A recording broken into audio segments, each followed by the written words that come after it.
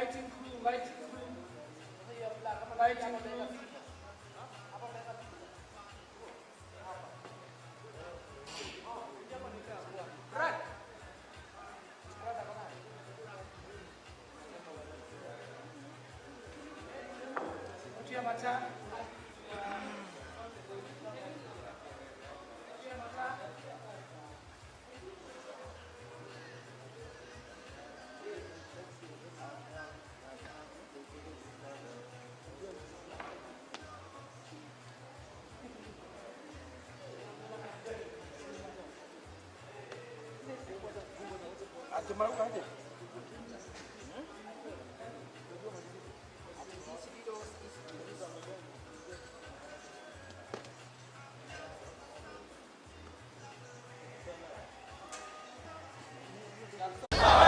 Raila Amolo Odinga of the Azimio la Umoja One Kenya Party. Unajua mimi sina pesa ya serikali ama ya kashfa. David Mwaure Wahiga of the Agano Party. And tunasema kazi ni nini?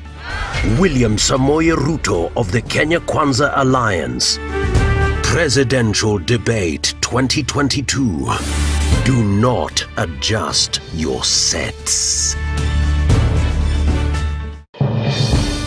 We shall legalize weed. Professor George Luchiri Wajakoya of the Roots Party. Semeni Babakea. Babakea. Raila Amolo Odinga of the Azimio la Umoja One Kenya Party. Unajua mimi sina pesa ya serikali ama ya kashfa. David Mwaure Wahiga of the Agano Party. And tunasema kazi ni nini? William Samoei Ruto of the Kenya Kwanza Alliance. Presidential Debate 2022. Do not adjust your sets. We shall legalize weed. Professor George Luchiri Wajakoya of the Roots Party. Semeni Babakea. Babakea. Raila Amolo Odinga of the Azimio la Umoja One Kenya Party. Unajua mimi sina pesa ya serikali ama ya kashfa. David Mwaure Wahiga of the Agano Party. And tunasema kazi ni nini? William Samoei Ruto of the Kenya Kwanza Alliance. Presidential Debate 2022. Do not adjust your sets. We shall legalize weed. Professor George Luchiri Wajakoya of the Roots Party. Semeni Babakea. Babakea. Raila Amolo Odinga of the Azimio la Umoja One Kenya Party. Unajua mimi sina pesa ya serikali ama ya kashfa. David Mwaure Wahiga of the Agano Party. And tunasema kazi ni nini? William Samoei Ruto of the Kenya Kwanza Alliance. Presidential Debate 2022. Do not adjust your sets. We shall legalize weed. Professor George Luchiri Wajakoya of the Roots Party. Semeni Babakea. Babakea. Raila Amolo Odinga of the Azimio la Umoja One Kenya Party. Unajua mimi sina pesa ya serikali ama ya kashfa. David Mwaure Wahiga of the Agano Party. And tunasema kazi ni nini? William Samoei Ruto of the Kenya Kwanza Alliance. Presidential Debate 2022. Do not adjust your sets. We shall legalize weed. Professor George Luchiri Wajakoya of the Roots Party. Semeni Babakea. Babakea. Raila Amolo Odinga of the Azimio la Umoja One Kenya Party. Unajua mimi sina pesa ya serikali ama ya kashfa. David Mwaure Wahiga of the Agano Party. And tunasema kazi ni nini? William Samoei Ruto of the Kenya Kwanza Alliance. Presidential Debate 2022. Do not adjust your sets. We shall legalize weed. Professor George Luchiri Wajakoya of the Roots Party. Semeni Babakea. Babakea. Raila Amolo Odinga of the Azimio la Umoja One Kenya Party. Unajua mimi sina pesa ya serikali ama ya kashfa. David Mwaure Wahiga of the Agano Party. And Tunasema kazi ni nini? William Samoei Ruto of the Kenya Kwanza Alliance. Presidential Debate 2022. Do not adjust your sets.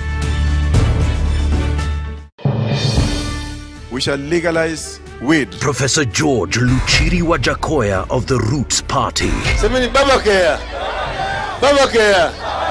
Raila Amolo Odinga of the Azimio la Umoja One Kenya Party. Unajua mimi sina pesa ya serikali ama ya kashfa. David Mwaure Wahiga of the Agano Party. And Tunasema kazi ni nini?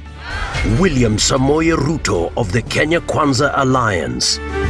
Presidential Debate 2022. Do not adjust your sets.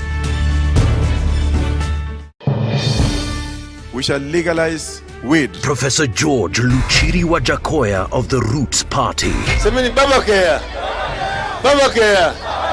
Raila Amolo Odinga of the Azimio la Umoja One Kenya Party. Unajua mimi sina pesa ya serikali ama ya kashfa. David Mwaure Wahiga of the Agano Party. And Tunasema kazi ni nini? William Samoei Ruto of the Kenya Kwanza Alliance. Presidential Debate 2022. Do not adjust your sets. We shall legalize weed. Professor George Luchiri Wajakoya of the Roots Party. Semeni Babacare. Babacare. Raila Amolo Odinga of the Azimio la Umoja One Kenya Party. Unajua mimi sina pesa ya serikali ama ya kashfa. David Mwaure Wahiga of the Agano Party. And Tunasema kazi ni nini? William Samoei Ruto of the Kenya Kwanza Alliance. Presidential Debate 2022. Do not adjust your sets.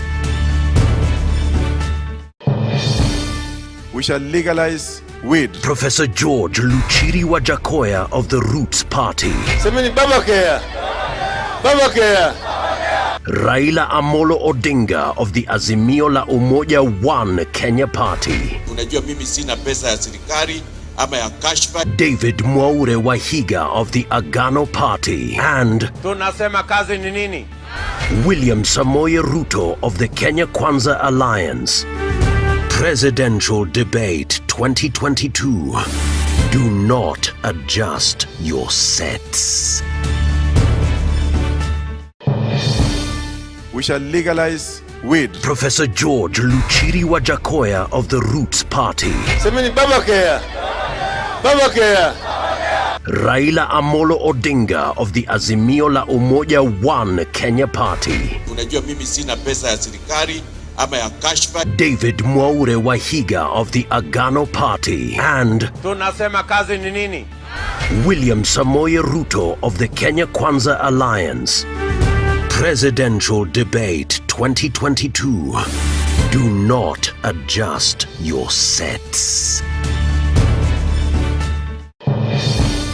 We shall legalize weed. Professor George Luchiri Wajakoya of the Roots Party. Semeni Babacare. Babacare. Raila Amolo Odinga of the Azimio la Umoja One Kenya Party. Unajua mimi sina pesa ya serikali ama ya kashfa. David Mwaure Wahiga of the Agano Party. And Tunasema kazi ni nini? William Samoei Ruto of the Kenya Kwanza Alliance. Presidential Debate 2022. Do not adjust your sets. We shall legalize weed. Professor George Luchiri Wajakoya of the Roots Party. Semeni Babacare. Babacare. Raila Amolo Odinga of the Azimio la Umoja One Kenya Party. Unajua mimi sina pesa ya serikali ama ya kashfa. David Mwaure Wahiga of the Agano Party. And Tunasema kazi ni nini?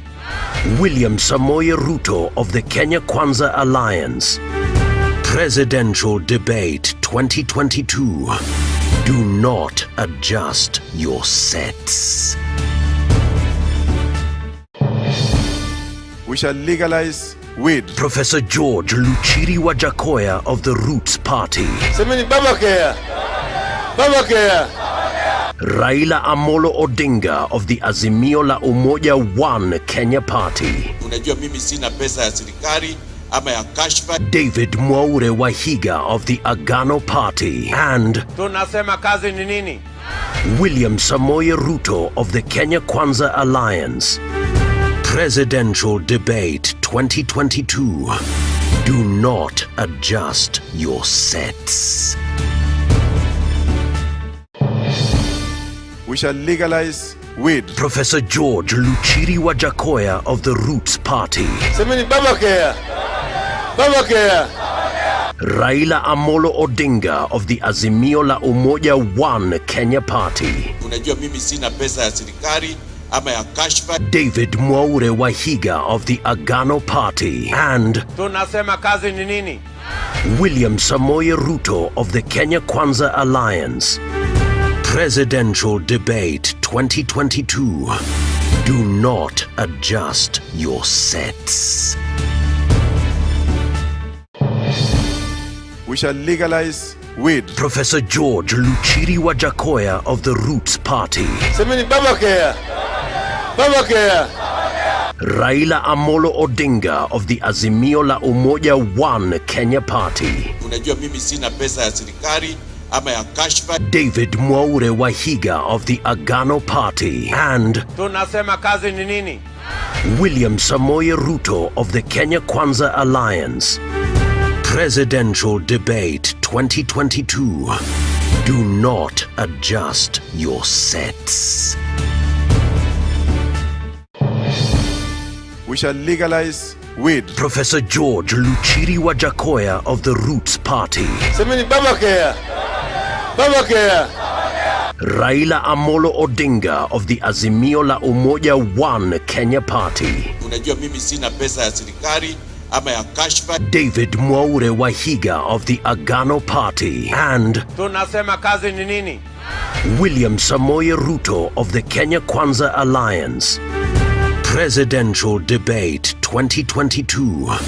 Do not adjust your sets. We shall legalize weed. Professor George Luchiri Wajakoya of the Roots Party. Semeni Baba Care. Baba Care. Raila Amolo Odinga of the Azimio la Umoja One Kenya Party. Unajua mimi sina pesa ya serikali ama ya kashfa. David Mwaure Wahiga of the Agano Party. And Tunasema kazi ni nini? William Samoei Ruto of the Kenya Kwanza Alliance. Presidential Debate 2022. Do not adjust your sets. We shall legalize weed. Professor George Luchiri Wajakoya of the Roots Party. Semeni Baba Care. Baba Care. Raila Amolo Odinga of the Azimio la Umoja One Kenya Party. Unajua mimi sina pesa ya serikali ama ya kashfa. David Mwaure Wahiga of the Agano Party. And Tunasema kazi ni nini? William Samoei Ruto of the Kenya Kwanza Alliance. Presidential Debate 2022. Do not adjust your sets. We shall legalize weed. Professor George Luchiri Wajakoya of the Roots Party. Semeni Baba Care. Baba Care. Raila Amolo Odinga of the Azimio la Umoja One Kenya Party. Unajua mimi sina pesa ya serikali ama ya kashfa. David Mwaure Wahiga of the Agano Party. And Tunasema kazi ni nini? William Samoei Ruto of the Kenya Kwanza Alliance. Presidential Debate 2022. Do not adjust your sets. We shall legalize weed. Professor George Luchiri Wajakoya of the Roots Party. Semeni Baba Care. Baba Care. Raila Amolo Odinga of the Azimio la Umoja One Kenya Party. Unajua mimi sina pesa ya serikali ama ya kashfa. David Mwaure Wahiga of the Agano Party. And Tunasema kazi ni nini? William Samoei Ruto of the Kenya Kwanza Alliance. Presidential Debate 2022. Do not adjust your sets. We shall legalize weed. Professor George Luchiri Wajakoya of the Roots Party. Semeni baba kea. Baba kea. Raila Amolo Odinga of the Azimio la Umoja One Kenya Party. Unajua mimi sina pesa ya serikali ama ya kashfa. David Mwaure Wahiga of the Agano Party. And Tunasema kazi ni nini? William Samoei Ruto of the Kenya Kwanza Alliance. Presidential Debate 2022. Do not adjust your sets.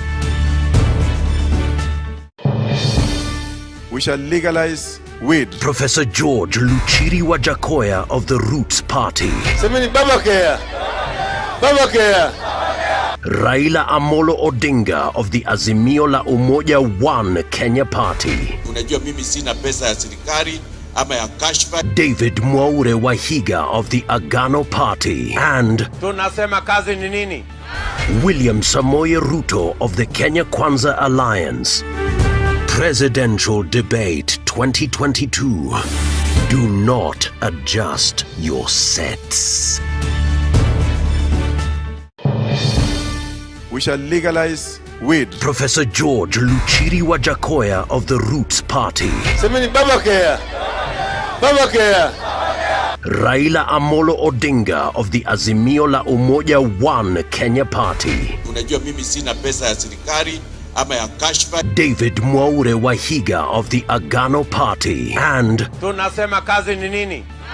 William Samoei Ruto of the Kenya Kwanza Alliance. Presidential Debate 2022. Do not adjust your sets.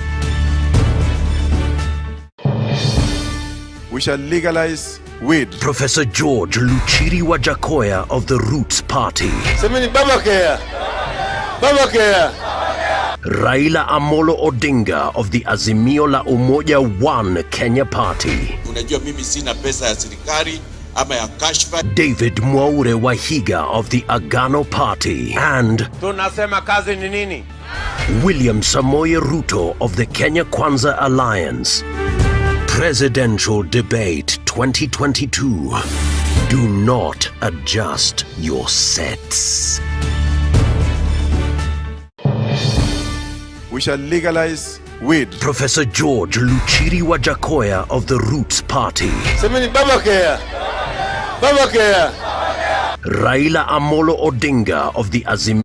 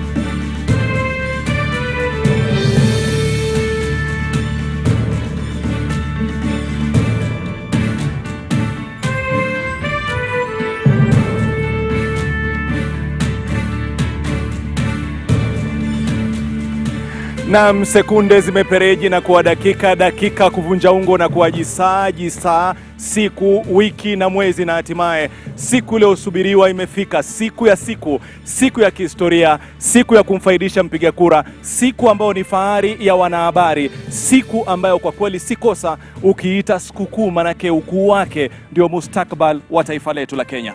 Ama kwa hakika kama ulivyosema Rashid Abdalla, ni kwamba ni siku kuu, ni siku muhimu sana, ni siku kubwa kwa wewe mtazamaji na Mkenya kwa jumla, kwani macho yote na masikio yote yanaangazia chuo hiki kikuu cha Catholic University siku hii ya leo hapa jijini Nairobi. Na ikumbuke kwamba sio mijadala ya kwanza kuanza kufanyika humu nchini. Mijadala mengine imewahi kufanyika mwaka 2013, mwaka 2017, mwaka 2022, ikiwa ni siku hii ya leo ambapo tuna waniaji wanne wa urais. Na ikumbuke kwamba katika historia au ni idadi ndogo kabisa. Naam, idadi ndogo. Naamini usiamini kwa nini inakuwa idadi ndogo, ni kwamba walijitokeza wengi zaidi walikuwa na ndoto ya kuwa marais hapa nchini Kenya, idadi usiyopungua zaidi ya watu 50, lakini katiba ambayo iliweza kuidhinisha mwaka 2010 ikatendewa haki katika sura yake ya 10 sehemu ya kwanza.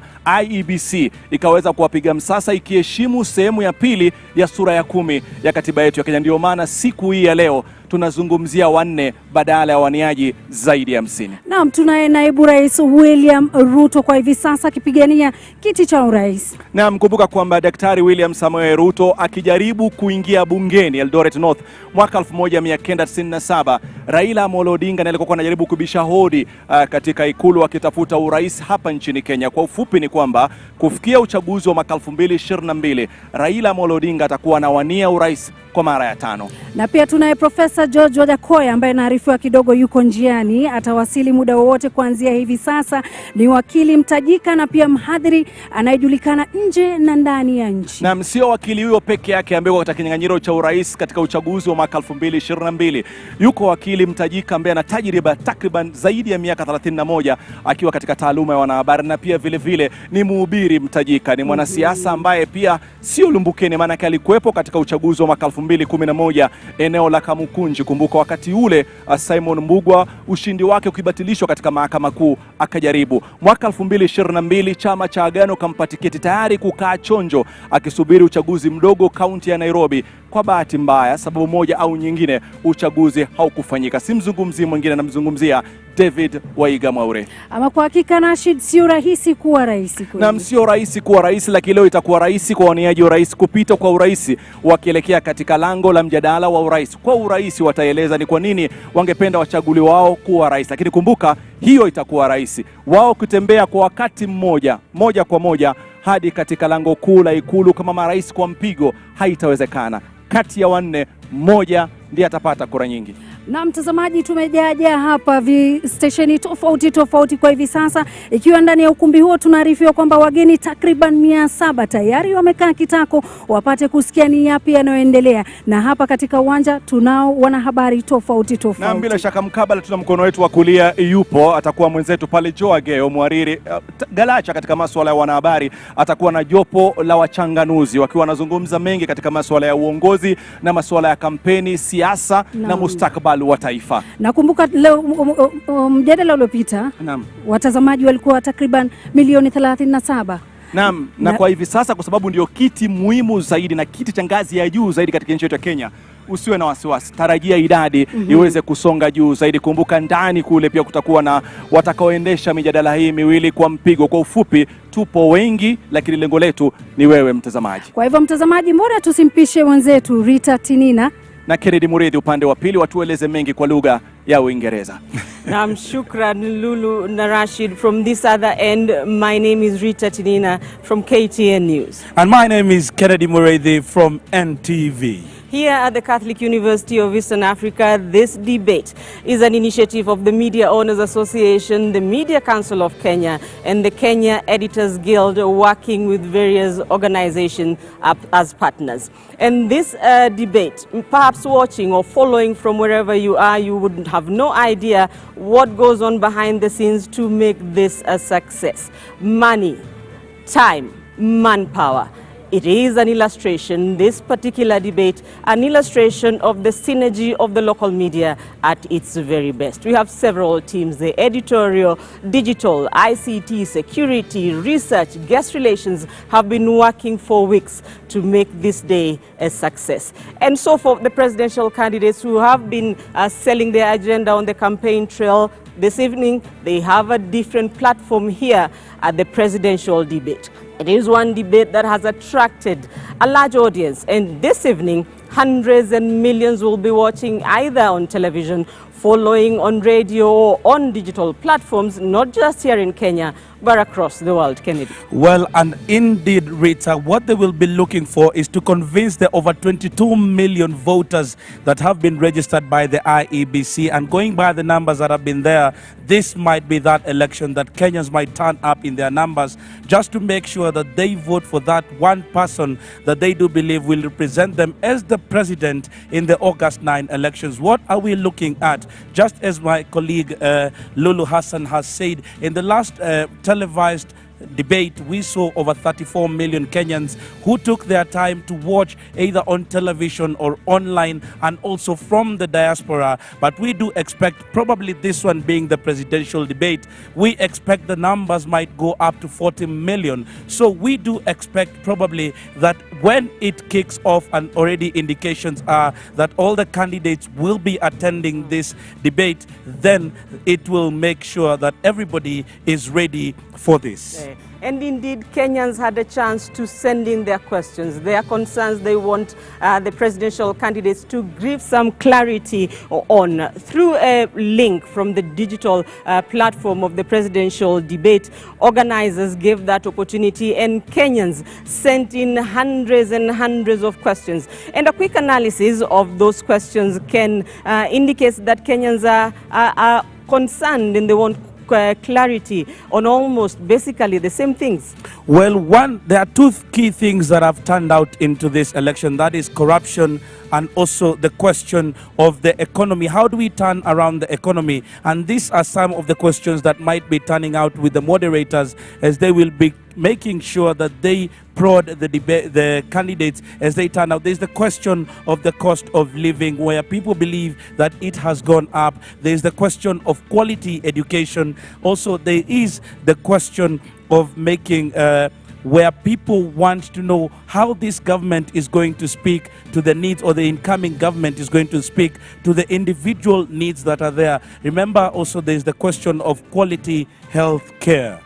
And indeed, this first debate that we are expecting to start at 5:30, this is the debate between the Roots Party presidential candidate George Wajackoyah and the Agano Party presidential candidate Mwaure Wahiga. This will be one debate to watch out for, and it will be quite interesting. Why? Because these are two presidential candidates whose ideas are worlds apart. You have a professor with radical ideas. On the other hand, you have a cleric and a lawyer.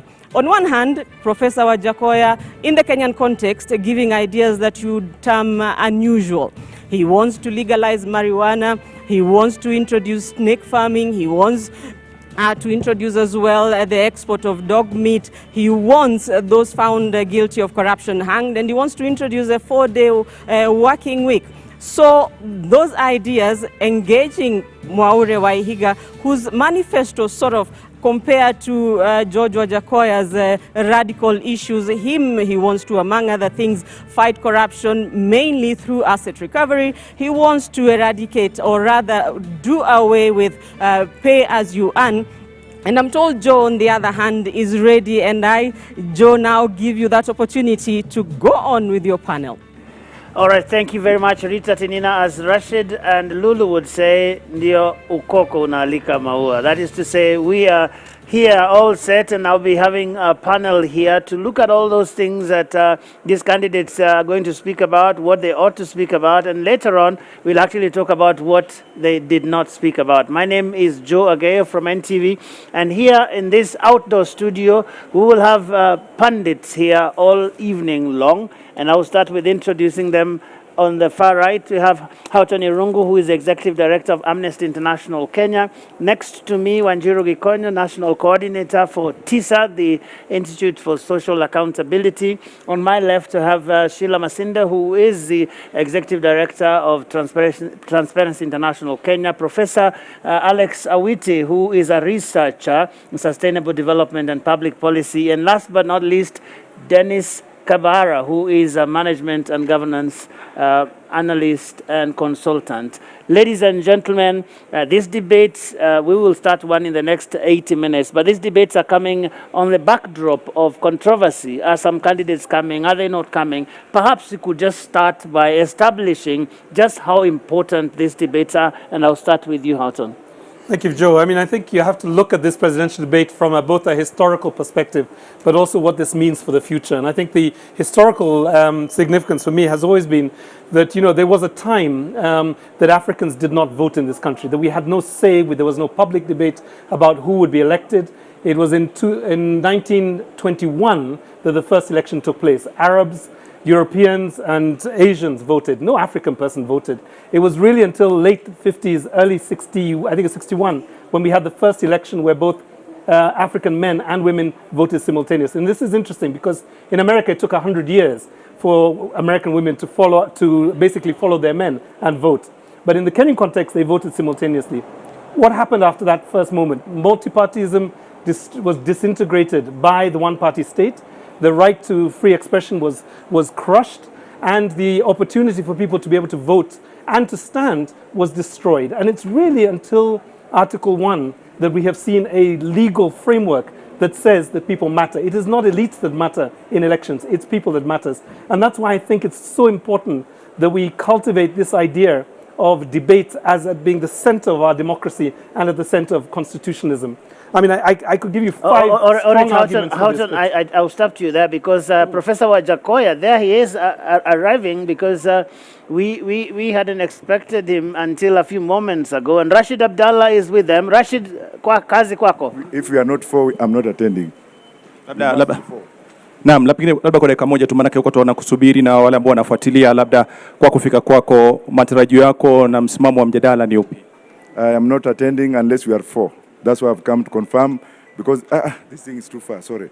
Because they never responded to my letter. And if the media wants to corrupt the intelligence of this society, if the media wants to run corruption in this country, if the media itself can do what they have done, to hell with them. Where's Mr. Omari? Na kwa ufupi ni kwamba utafanya mjadala. I am not going to unless we are for. Na bila shaka nafikiri umeweza kusikia mtazamaji, kwa hivi sasa ameweza sema ameshafika Profesa George Wajakoya, yuko tayari kwa mjadala, lakini labda pendekezo lake ni moja tu, kama watakuwa wanne katika kikao hicho ndio wataweza kufanya mjadala. Kwa nafikiri kwamba hivi sasa na fursa ya kuzungumza na wamiliki wa vyombo vya habari kama alivyosema, awasikize, watoe mwelekeo kuhusiana na maombi aliyoyatoa, alafu baadaye atatupa mwelekeo kama atashiriki, kama atoshiriki. Kwako Joageo. All right, shukran. Rashid Abdallah speaking to George Wajakoya is arrived, and I think we will just continue with what you were saying. Houghton, this is interesting. He's arrived, but you know he's saying there are still conditions. I think you know politicians can't give conditions to the media who have no control over the participation of other candidates. I think the responsibility of the media is to provide an equal, fair, open debate for all political candidates to come forward. And I think it's the responsibility of candidates and the humility of candidates to say that they are willing to come before the nation and seek a job that is the highest job in the land. And I think that is where I would start with that. Okay. Let me go to the other flank. Dennis, what do you make of all this? No, I think this is important. Debates are important. Debates are important, as I think Irungu has made very good about, has talked a lot about history. I think one of the things that we have a challenge in Kenya with is actually having discussions, exchanging views. So for me, it makes total sense that we have debates, that we have people exchanging views, agreeing to disagree, and basically telling the Kenyans what they're going to do. So I think this is totally important for us. All right, Sheila? I agree with my co-panelists. This forum is important. I know that politicians are not used to moderated forums. Yeah. We're used to seeing them in public rallies where they're shouting at us and chiming on. But this is a forum where we expect, and what we have seen in the last 2 weeks is a moderated, very, in a sense, controlled discussion, which enables us to be able to get the gist of what their campaigns are about, what their manifestos and plans are about, and what they really are about, looking at even some of the questions that have been asked around their values and issues around integrity. So it's important because we don't get to get a sense of all this when they're out there in public rallies. So this is an important forum. I know that there's been a lot of investment looking at the sheer infrastructure set up for this debate. So I think it's important that politicians honor this. I know that even at the local level, there are various attempts to bring together members of county assembly, members of parliament, and the reaction on the ground is when one misses a debate that you're really not honoring us. And I think this is the perception that some Kenyans have, although there's also a school of thought that says, you know, by the time people are watching a debate, they've already made up their mind. So it's either to reaffirm their love and, you know, and admiration for you, or to confirm why they are not going to vote for you in the first place. But all in all, it's an important forum to enable Kenyans to see, you know, get to hear from you in more depth what you're planning to do for Kenya. Thank you. Yet, Professor Witi, there are people who say, at least if you go by the polls and all the different conversations we've had about this election, that there seems to be an uncharacteristically high number of undecided voters, even as late as a week or two ago. How does that square with the need thereof of a debate such as this one? I think, thanks, Joe. I think voters are tuned in, and I'm really sympathetic because this, to me, has been a very arid political season. There is a devastating, blistering drought of great ideas that are required in this transformative moment to move the country forward. And that's the reason why voters have checked out. That's why a lot of people don't feel that the politicians, the four running for president, have articulated anything that is remotely adjacent to the critical issues that are needed to move the country forward. Their manifestos... How do you mean? I mean, they all have manifestos. Yeah, the manifestos are a mile wide, but they're not even an inch deep in terms of how they frame the issues. Everybody's got this long list that any Kenyan can spew out. Agriculture, employment, energy, infrastructure, education, but there is nothing substantive that is transformative, which these politicians are saying. Everybody's got a bunch of proposals that are completely unfunded. We have a devastating deficit right now of 862 billion. So what's missing? What's missing is a coherent plan that basically addresses the fundamental issues in a transformative way. We're hungry today. When I worked in agriculture many years ago in Western Kenya, 9 out of 12 months, farmers who till the land every single day were hungry. If you look at the Kenya National Bureau of Statistics census on household food security, it's still the same picture.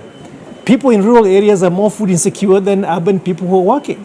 Agriculture is not working. Some of the input supply, input subsidy programs are not working, like fertilizer application rates, for instance, are extremely low. Extension services are broken. So you give farmers fertilizer, they're applying it on soils that are not ready to take fertilizer. So these are some of the fundamental things. So to put more money at this bad problem is the problem. And you see the manifesto that has been advanced by Raila Odinga and William Ruto. It's exactly the same, more of the same. It's not going to change the trajectory that the country has taken so far. And that's why voters have checked out. Basically saying, what's the difference? Well, at least Wajakoya has some radical 10 points, and we'll talk about them in a while. But Wanjiru, I wonder what your initial thoughts are about this debate. It is important, and you know, listening to the concerns that are being brought forward by Wajakoya, by Honorable Raila Odinga, my question from a public participation point of view is, as the media platform is created, is there usually a discussion with the political actors? Because if there isn't, there could be next time. I think there are a lot of Kenyans there that would have loved to see a debate with all the presidential candidates. So public participation and stakeholder engagement, I think, applies across the board. But given that we're here, I agree totally with what Sheila is saying, that we expect our leaders to be humble enough to avail themselves, to field, to sell their proposals to the public. But I think the missing link, and my question as we engage in this very, this event is it too little too late? Because we have a situation where we have an administration that hasn't undertaken or supported public participation, hasn't supported civic education, hasn't supported voter education. And so even as the media strives to put together this platform, is it too little too late? And how do we ensure accountability? Because it's one thing to have manifestos, and I don't agree quite with the professor. I think the manifestos have some very good proposals that, if implemented, can transform some of the big issues that bedevil us. Well, he's saying they are more of the same. I don't agree with that in terms of substance, but what I do, the question is, where is the accountability? After the promise, how do we ensure implementation? Because we are seeing challenges on leadership and integrity even going into the campaign. We are seeing violations of the basic tenets of the law in the way the political parties have constituted themselves.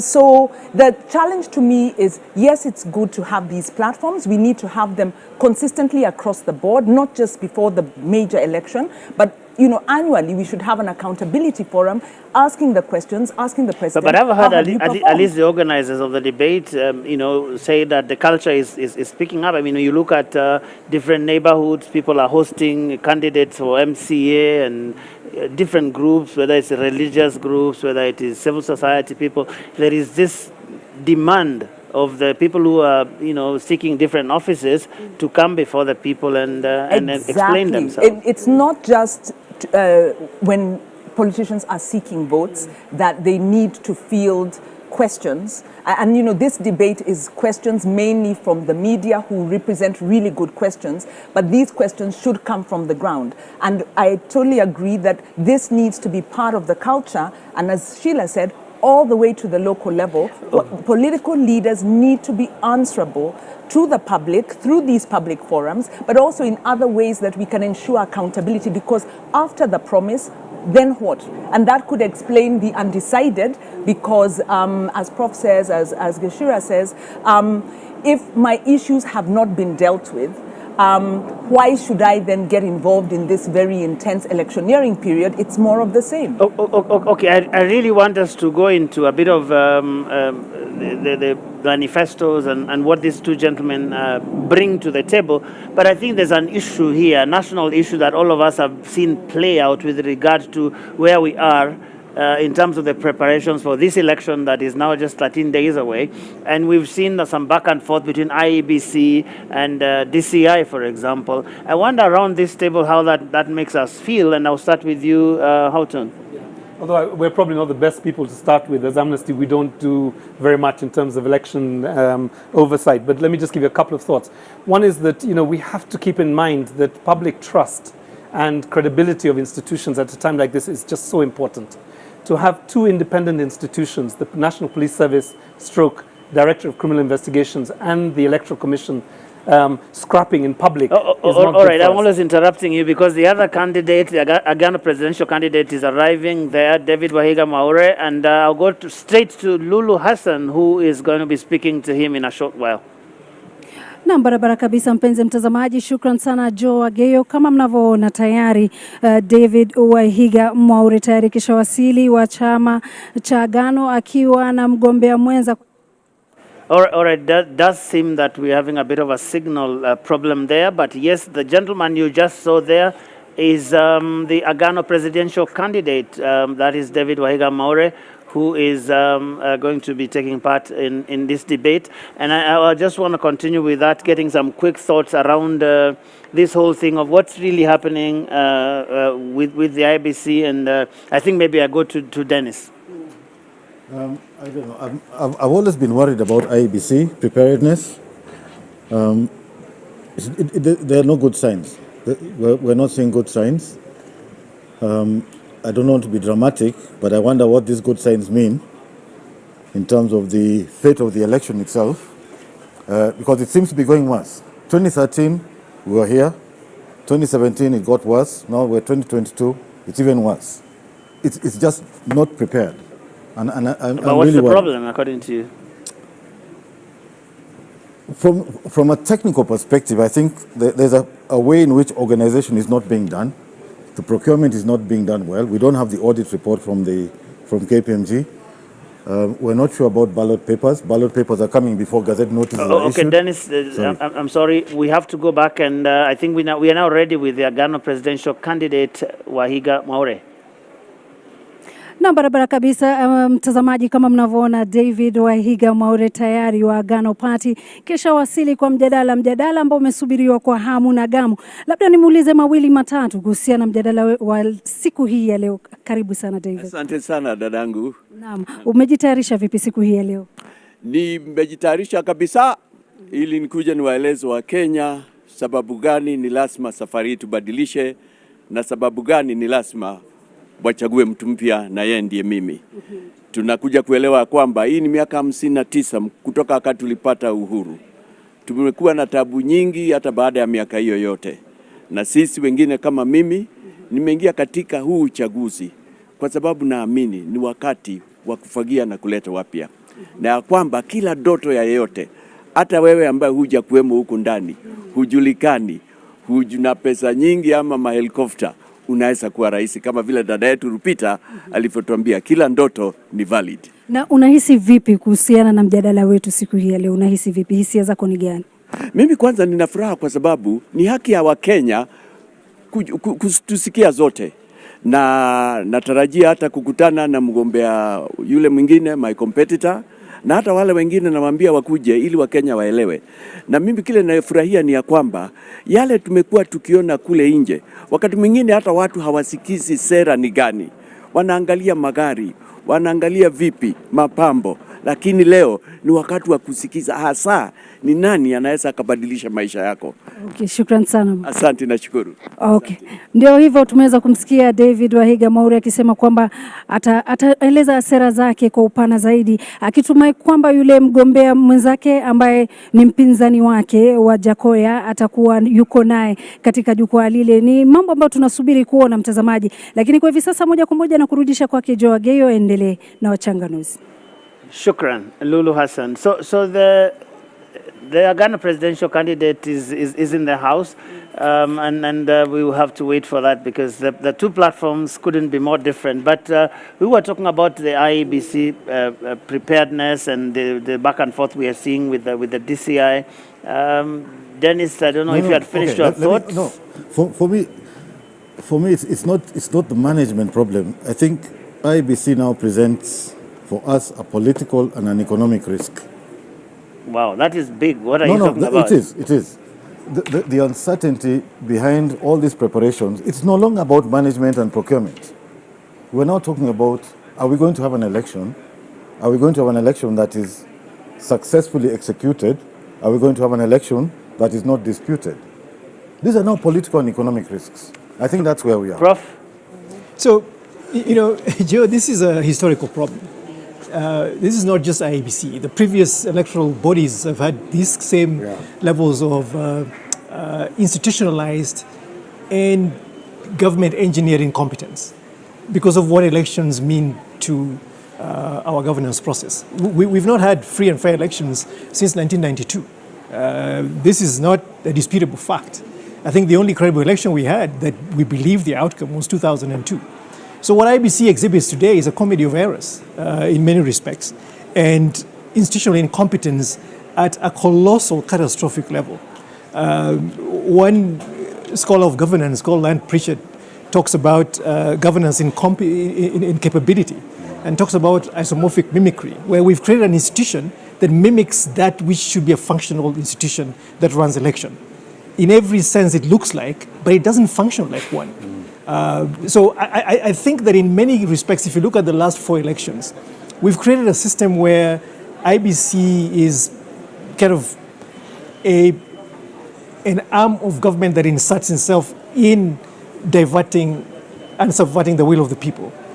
Now that has created interesting opportunities for perpetrating internal incompetence, in the sense that IBC is just not well organized as an institution with all the capabilities that it needs to run an election.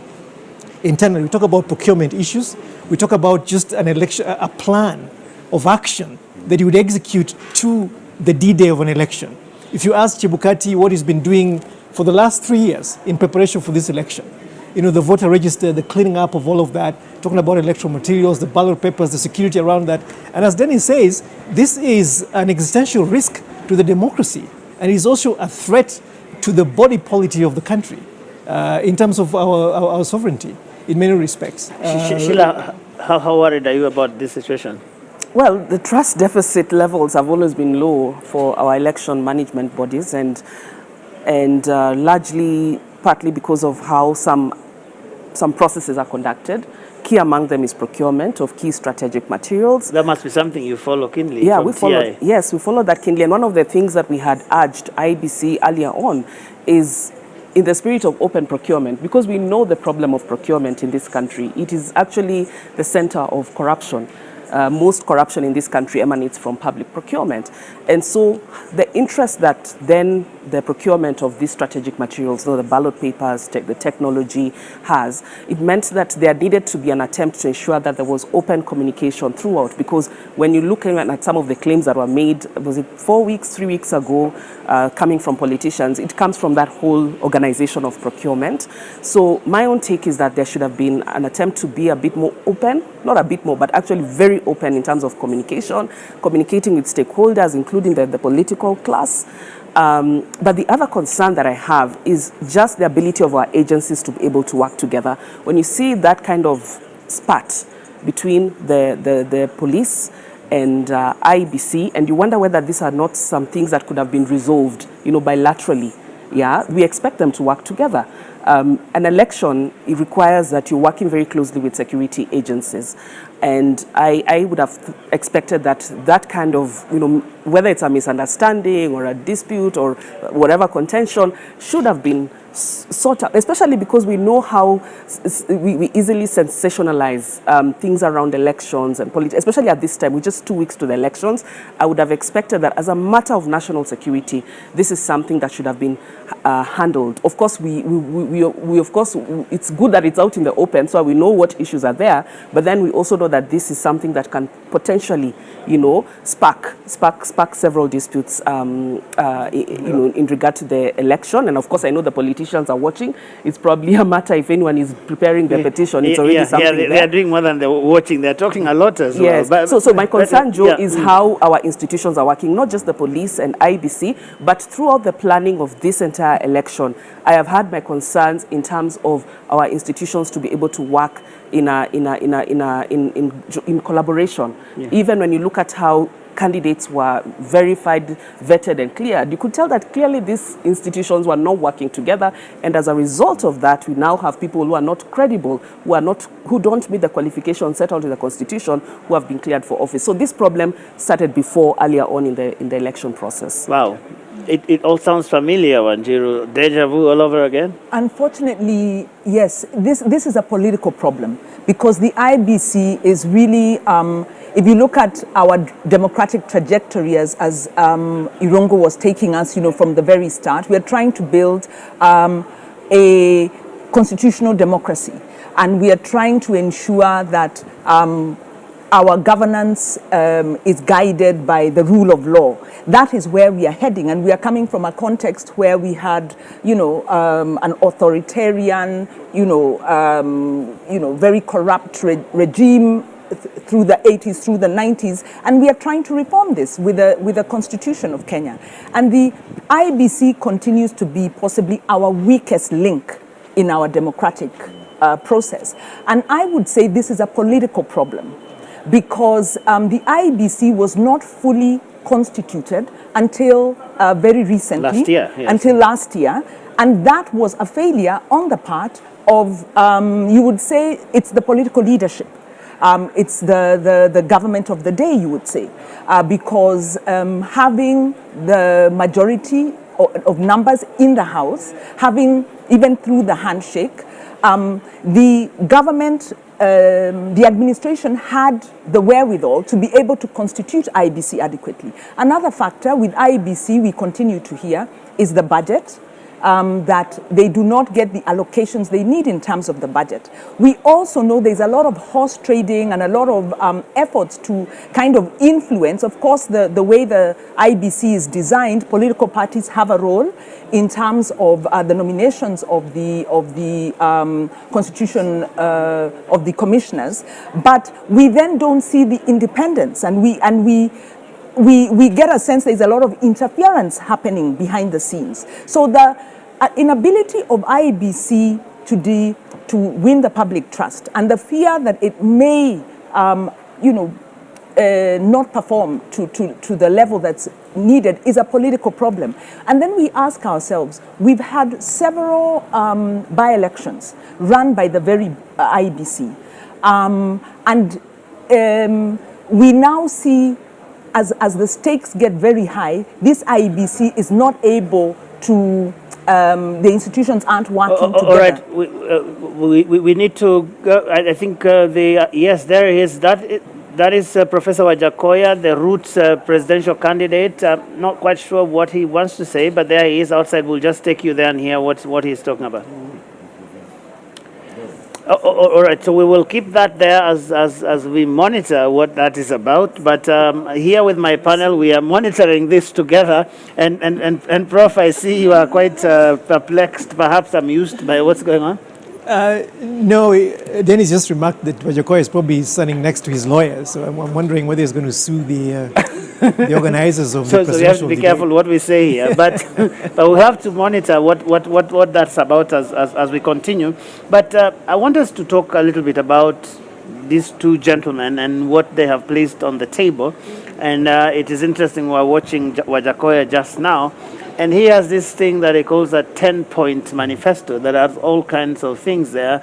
There is cannabis that has taken the country by storm, the whole conversation, and he has some people call it ganjanomics because he has all these figures around it, and he has things like hanging the corrupt, he has things like shutting down the SGR, suspending the constitution, and selling all manner of body parts of hyenas and related things.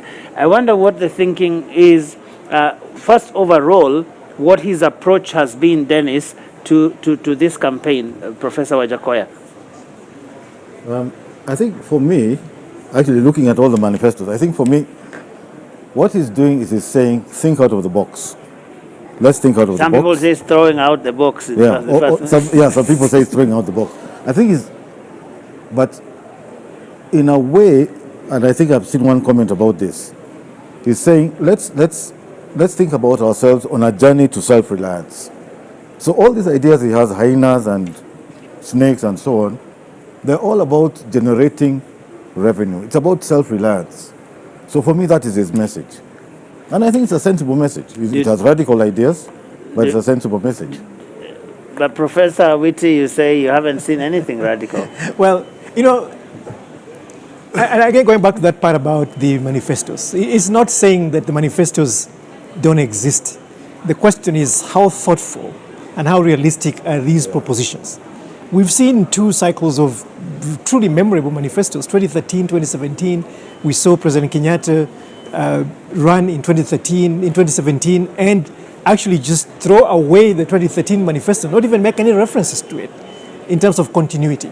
And we've seen him govern from 2017 to now, not even paying attention to any of the ideas that he put forth there. So I think sometimes I just tend to think that they're not even worth the paper they're written on, to the extent that there's no real commitment by these people and there's no way to hold them accountable.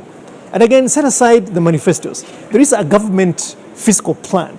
There's so many constraints to basically executing government. And I don't even know, in more developed democracies, there is a very deep conversation between the presidential candidates and the public service. Treasury, for instance, the key officers that run the bureaucracy in education, for instance, in agriculture, to basically understand what is it that we've been doing. Some of these manifestos read like this country does not even exist, that there is nothing. And these guys are basically reinventing the wheel. And that's what concerns me. But I think for Wajakoya, there's only one point that I wish the country could pay attention to in his manifesto. I think it's the 8th or 9th one, which talks about reducing the number of devolved units to 8. Yes. I think that to me is a very, very sensible proposition. Yeah. Let's face it, ladies and gentlemen and fellow citizens, devolution is a millstone on our necks. It is a very expensive enterprise. It is the most expensive way to do what we're trying to do. And we will talk about it. And it is totally unaccountable. It is expensive in the way that the money has been spent. And we don't even see it. Go to the counties and see the money is in recurrent expenditure. You could spend the money in different ways. Now, the biggest problem is holding the governors accountable. The county assemblies don't hold them accountable. So you can take the money, spend the money in a different way, and get real results for the citizens. Now, you don't agree? I think we live in two different Kenyas, because this notion that counties are a drain on the budget was created by the Jubilee administration, which was essentially a voted no to the constitution, no to devolution, and refused and failed to transfer resources to the county. They transferred the minimum. At present, with a higher allocation to counties, you're talking about something like 332 billion to counties against a budget of 2.7 trillion. So how is devolution the drain on the neck of the country? The other thing around devolution is, if you look at the extent to which counties have been able to improve agriculture, for instance, during 2020, when the country stopped, agriculture was the only function that continued to sustain the economy of Kenya. Now, these are facts, these are statistics, that it was the one sector that continued to hold up the GDP of the country. So devolution is a political exercise because it brings power closer to the people, and it also helps in the distribution of resources because Kenya is very unequal. The challenge with devolution is accountability, like you say, but accountability cuts across the board. But isn't it, Wanjiru? I mean, what I see is where Wajakoya is saying that we just reduce the number. Well, the issue is, don't talk about units. Let's talk about representation, because devolution is about two different issues. No. The purpose of devolution. Okay, one Kenya is unequal, so none of us here will disagree that we have to distribute resources equitably. So you have to have an equitable share. But then the other side of that is, where do citizens decide, and how far away do you want the decision to be from the farthest corner of Kenya? So the issue is with whether we have 47 counties. We now have the regional economic blocks that allow these counties to come together and then come up with, the economies of scale and the efficiency. So let us not deny Kenyans the ability to elect their MCA and hold their MCA to account at a level that is close enough, because we've had enough of centralized government. We want more decentralized government, but we want accountable centralized government. So I think on that, devolution is not just about economics. It has assisted economics. If you look at even the increase in property prices, the expansion of services, devolution has assisted that. But there is also a political exercise, and there is Article 1, citizens say, self-governance. You can't have that under centralized government. Joe, let me just jump in, because every time I jump in, it's a debate.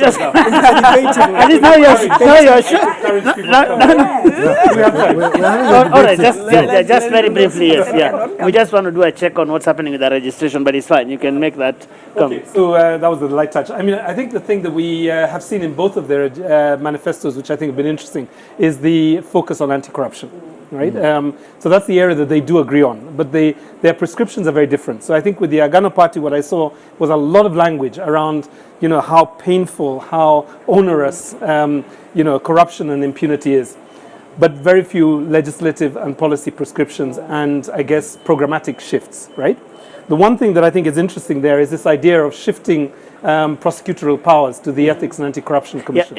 So we will come and have a fuller conversation on this. I just want to remind our viewers who are watching this all across the screens in this country. We are live on TV and even online following these historic engagements that we have in this country every election cycle. And right now, many people are already arriving here, the audience being properly vetted. And I want to cross live to Kennedy Mureithi, who is standing at our registration desk just to check what's happening there. Is everybody in now? Because we'll be starting this debate in another 45 minutes or so. Kennedy, what's happening where you are? Well, thank you, Joe, and quite an interesting panel you're having there, discussion. And here on this other side of the registration desk, there is an outpouring of Kenyans who want to watch this live, and they are already being cleared from the registration. There are hundreds of others that are being cleared from the other side where there is the main gate as they come in, and there is also a provision for where they will be sitting as they wait for them to be called on. And there is a serious number of officers who are doing this particular job as they wait to clear everybody that is coming in. But we are having their head, Madam Doris Tanui, on this side, just to give us a glimpse of what is happening and who are you clearing. Are you giving an opportunity for those people who are coming here for the first time, or it is by invite? We are giving those who have been invited. You come here with an invitation card, and once you get here with your invitation card, we'll give you a QR card to scan with your phone, and then immediately it will tell you to register. Once you register, it syncs into our system. From there, we can be able to print these accreditation cards for them. So when you're saying that you're coming in and you're given a QR code, does that mean that anybody else who has not received an invitation card from home will come here and receive the QR code? No, if you have not been given an invitation card, we are not able to print for you a badge, and you cannot be allowed inside the gate. So probably take us through this process. We are seeing that there are different desks manned by different people. Is it to cater for the different groups that have been invited? As I can see here, my camera person Brian will be showing there is the embassies, there is the Media Owners Association and all that. Then there is the delegates. Probably you could take us through this. Yeah, from that side, we are able to handle the embassies. We are able to handle the diplomats. And then from these desks, we are accrediting everyone. People come, they sit from that side, then they will be called one by one. They go to various desks, and then they are sorted out to make it move faster. Well, that is what we are getting, and everybody has been catered for when they make their way to this particular place. And we will, the digital? This company is called Digital One. We are the one who are doing registration and accreditation. Yes. And we have already seen an outpouring of people that started early in the morning as they came in. Remember, this auditorium houses about 700 people who will be coming in, and they will be watching from here. But we're also having the security team that is being manned to make sure that everybody who comes here has been vetted, and will be making sure that they come with that particular card, the invitation card that they were given, so as to make sure that the security is smoothless. Hello, madam. Jambo wa Kenya, jambo wageni. Hapa ni sub-county ya Lang'ata, na huyu ni kamanda mkuu wa polisi eneo hili la Lang'ata, Miss Monica Kimani, na nataka kuambia mambo ya usalama. Tumeweka usalama ambao ni zuri sana. Kuna sehemu 4 za ukaguzi, kuna main gate, kuna hapa mahali mnaona registrations, kuna pale chini na kwenye auditorium. Kwa hivyo security ni nzuri sana, na tunaomba delegates wale wamealikwa wawe very cooperative kwa sababu ya usalama wao na usalama wa wageni pia ambao tuko na wao kwa wingi. Well, you're talking about the security that has been enhanced. Probably you will tell us the number of people that are coming in and the number of security officers that you've placed here just to make sure that everything goes as smoothly as possible. Thank you. We have over 100 police officers within this compound and many others outside this compound. We have both in civics and in uniform, and so there is no reason to get worried. We are up to the task. Well, thank you very much, Joe. Just before I get back to you, we'll also want to get a view from one of the delegates who have come here. As we do know that there are those delegates that are also representing the political parties that are involved in this debate. There are those supporters that have come with the 4 presidential candidates that we do expect will be involved in today's debate. We would want to get probably a view from one of them. How are you, sir? I'm very fine. What is your name, and today you're here, and how is the feeling, and why not watch from home and come here today? Basically, my name is Samuel Gutu. Basically, I want to say I'm one of the few delegates that are privileged to come and have a one-on-one interaction with the presidential candidates. I'm here basically to hear them out, to hear their agenda, and probably make an informed decision come 9th of August during the elections. Thank you, Joe. Those are some of the expectations that most of the people are having today, as they hope that today, when these candidates go on the floor, they will make their submissions, and with those moderators that we are having, will be able to interrogate some of these positions that they have put out there, and that decision probably will be made. There is a huge number of undecided Kenyans that are yet to make their decision, and there are those that will be willing to cement their positions today when these debates go on. Right now, I take it back to you, Joe, to continue with your panel discussion. All right, thank you very much, Kennedy Morethi. They are speaking to various people involved in the registration. We've seen security people there. We've even seen some of the delegates who are arriving. And that is to say that the debate is just minutes away now. At 5:30, that's when the first debate kicks off between Professor George Wajakoya. We've seen him here already. That is of the Roots Party, and the Agano presidential candidate, David Wahiga Mwaure. And I have my panel here. They are still here. They haven't left. And as we were talking, there was a whole conversation about Wajakoya and his federal system sort of proposal. And then there was a bit of fireworks flying here.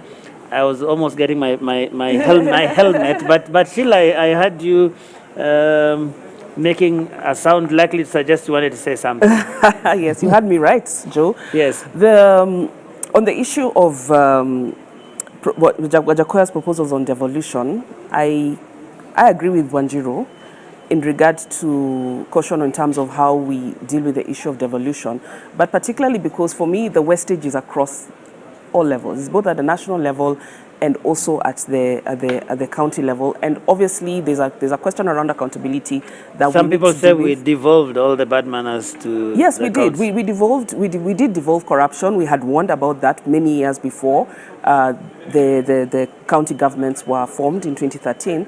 And I think we focused a lot on at the national level, even when you look at our institutions responsible for addressing and oversighting in regard to accountability, they're focused at the national level. And I go back to the question around resourcing for our institutions which are responsible for oversight. And we talked about this when we're talking about IBC, but it's not just IBC. When you go to the Ethics and Anti-Corruption Commission, the ODPP, the judiciary as well, which is responsible for, is at the last point of the criminal justice chain in terms of listening and hearing and determining, adjudicating corruption cases. They do not have adequate resources to be able to fully perform their mandate to our satisfaction. And you can see that the problem of corruption is quite huge. I think right now as we speak, we are experiencing the highest cost of corruption. But we have not matched our institutions to the resources that are required. But if I can also just speak to the issues around what these candidates have in their manifestos in regard to addressing corruption. Yeah. Wajakoya talks about the death penalty. Yes, hanging people. Yes, I'm a bit cautious on this because we also know that we're in a country which respects the right to life. Life is, you know, when you look at our constitution and our laws. And for me, I've always questioned that, okay, I've seen other countries which do this, but then in that case, you're not really, you know, we want those people alive to get the real punishment in prison. I want the person who was recently, we had, was it 2 years ago, someone was sentenced to 67 years in prison. I want them to spend 67 years in prison. Well, it's running to for see election, the pain but that's a story for another day. That's a story for here. We will talk Yes. about it as well, because we need to hold our leaders accountable Yes, for yes, these people yes. who are coming to debate here and telling us that they are fighting corruption, but they are still giving tickets to Hammering. people responsible for corruption, Yes. and then you tell us that you want to fight corruption with people who have been responsible for Yes, corruption. and I'm- Those are the things we need to call Yeah, out some of these people for. But so I question Wajakoya's proposal on this.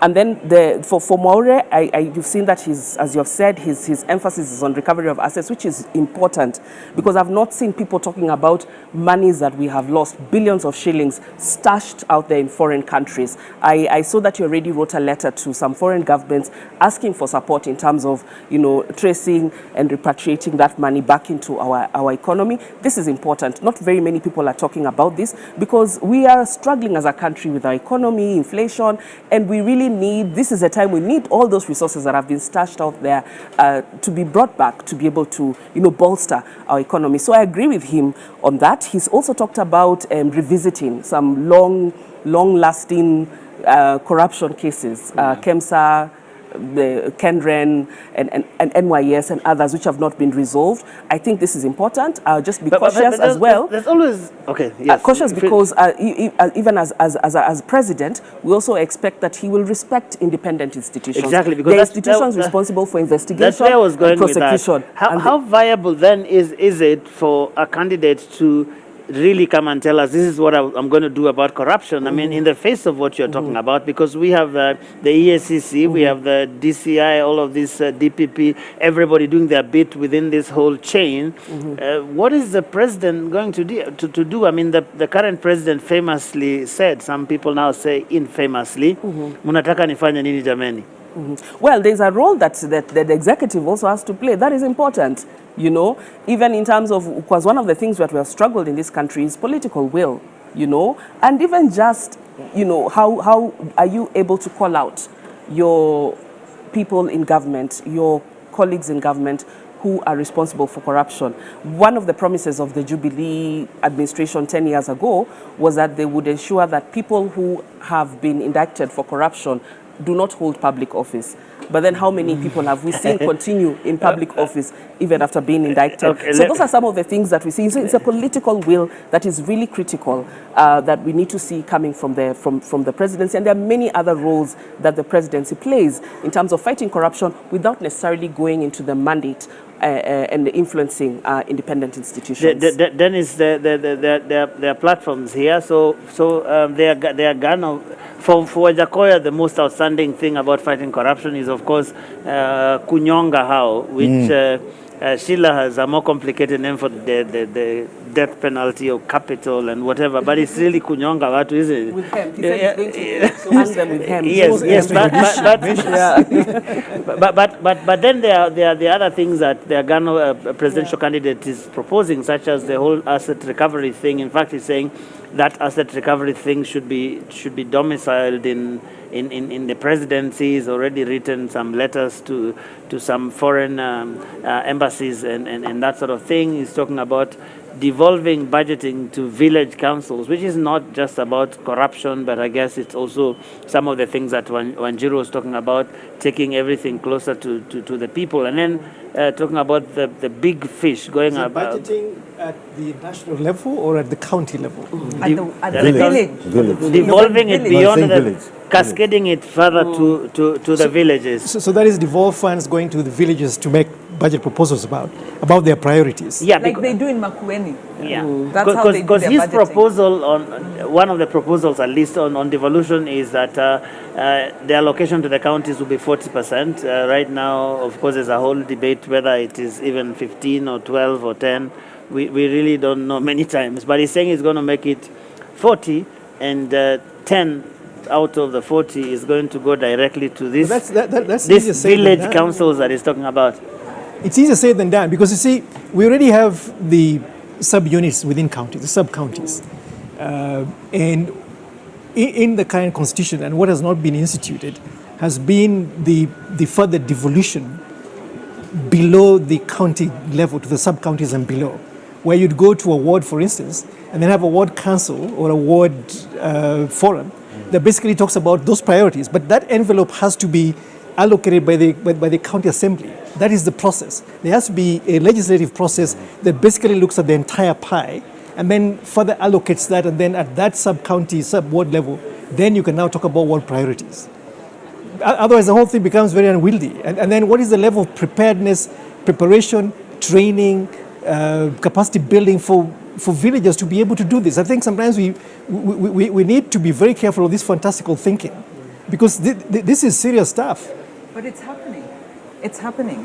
And sorry to jump in, when we talk about decentralization of the budgeting process, it's happened in Makueni.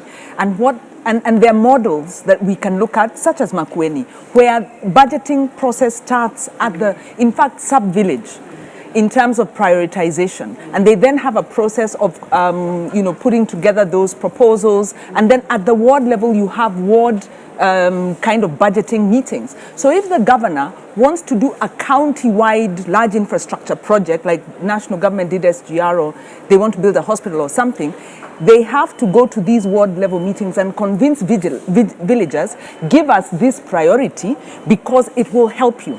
So you have a deliberative budgeting process that is well thought out, that is based on structures that are not just set up for the budgeting process, but that exist and have other roles. Linked to that, before but isn't there a need for that continuous capacity building for them? They have a whole, exactly. It's political will. Not the numbers like how many shillings and cents you're going to spend on a bridge. No. Yeah. It is, by the way, the budget discussion is based on the proposals, because there is a problem in Kenya's budgeting process, and we've been told this by government, by people in fact in finance, where we do budgeting based on expenditure proposals without the estimates. The estimates are supposed to go together with these proposals, and that's how you wind up then having fantastical projects that then can't be financed. And I want that's a technical issue. I want Dennis to come in, because he's been waiting to do that for a while. I have a serious problem asking people to solve problems. The whole point of this whole budget process is that we go to Kenyans and we say, what are the issues that are facing you? Then, because we are responsible government, we solve them through policy. Yeah? We don't let people design projects. We solve them through policy, which is then translated to programs, which is policy, which I think this is what Alex is saying here, right?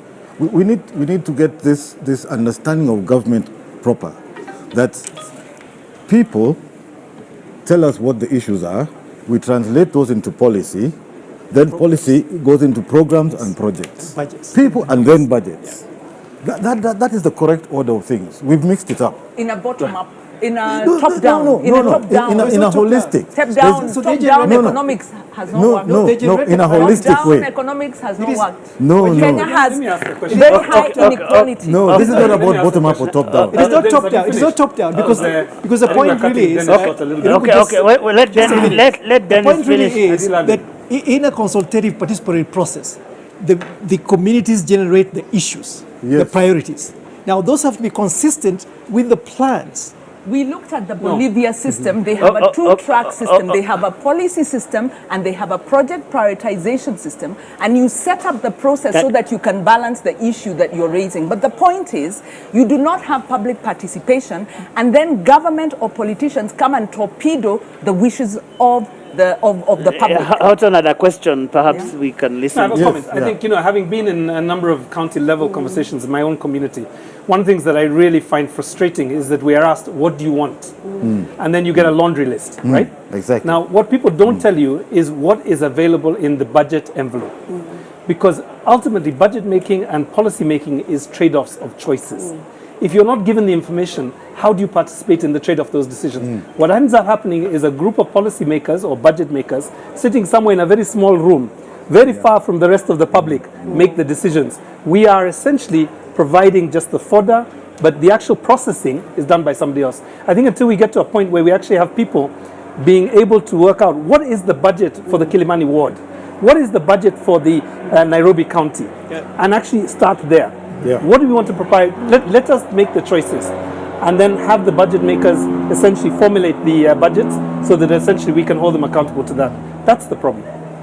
Wow. Dennis, had you finished? No, I think that's exactly it. I think the point is this, that, and in fact, I'll agree with Wanjiru on one thing and disagree with Alex. This is why devolution is important. Devolution is important because we are now starting to realize that the most important person for me is my guy at the ward. Yeah, the MCA. My MCA. Then maybe my MP, maybe my governor, and actually this thing we're sitting about doing here is the last one. Let's be honest. Yeah? I'm more interested in my But we get it. I mean, many people would say that Dennis, don't get me wrong. the stakes usually appear higher up here. That's why people fight and kill and at a political level, I think devolution is important, and this is why this bottom-up thing works at a political level. But our devolution is still, I think what Alex is saying, economically inefficient. Yeah, so I'm not against devolution. It's economically inefficient what I'm at the saying moment. is that the architecture of the devolved structures is problematic. We need to think about how we do this, because there are many ways, as they say, to skin a cat. We've chosen the most expensive way to do it, and it is hemorrhaging public resources. A lot of that money is wasted. Substantiate the hemorrhage. Let me give you a very clear example. I once sat on a plane with a governor to Hong Kong, and he told me that he could run his county with 50% of the resource that he receives. He gave me an example of his MCAs going to Kisumu to write on a 3-day retreat, to write him half a page of a memo. I'm just giving you some examples. And he also told me... But you see... Let Alex finish. Just give me a minute. So that is a live... And the governor is a second-term governor. He's going to leave. And he told me that this is a shared perspective by many of his colleagues, that the process of checks and balances and accountability are still very weak in the current phase of the regime of implementing devolution. Now, what I'm talking about is we need to strengthen that. I'm not against devolution. I'm really for more money to devolution. What I'm saying is that we just need to be very careful that it is still very early days and we need to strengthen those structures of accountability, but also the execution capacity within the counties. A case in point is that you have a CEC and one chief officer to run agriculture, no extension support. But then how will you get capacity without resources? No, because that's what I'm saying. agree with we just need to go back and think hard about the architecture of the devolution. That's what I'm saying. Well, I just a small point, and I apologize for, we have even moved off maybe the other issues, but the point is with devolution, I agree with you in terms of there's been a lot of waste. That money that is being wasted by the MCAs should go into service delivery. Now, that is the same case replicated at the national level, whereby we are saying devolution is not the problem. Our problem is the lack of accountability by our political leaders. So back to the question. That's what I've been saying. The question I'm not saying it's the problem. So in fact, we're in agreement. We need more money to counties. We need it to be accountable at the county level and also at the national level. And that is the big question. How do we solve that? Because we're looking at some of the impacts of devolution. Right now, we have a drought.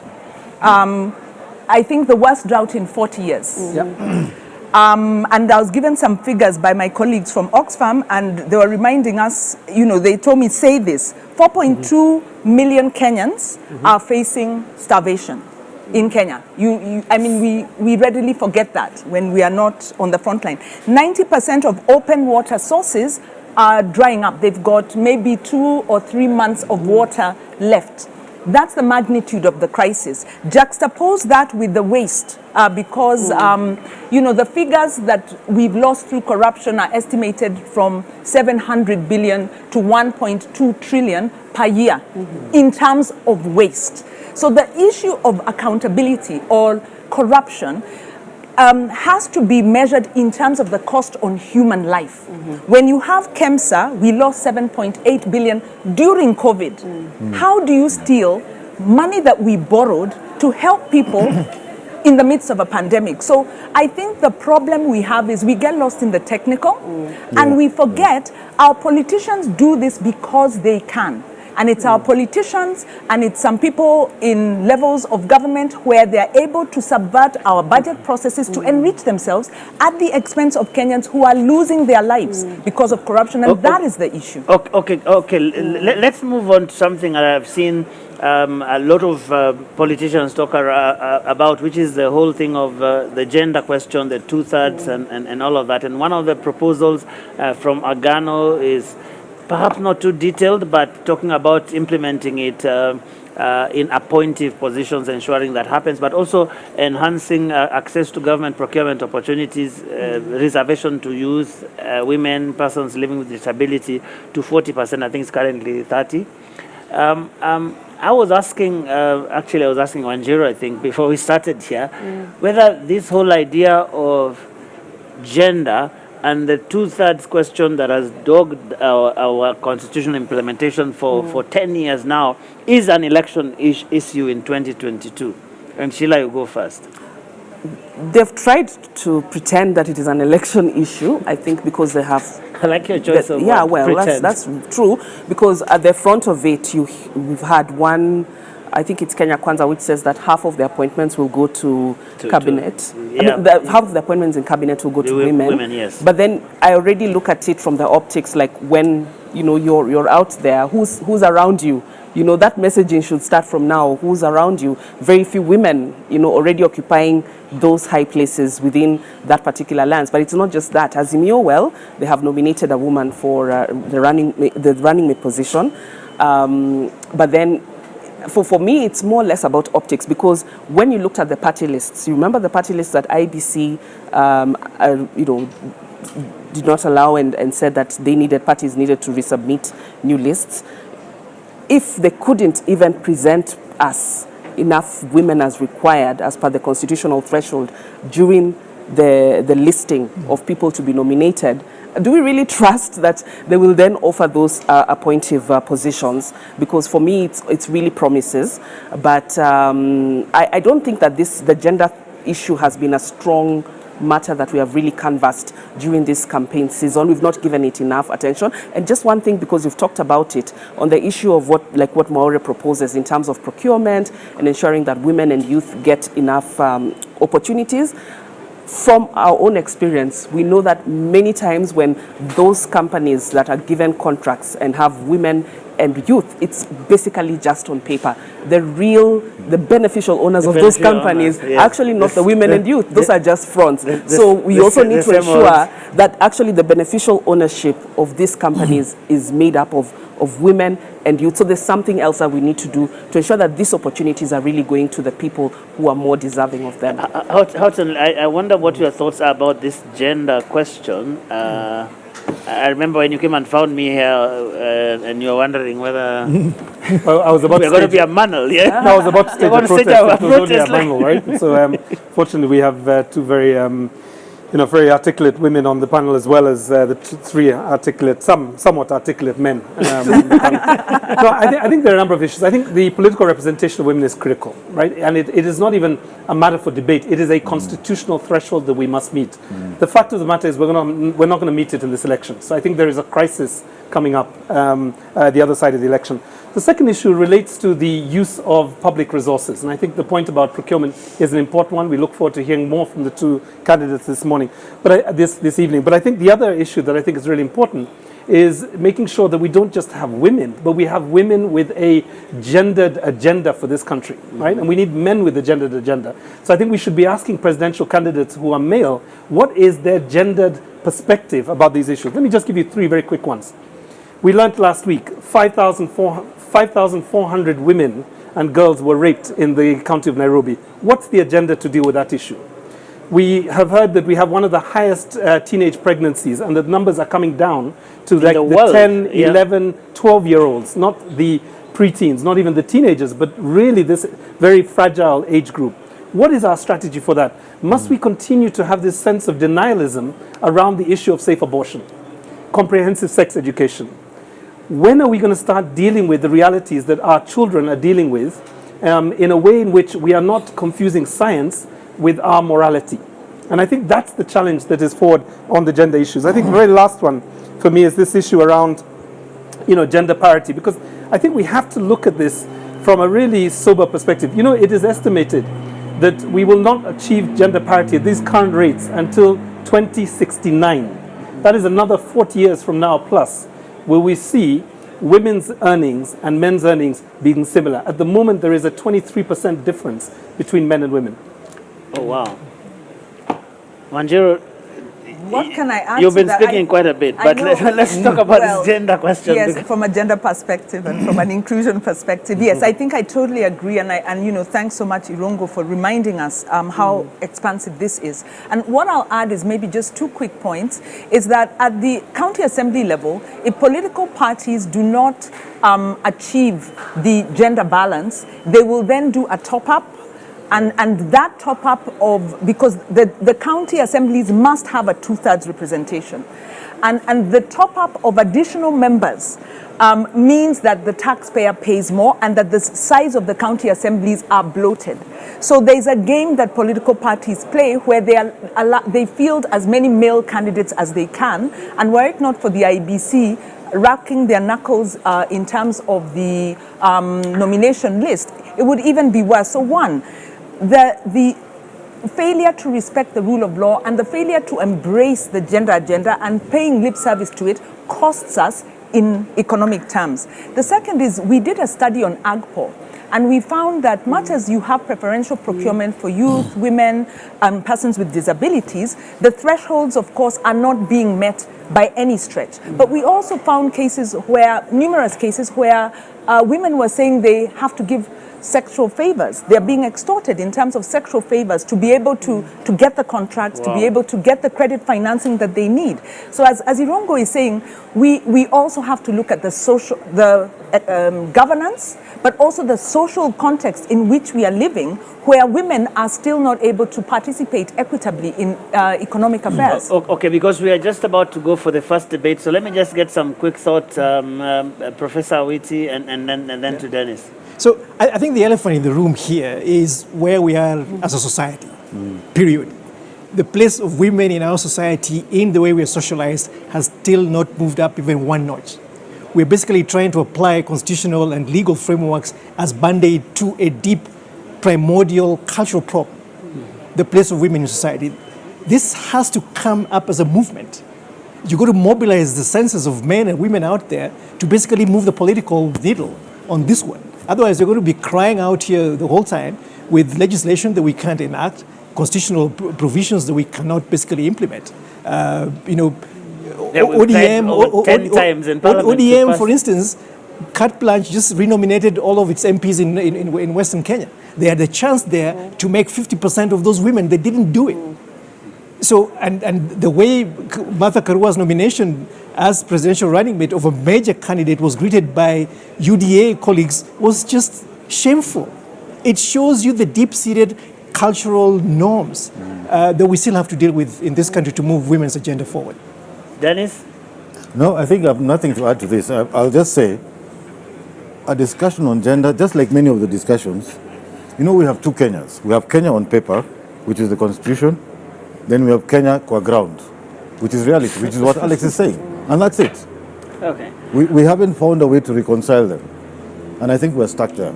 Okay, so all the ladies and gentlemen on this table, before we go for the debate, what's the one thing that those two gentlemen must not leave that stage without talking about? Let me start with you, Houghton. No, I would like them to address gender. Let's go for that. Gender and women's empowerment. Yeah. Culture. How do we move from a culture, a low trust and a culture of impunity, to a culture of trust, especially the political culture? Trust? Yes. What break it down. How do we in the BBI they called it the national ethos. I didn't like that term, but we have a culture where corruption is seen to pay. And a study actually done by Aga Khan University in 2015 is still relevant today because the youth don't mind how I think Kenyans, by any means necessary, you have to make money. We become consumerist, we don't uphold values. So how do we switch that culture? We have enough laws. Okay, let's go to Sheila. Integrity for me, because if you're not going to be able to meet all your goals and objectives in your manifesto if you don't look at the software. And that's really our values as a country, the values of the people that you are going to appoint in government, the values of the people around you. That's one question I have, because even for the main, the so-called leading candidates, my question, as they keep on telling us and giving us solutions to corruption, but for me the first problem I see is that they're surrounded by people who have been accused of corruption, some who are even in court, and have been charged with corruption. And so my question therein is, how much do you care about integrity and the values that are so well articulated in Article 10 of our Constitution if you're going to not really consider this as you look at, appointing and propping up people who are going to be part of your campaign and possibly part of your government? Professor Awiti? Mine is two issues. One is public institutions. Strengthening accountability of public institutions to the public. They should not leave that stage without talking about how they're going to address that. Because the erosion of the efficacy of public institutions is the reason why we're here today as a country. Where we're now talking about, say, Mwaure should not say that he wants to bring in asset recovery into his office. Let's strengthen public institutions in the places where they are and not reconsolidate power in the office of president. The second one is public debt. But right now we have a lot of independent institutions that are not working. Well, how are they going to strengthen them? They should focus on strengthening existing public institutions. Public debt now constitutes about 68% of public liability, 68% of GDP. How are they going to deal with that? We need to get Dennis one thing, then we just go. No, mine very quick, since we've all said this. Balancing the budget. Balancing the budget. Okay, let's balance the time here as well, because right now we are taking that break that will lead us into the first debate of the evening. That is a debate between the Agano presidential candidate David Wahiga Mwaure and the Roots presidential candidate Professor George Wajakoya.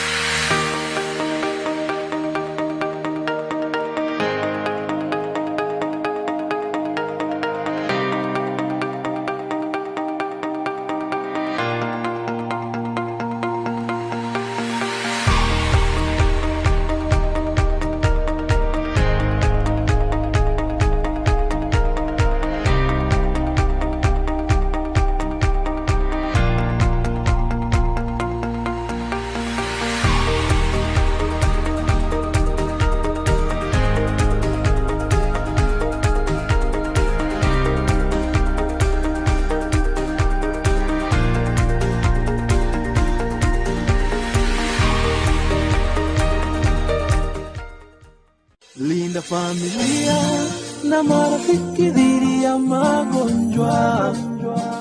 The UHC coverage journey is on. NHIF is working under the guidance of the Ministry of Health in the UHC Step Up, which presents an opportunity to secure Kenyans access to quality health services without suffering financial hardship. So take the bold step today and safeguard your families by enrolling to NHIF to ensure health for all. Kwa majina mimi naitwa Moses Kuria, mkaaji wa hapa Bomboruru, ambao tunafanya na kazi na hii sako yetu ya Geno Sako, ambao ruti yetu ni Bomboruru Saba Seri. Kwa hii kadi ya bima nilichukua 2013, ambapo imeshanisaidia 2018, ambapo bibi yangu alikuwa anajifungua, tulienda hospitali tukatibiwa, tukahudumiwa vizuri, alafu wakati wa kutoka hatukuitishwa kitu. Kwa hivyo ningemhimiza makondakta wote na madriver wajiandikishe kwa hii bima yetu, ambapo itakuwa inawasimamia. Linda familia na marafiki dhidi ya magonjwa. Leaders don't need to have all the answers. Ordinary people often do. If leaders would just listen. The death penalty breaches human rights, in particular, the right to life and the right to live free from torture or cruelty. The death penalty is a symptom of a culture of violence and not a solution to it. My name is Wilson Kinywan.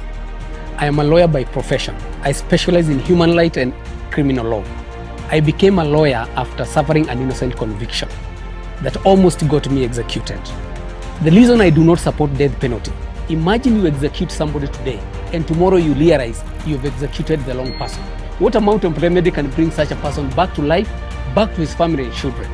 Government, let's abolish death penalty. In November 2021, 40,000 people were forcefully evicted from their homes. Many months on, they live in plastic tents 16 kilometers from the center of the capital city. Mimi naitwa Ture, natoka Mukuru kwa Njenga. Last year tuli experience post evictions. Watu waliweza kuumia, wamama, watoto, walemavu, wazee, community mzima ikakuwa affected. Kitu ile tunaomba serikali ambayo itakuja iheshimu haki ya makao kwa kila Mkenya. August 9th, 2022 offers us a turning point. 1. Turn up and vote. Your vote counts. It's actually the only thing that does in an election. 2. Choose and then hold your leaders accountable. 3. Join the movement of people who stand up against human rights violations. Become a member of Amnesty Kenya today at www.amnestykenya.org. What is a secondary school in Kenya? It ranges from 106 high-cost national schools educating 3% of the learners, where you find ultra-modern libraries and laboratories, the most experienced principals and teachers, and the best teacher-student ratios. With 7,019, some barely established, understaffed, lacking basic facilities, sub-county schools, educating over 60% of learners. Given that KCSE is the most consequential examination in our education system, isn't it fair that we level the ground for all learners to excel by narrowing the capacity gaps between the worst and best schools to deliver quality education? Usawa Agenda calls for a sub-county schools upgrading program and a change from the capitation model to enable small schools to grow. Without these, SDG 4 is a false promise to most Kenyan children. My core experience can be summarized in a nutshell as one of transformation. I think once I joined this campus, I didn't have a vision of where I wanted to be. I didn't know who I was and what I wanted to do with my life. And I feel like the environment and the people who've mentored me along the way have enabled me to find out who I am and have helped me figure out where I want to go in this life. They have a good quality education, which I 100% vouch for. Enroll at Catholic University of Eastern Africa for courses in nursing, law, business, economics, computer science, education, community health and development, actuarial science, international relations, counseling psychology, regional integration and theology. September intake ongoing at Langata and Eldoret campuses. Email admissions@quer.edu or visit quer.edu. Quer for innovative, marketable graduates. Karibu CAM.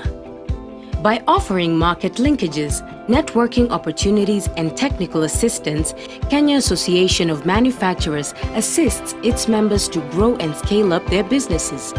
Join us and let us work together to grow the manufacturing sector. Becoming a CAM member is as easy as 1, 2, 3.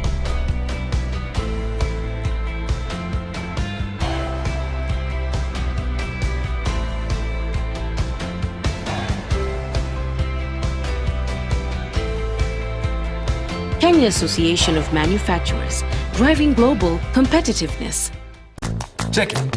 Let's talk about banking. Or let's talk about dreams and goals. Your dreams, your goals.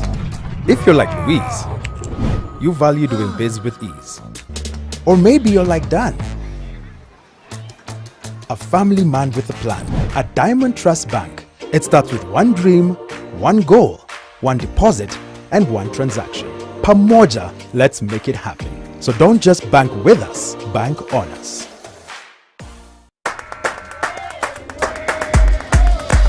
Najivunia sana kwa Mkenya kwa sababu ni nchi ya amani. Naweza tembea Kenya yote bila kusumbuliwa. Kenya is one country that is most admired because of marathon runners. Our culture is one of the best in the world. Nashukuru kwa sababu ya demokrasia tulionayo. Kenya ni nchi bora, yani yapendeza tu.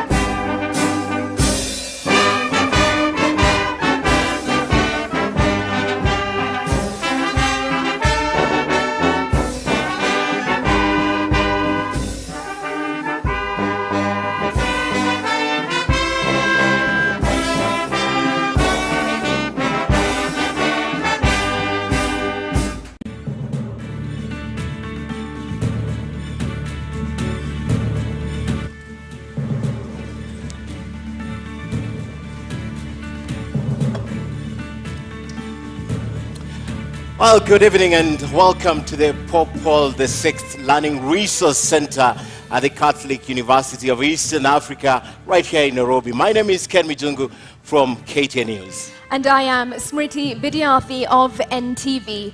Welcome to the first of two presidential debates between the four presidential candidates cleared to run for president in the forthcoming election. This is the fifth of 6 national televised debates organized through a joint media presidential debates initiative, bringing together literally the entire Kenyan media fraternity. That's right, and the candidates participating in this debate have agreed to the rules and guidelines requiring them to conduct themselves with utmost decorum, address each other with respect, and extend honor to viewers watching this debate live across all Kenya's broadcast media platforms. The candidates in the debate have also agreed to observe the highest standard of ethics in their conduct on the debate platform. The candidates are not permitted to carry or refer to their mobile phones or to wear any listening devices, including earphones. A medically recommended hearing aid is exempted from this rule, but luckily we have confirmed that none of the candidates is on a hearing aid. And once again, ethics and guidelines also remind the candidates that they shall not carry to the debate platform any written material, whether books or journals, manifestos or articles, including even handwritten notes.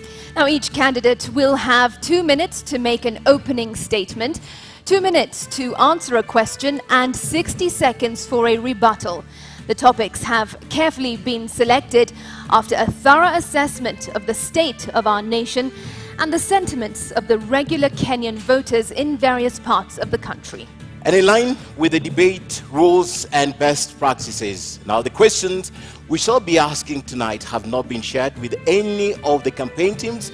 Neither were they discussed or even formulated in conjunction with anyone. Now the questions are entirely our very own. An invited audience seated right here in the auditorium has also agreed to the debate rules. They have been fully briefed that cheers, jeers, or any other form of noise is not permitted during the debate. We, however, make an exception now as we request the audience to help us warmly welcome Professor George Wajackoyah and Mr. Wahiga Mware to the stage.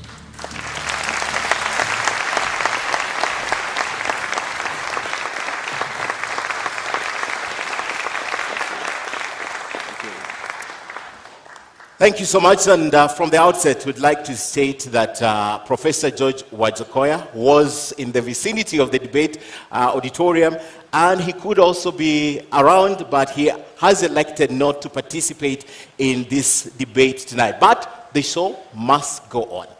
That's right.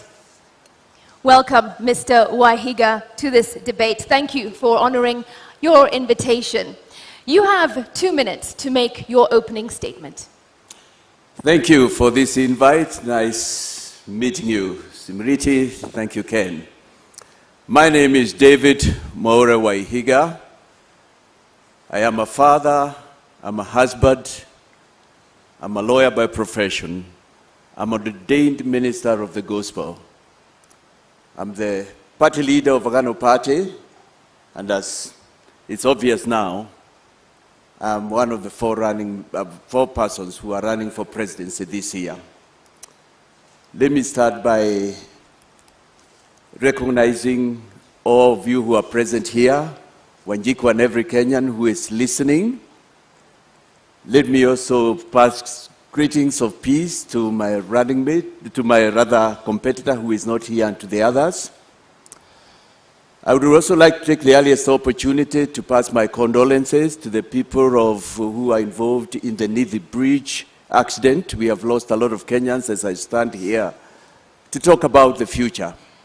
But let me end with the few seconds remaining, and because I'm alone, I hope I will be extended a few seconds, to say that I am here as an anti-corruption crusader. I am here as a friend of the people of Kenya and the people of the universe. I am here as a person, a man of peace. We are at a very defining moment in Kenya. For me, the elections of 9th August are very defining. 59 years after independence, we still have to discuss, we still have to find out what we need to do with this nation going into the future. Because the question begs answers. Why is it that 59 years after independence, Kenyans cannot afford not even a single meal per day? Why is it that 59 years after independence, we have such high cost of living than we have had before? Why is it that 59 years after independence, we have such high level of unemployment? And why, 59 years after independence, are we so indebted than we've never done before? And yet, those we were born together with, those we obtained independence with us, a number of them, and many of them have gone on ahead. And right now, they are fast worlds, they are even competing with greater nations. Mr. Wahiga, thank you. Your 2 minutes was up, and we did accord you a few more seconds since you are alone.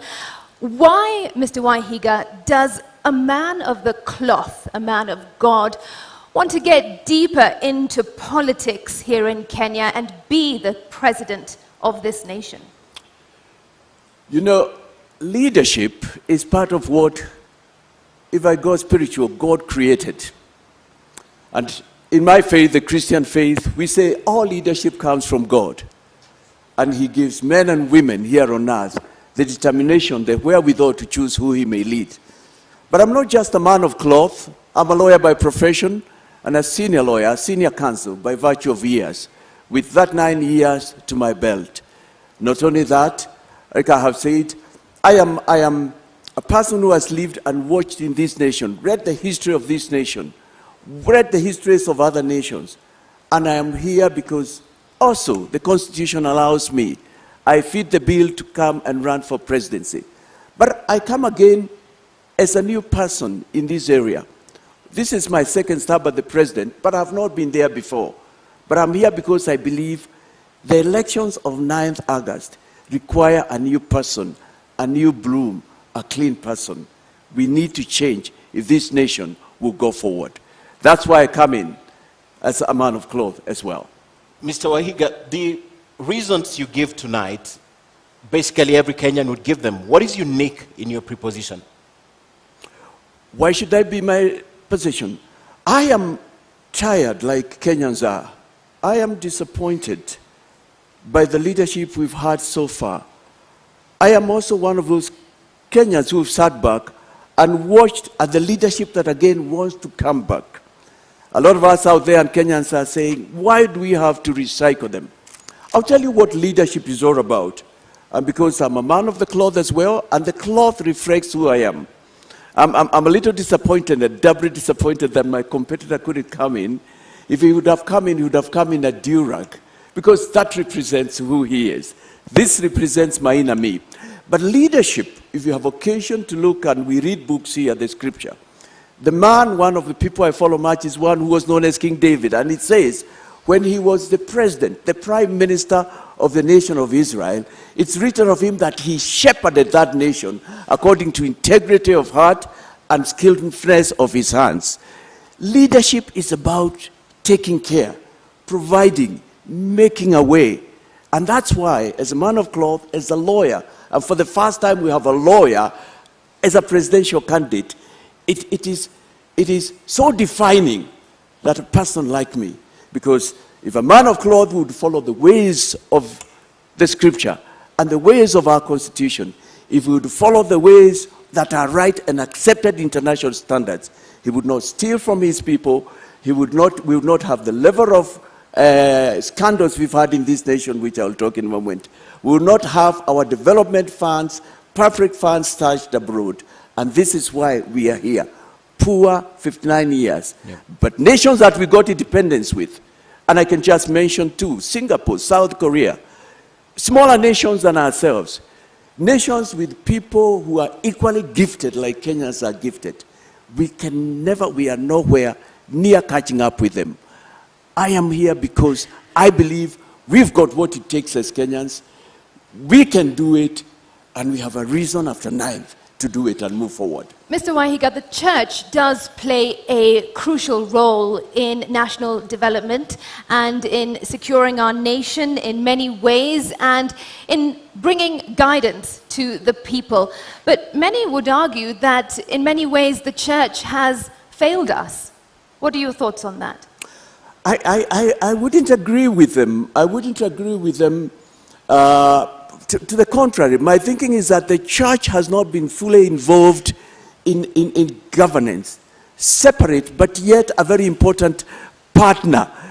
Talking about the liberations we've had in this nation, from 1963, the fight for independence, talking about the first liberation, the second, the Constitution review, the church was very key. Religious organizations are important. Faith is an integral part of mankind, and every person, it doesn't matter who it is, believes in something, follows something, and refers to something when the time comes, when push comes, when pull comes to push. But you would have to be specific, because I know the church has been speaking out. We've had Bishop Sokulu, we had Muge, we have Joya still with us, gallant men of this nation. And I can say we are here because of that. Probably what you are referring to is you expect more. This time you have one of them, but also a professional in his own right. The voices you have mentioned are voices of yesteryears. I'm yet to hear you mention the current voices speaking, because your voice has been silent on this. We haven't heard you condemn what's going on in the country. We haven't seen you come out loud. And specific example, when politicians infiltrate the church and stand at the podium and speak about politics, we have never heard you condemn this. Well, you know, there are many ways to engage, and I've engaged in my area. Standing for me here is a journey of about 22 years. This is a starting that started from the year 2000. And this is not even my first time to express an interest in leading this nation. This is my 6th stab at an election. And in all that, it's been an expression of the fact that I have been unhappy. I have been unhappy. As a party leader, we have had occasion. We may not probably have been as loud, or if you wish, you may not have covered us. And I'm not referring to you particularly, Ken, but we have spoken out on matters. It's not the first time that I'm speaking against corruption. And you know, there is a greater way of expressing opposition, by your example, by who you were. As I stand here, I know nobody can accuse me of having been involved in any of these scandals. As I stand here, I'm a witness. I am an example of the fact that any Kenyan can run for presidency. As I stand here, I am here to break this sort of wall where we believed only a certain person and peoples. The Catholic Church has been issuing statements, NCCK has done that, Evangelical Alliance, the Muslims have been speaking. Probably it's only that they haven't been covered as much. You yourself say that this is your 6th stab at an election. You have been unsuccessful in the past, for example, when you ran for governor of Lamu in 2013. So what's different now? What makes you think you will win this race? There is nothing in life like not giving up. And the trouble we can be in Kenya is if we give up as we go forward to the 9th. One of my persons I followed much is Abraham Lincoln. And if I remember my history right, it was during his 13th attempt, though before that he had won some legislative position, that he became the President of the United States. And when he did that, we know that he's the one who brought about the slavery emancipation, something to date that speaks to this world about the fact that all men and women are created equal. And that's why we can speak tonight as we are here. I am an example of a person who does not give up. I have not lost in every election, I can tell you. Like the last one of 2017, I would tell you that's an election where I believe I was rigged out. It's only that I couldn't get the facts, and I had done my bit. That was the election, if you remember, where one of my competitors said that people were voted through the computer. I was going to be the senator of Lamu County. But here I am. You must live to fight another day. I am here because there is no room for giving up. The trouble in Kenya, we are where we are because we've given up. Right now, as I speak to you, and I thank you for this opportunity, Media Council, there are Kenyans who have said, tutapiga kura tu yeyote, fatalistic attitude. But thank you for the opportunity to tell Kenyans that, no, there is still another one. We don't have to recycle. There's change this time. Maybe because you've not gotten the opportunity, that's why you can stand tall and say you have not been involved in any corruption, perhaps if you had an opportunity. But away from that, as an advocate, would you advocate for the division, complete division between the state and religion?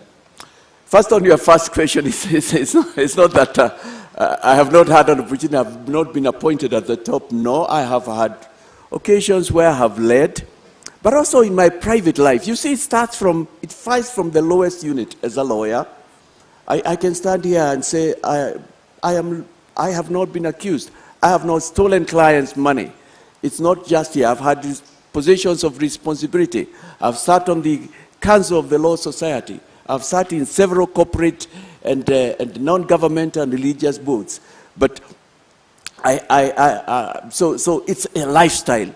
It's a lifestyle that I'm in. But coming to your question, would I advocate? I think it's important that state and region be separated. And by that, I think we need to define what that means.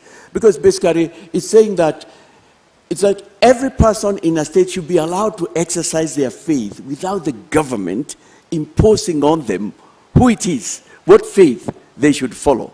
And that's where the whole principle about state and religion comes from. But also, religious organizations have a very important part to play in the nation. They teach about better ways of living, morals. They bring governments to book. They call out when things are not going right. I do not know of any religion that condones corruption, stealing from the poor, taking money from the sick. You know, I do not know of any religion that talks about fighting, hating your neighbor. I know every religion advocates for the golden rule. Love your neighbor, peace, And they are an important component. And in an Agano government, in a Mwaura Wahiga government, religious leaders will play a very pivotal role, to the extent I believe. In my government, they'll even sit in cabinet. In my government, when they perform civic duties, which they do, they should even be remunerated because they are helping the government. They are rendering a service. Mr. Mwaura, the question is, would you want this taken out of the Constitution completely? 32 guarantees this. You're talking to us what exists in the Constitution. Right. What is your view? Would you want it taken off completely, or you still want it to be under the control of the state? Come again. You need to repeat that question. Let me get you right, Ken. The question is, what you're telling us tonight is what is entrenched in the Constitution. Right. My question is, as an advocate, would you want 32(1) to be expunged completely so that it's not guaranteed in the Constitution? No, not at all, not at all. The freedom of worship and the separateness of the state and government, those are key. Standing here as a man of color, I'm probably speaking to a person who thinks, now my faith has no place in future. But standing here in who I am inside is a representation of the fact that I'll take care of everybody. Because my faith says, treat all people equal. Become a person of peace. Share equally. Defend the voiceless. Speak up for those who cannot speak for themselves. And exercise not just equality, but equity for all. That is true religion. And for my faith, the Christian faith, that's what it stands for.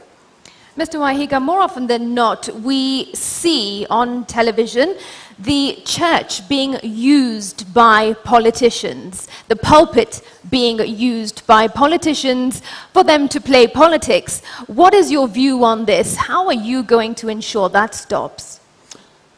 It's not all churches that do that. First of all, a number of churches have different requirements and order of how they do things. And some of them permit, some do not. It's also important to recognize that in our society and many societies, church is a place where people meet, is a place that brings people together. I think what's important is to define what can be said within a church context building, a church building context, because the church is a place of worship. And it should not be a place where people should come and attack others, hurl abuses at others. No, that's not true religion. It's not a place where people should come and speak ill of another tribe. It's not a place even where people should come in and condone the sort of things that have made our nation be what it is those many years that I've mentioned. So I would say I don't see a problem either way. The only way, it should be tempered. It should be able to pass the same message for which a church sanctuary or any other faith exists. But you haven't quite answered the question. What is it that you will do to ensure that those tempers are brought down and dirty politics are not played in church? I think speaking from here, I would only urge fellow spiritual leaders and religious leaders to, right now we are calling for peace, and I've been calling for that in my campaign. I've been speaking out and reminding Kenyans that we have a life after 9th. We have a nation. Our nation is not completely down and under. There is hope for this nation. And I would just urge them, as the CEO of this nation, I don't think I can order them, nor can I register it as to how they should conduct themselves. But I know our religious leaders of all faiths, and even church leaders who I'm closer to, they know what they should do, and they are listening to us. They are listening to us. We'll now move to the topic of leadership and integrity. Apart from the professional, your record in the professional service, that's the Law Society of Kenya, and what you have done to the community, you don't have an apparent record of public service.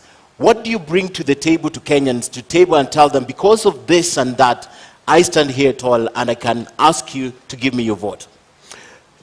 Public service, I don't have a record. I think what you're saying is that I've not been elected or appointed into a position. Yes, there can only probably be one appointment into any given position. I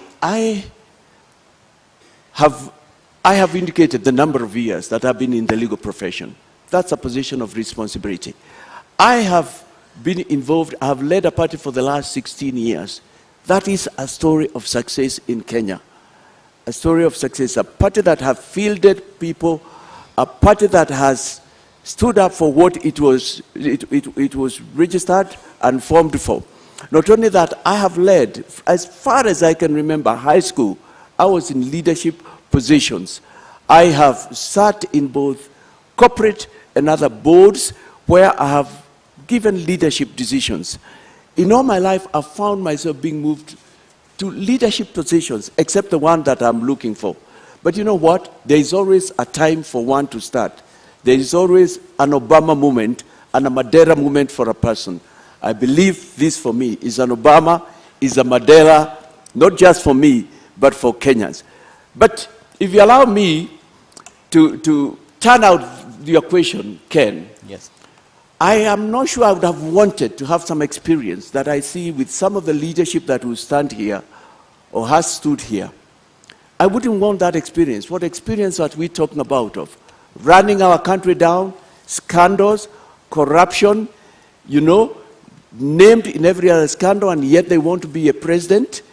They have named in everything that has brought our nation to its knees, which it is now. If it's not them, it's their relatives, it's people close to them. For me, that is not experience. If that's part of the experience you probably are referring to, I feel I'm so grateful tonight that I'm not part of it. But I can assure you, if I had gotten in that position, I would have been the same person that you're looking at tonight. Apart from telling Kenyans what you bring to the table, being tried and tested, Mr. Wahiga, is a very big issue in this country.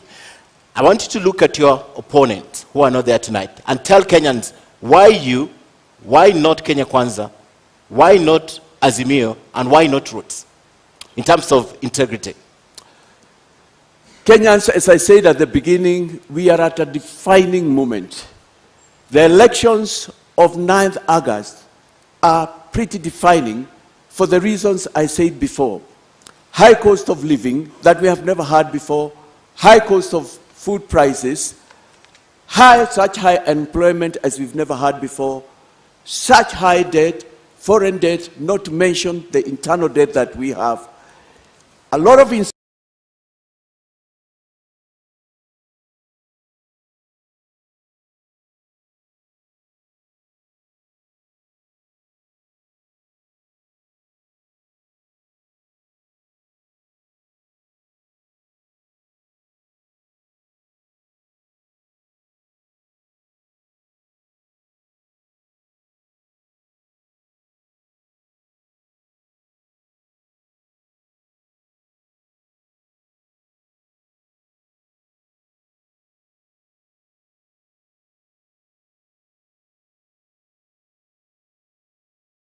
we had them in 2013.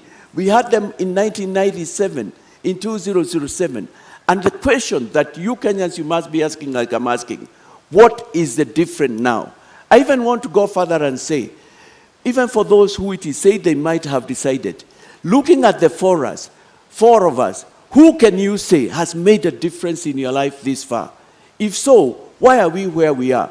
Why do we still have money that should have been used in developing our country, stashed in nations abroad, illegally obtained and legally stashed? These are public resources. I'm not talking about personal private money. Why are we here at a time like this? And the Auditor General 4 years back tells us 215 billion Kenya shillings from Eurobond cannot be accounted for. It cannot be traced. It is a mystery.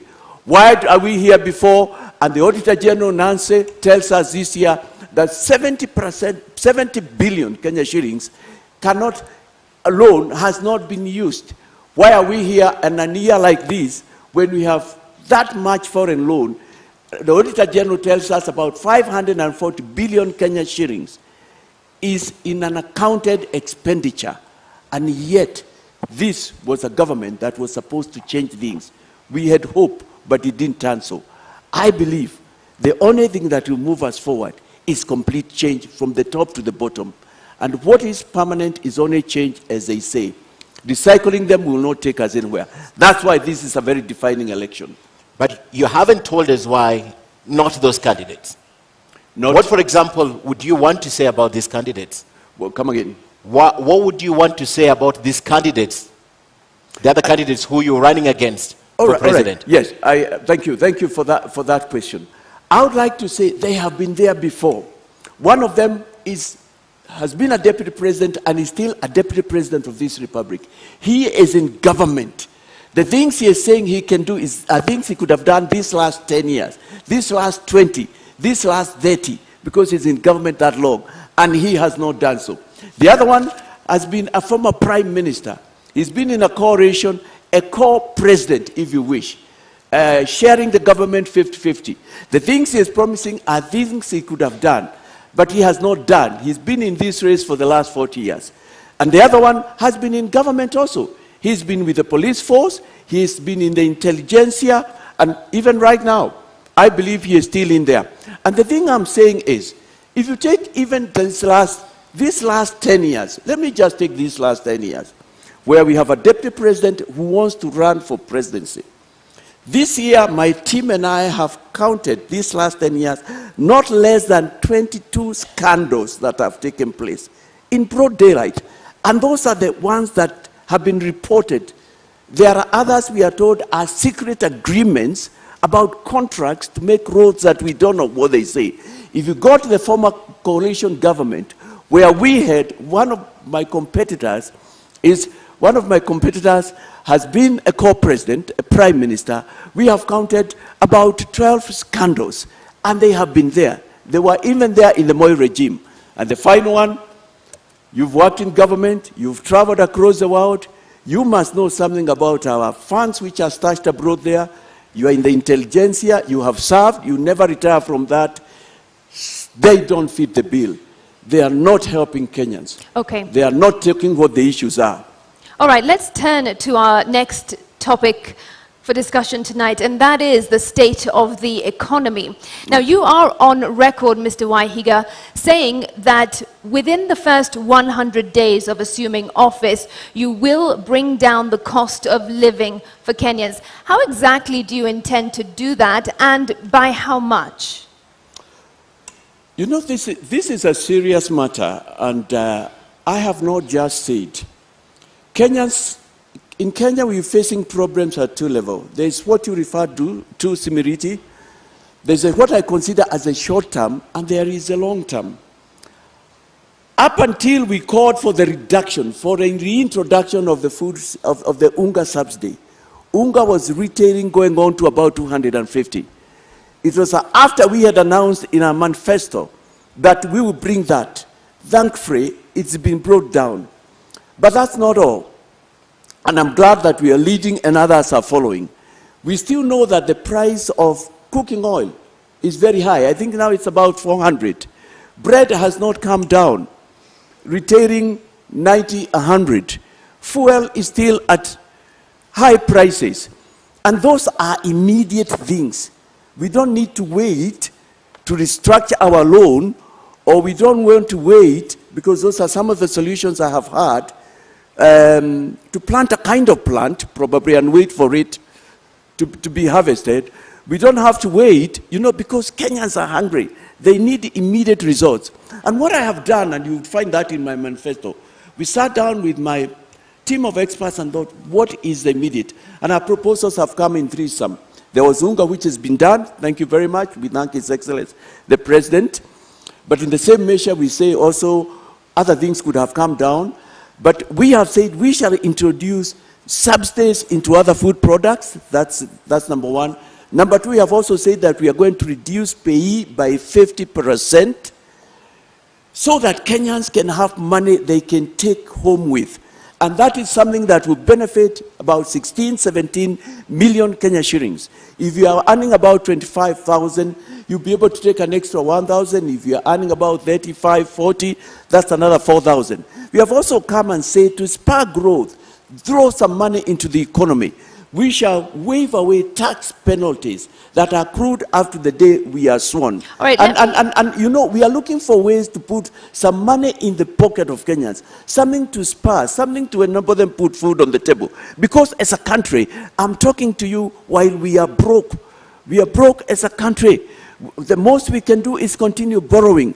I'm looking for solutions from within. All right, what let can me we do interject. now? And you have said that you would reduce pay by 50%, but pay accounts for 25% of Kenya's tax revenue. How then would you meet revenue targets?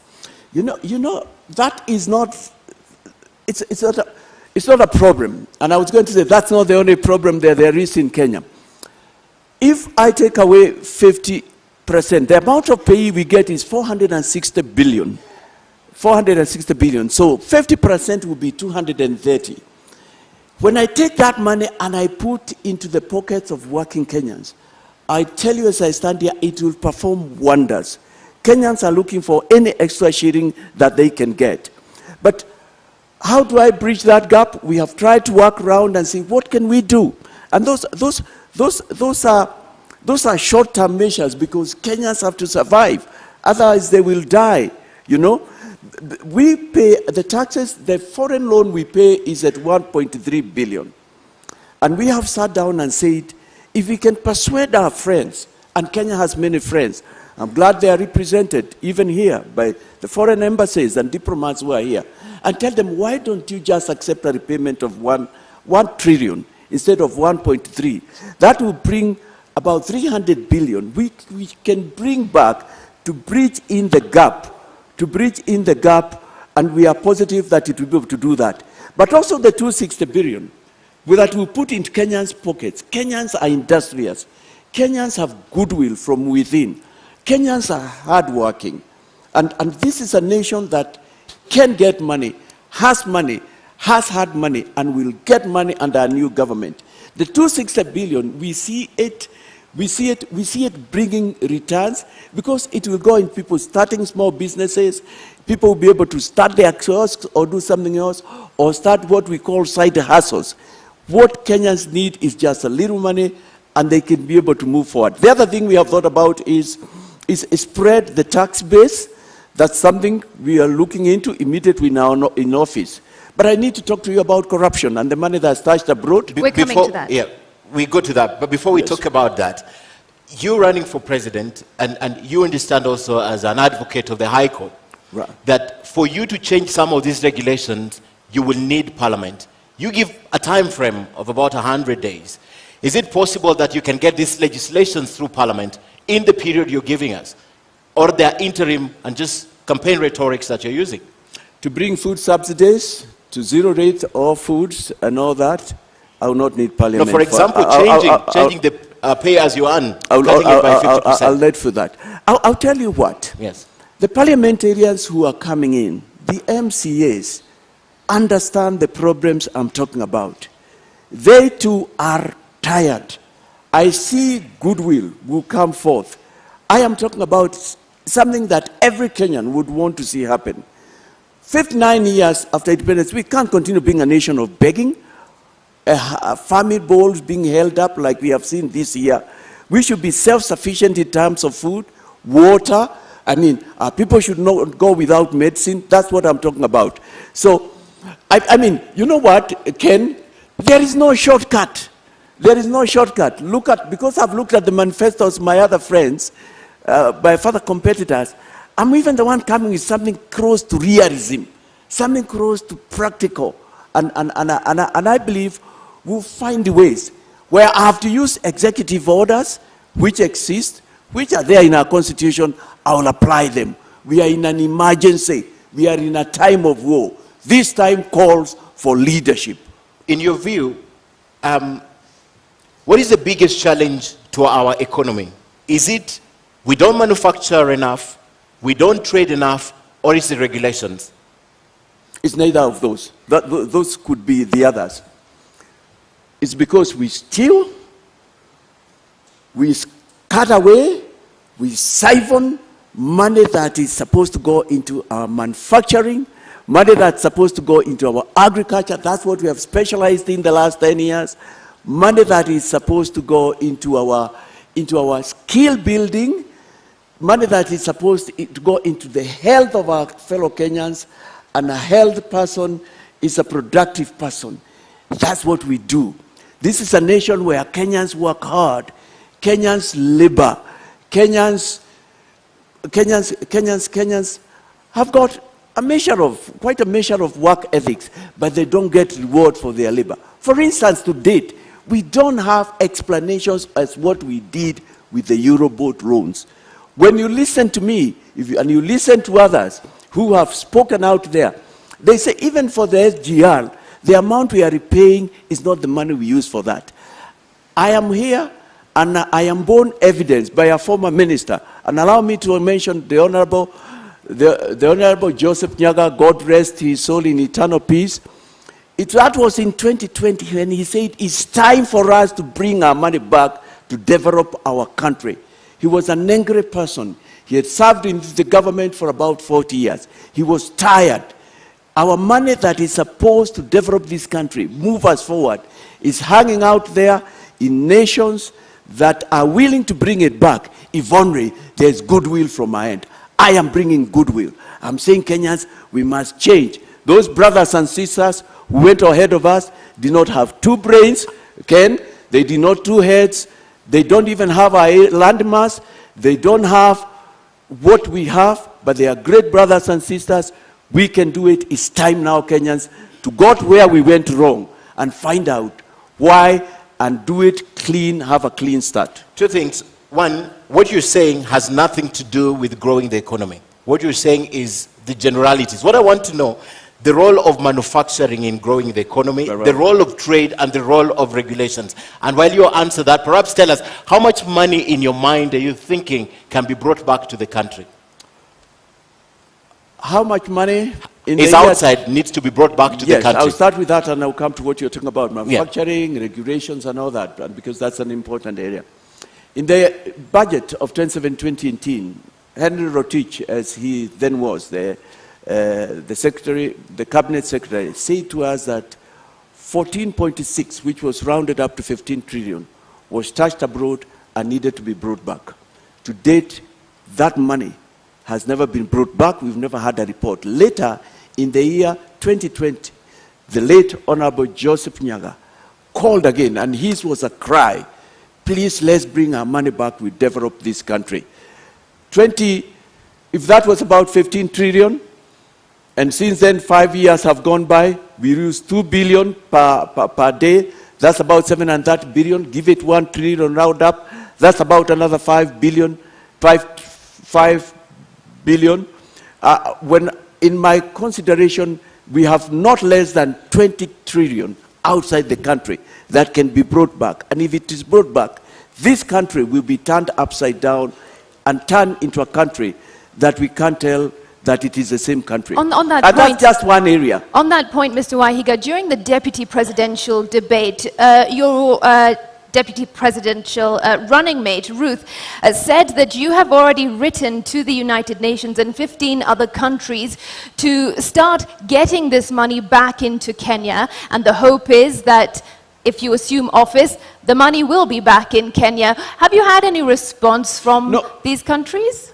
No, I have not heard, and I appreciate that we are in the period of elections, but I'm glad to know that things we've done, for us our 100 days already started, if you wish, by that effort, and also calling for the Unga subsidy, which was effected.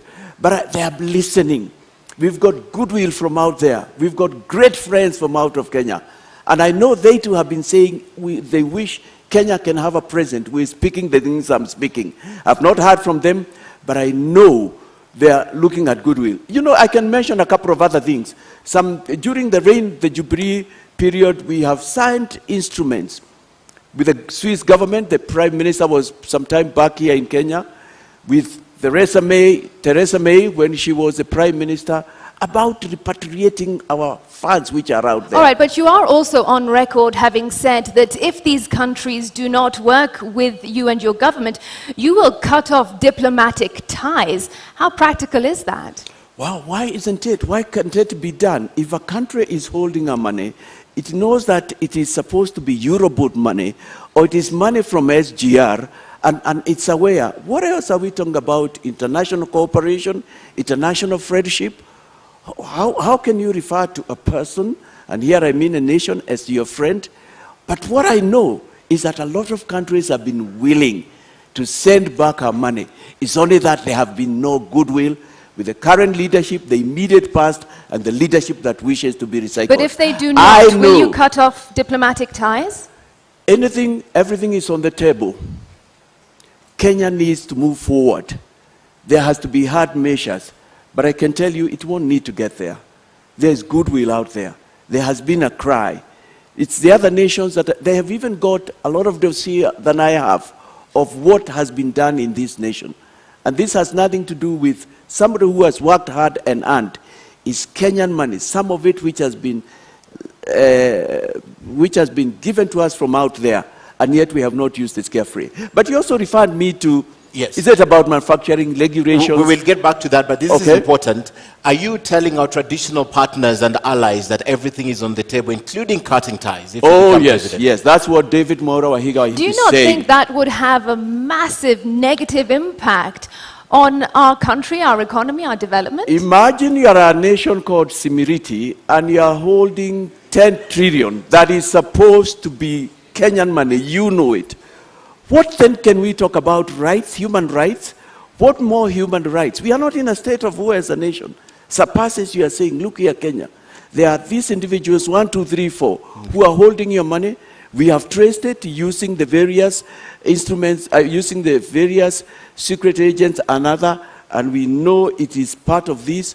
I mean, like for instance, and it must be common knowledge, there are nations right now that have come with laws.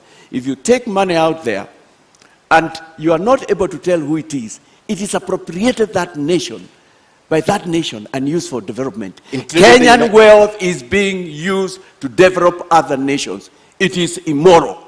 It is wrong. You are not a friend of Kenya if you are using Kenyan money to develop your nation. Kenyans are suffering now. They need their money back. Bring our money back is our campaign. Whichever country it is, including the US, the United Kingdom, you're telling them tonight, you'll go for them. Oh yes, yes. Yes, everybody. You are holding our money. The nations you have mentioned have brought democracy to us. They have done a lot of good things to us. But you know what? I am telling you, 99% of them have wanted to. What we have missed in this nation is a leadership, is goodwill. It's a leadership says, let's do it. This country will not be the same 5 years down the line. This nation will be a nation where you will want to invest in. This nation has that potential. It's our time. It's our season. That's what I'm saying. I am actually passing a message to them. Take us back to the economy now. Manufacturing, regulations, and trade. Take us back there. Yes. You asked me, could those also be problems? We have to change also in a number of things in the way we do business. Granted, one could argue and say 65, maybe 70 of our regulations are good, but we can improve on them. Corruption has been a big problem. Bureaucracy has been the other problem. Very high taxation, particularly the corporate tax, has been a problem in Kenya. We've got to think twice. Yes, of course, I mentioned the key one has been corruption. I was there and I was grown up. I was working in the year 2002 when we got in the Kibaki regime. And I am aware, and I got it from people who knew, how nations come to Kenya. Because within the first 4 months, there was such active effort to get corruption out of our streets and what we were doing. And they wanted to invest. I actually came to learn they were being told, no, we've had enough. We don't need you. We can't do that. But I've also heard of instances, and I'm speaking to somebody who is listening here in Kenya or out there. They have to come to Kenya, applied for tenders, won tenders on all fours, and then when they went to get their tender acceptance letter, they were told, before you get this tender, you have one more step to step. You need to pass. You need to go and see Mr. XY said. Apparently, the information I have is that some of the people who needed to be seen, if the four of us were here, are my competitors. Though you have passed all the steps for the tender, It cannot be approved until a final step, which is not in the official, list, is approved. These are facts that are known, and people have said, how can we do this? You told us that it's above board. People know of offices in this country where people went to pay 10%, 20% after they had passed all the tenders. And some of those men and women are going to line up here in coming days, maybe after this or in other platforms, and say we'll fight corruption. Our problem has been corruption, almost in our veins. But I know Kenyans are not corrupt. Kenyans don't like corruption. We showed it in the year 2000. So we need to improve on that. We have had problems with power, infrastructure, both energy and the infrastructure on the ground. Those are the issues that we need to discuss and we need to look into. We have had Kenyans who've gone out there or gained a lot of knowledge. They have wanted to come to Kenya and they have wanted to set up industries, manufacturing entities, to get things going. But bureaucracy, corruption, red tape has been our undoing. Is this the reason why you are advocating for making public all the contracts, starting with SGR, the expressway, the Lamu port, Naivasha dry port, Kisumu port? Is this the reason, part of the reason why? Part of the reason, but the other reason, Ken, is that there is no way we can fight future corruption unless we do with the current and the past. We must have a discussion among East Kenyans. And I know what you are referring to. You are referring to the fact that we have said we'll also establish a Truth and Recovery Commission. We must have a conversation and ask, why have we been this corrupt? Why have we allowed this much corruption? It's got to start there. For South Africa, it had to start there. Truth. The Truth Commission that was set up, it was a starting point and it was key. We must discuss and talk about that. But that's not all that we'll be doing in that. Actually, that will be part of it.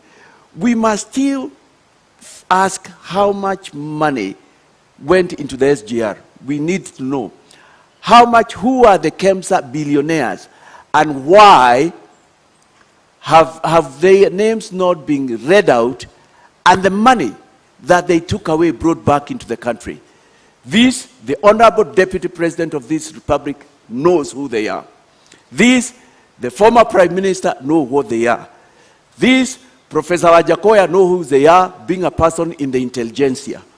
And yet, they are not ready or willing to tell it. How can they fight corruption? How can they lead? How can you also lead when you are not ready to come on a podium like this and tell Kenyans what you want to do for them? As we end the topic on economy, you mentioned earlier 15 trillion shillings that is stashed outside. You mentioned earlier 15 trillion shillings that is stashed outside. Yes. However, this could be the whole amount of money from Kenya that is outside, because the Brookings Institution says that about $12.5 billion. That's the only money that perhaps is illicit trade or illicit flow from Kenya to the other countries that is stashed outside. Why would you be going for even the investments that have been made by Kenyans outside and not specifically this illicit financial money that has been flowing to other countries? Why would you go for everything? No, we go for everything, Ken. For me, that was read by the Minister of the 14.6, 15 trillion. It was the Minister for Finance. It was the Treasury Cabinet Secretary who said that. He had the facts, he had the intelligence, he must have spoken with State House and they knew about it. His speech, some executive summary had been sent round, so it was known. He had contacted foreign governments and known there is probably as much as that. So I find no reason why. I've seen other records that talk about 6 trillion, but we've never had evidence that has been brought back. But let's even come back to Kenya. You and I have not even discussed the 2 billion. The 2 billion, which adds to 730 billion per year. I'll round it up to call it 1 trillion. That's what we lose per year. So if that is what we have lost per year, these last 5 years, that is 5 trillion. During the last 5 years, if everything worked that way, that was another 5 trillion, if my maths work right. What we are saying, even with the 2 billion, we could have paid the 8.2 trillion Kenya shillings. We could have done that from the 2 billion without going for anything out there, and yet we still need to go out there. I mean, this matter of corruption, siphoning public money, and what we've been doing has been our undoing. No country can develop with corruption. And with the level of corruption that we have had in this nation, no wonder we are still begging and our people are going hungry. I've just given the 2 billion. And for us within Agano Party and with our experts, the 2 billion for us, we say is not even, can't even be a correct figure. The 2 billion, Mr. Mwaura, the 2 billion from the Institute of Economic Affairs is not necessarily lost. It's been diverted to other uses. So if education was allocated 600 billion, perhaps they took a portion of it to another use, not necessarily lost. So when you do that sum totality, could you just be misleading us? Because this money was allocated to something and probably just diverted to another use and not the intended purpose. That's why we lack classrooms, for example. Ken, the president of our nation, did not lie. He said 2 billion is lost. 2 billion. 2 Do you billion believe does the president not, now? 2 billion does not get into the economy.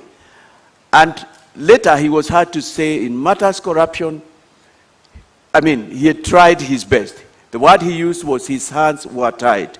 But the Institute of Economic Affairs says this money is not necessarily lost. It goes to other purposes. I mean, but why can't we see the effect? Why do we have such high cost of living? Why have Kenyans been going hungry? What are these other things? What has the Institute said? For me, I would say it's gone into people's pockets. For me, I would say part of that money would be on its way to some countries. I mean, the whole area of our financial fidelity, our being the shepherd I referred to, our doing what our brothers did. You see, from the word go, Singapore took such a firm and a stern position, the President Lee Kuan Yew, concerning matters corruption. And I submit to us that that nation would not have been where it is if he had done so. No nation can develop with corruption. Rwanda has come up just lately, and look at what our brother is doing over there. I mean, phenomenal similarity. I need to emphasize that. Okay. Just recently, it's not even 1963. Give Rwanda another 5 years.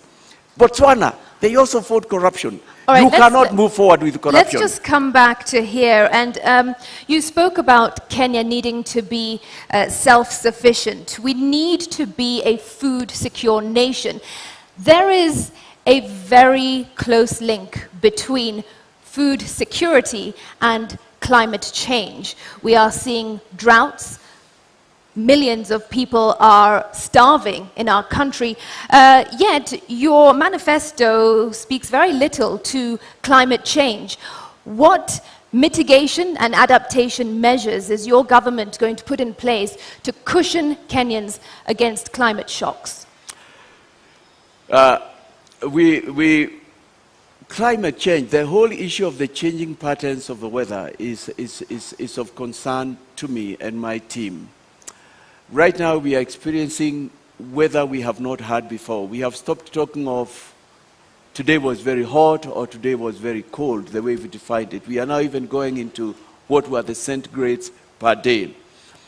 You've noticed in our manifesto we've talked not just about measures we do, but even the fact that we would introduce taxation. We've noticed that. The first one is a poll tax for people who interfere with things that go into ensuring that we are not influencing the climatic changes that we are seeing, we have in Kenya, we are seeing in other nations. But it is very important in Kenya we have a discussion round about this matter before we become industrialized, because we are going to be industrialized. We have seen what the gases from the industries have done to other nations. And we don't have to wait to get there for us to deal with that situation. So how are you going to deal with it? The things I have in mind is, It A is reminder time. to our audience, please, as Sorry. per the debate rules, no cheering, jeering, or noise. Do continue. Yes, sorry, come again. What was My, that? my question is, how? Let me give how you... are you going to ensure Kenyans remain food secure vis-a-vis climate change? What measures does We your must government bring have to education, put that's in number place? one. We must tell Kenyans that our rivers are important, our forests are important, our mountains are important. We must come back and enforce. We have laws that have to do with things that affect climate. But right now, you know, we have cut down about half the trees in Kenya. We must find ways of preserving our water. Kenya is very watered, but all the water goes to the ocean. We must come back even to a city like Nairobi and ask, why did we allow this building to be built next to a river?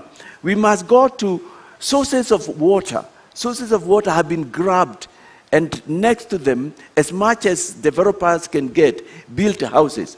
We must get to a point where we say, if something was done irregularly, it needs to be pulled down.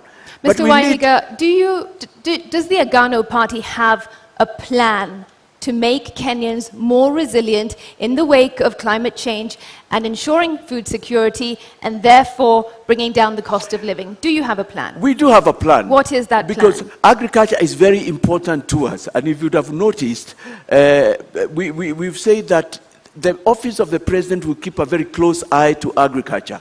Because without food security, we are going nowhere. We can't be begging. Those many years after we became independent and we started ruling ourselves. We have talked about the preservation of our rivers. We've talked about injecting money. We've talked about bringing subsidies that enable farmers to produce fertilizer. We've talked about that. We've talked about exploring markets. We've talked about getting Kenya to where it was in terms of agriculture. You know what? We are not short of studies. We are not short of, as a nation, of projects that have come into being.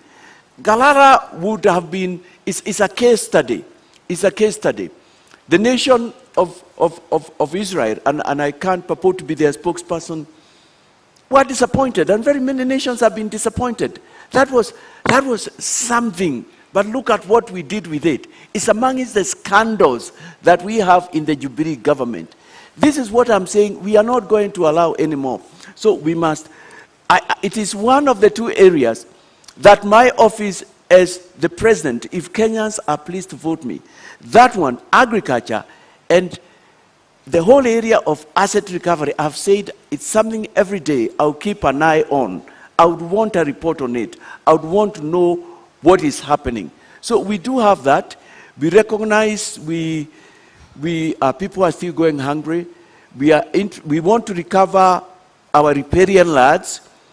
We want to bring education from the lowest grade on all these matters. We want to bring sensitization. And Kenyans are all very open-minded. They are tired. They want a change. They want to move forward.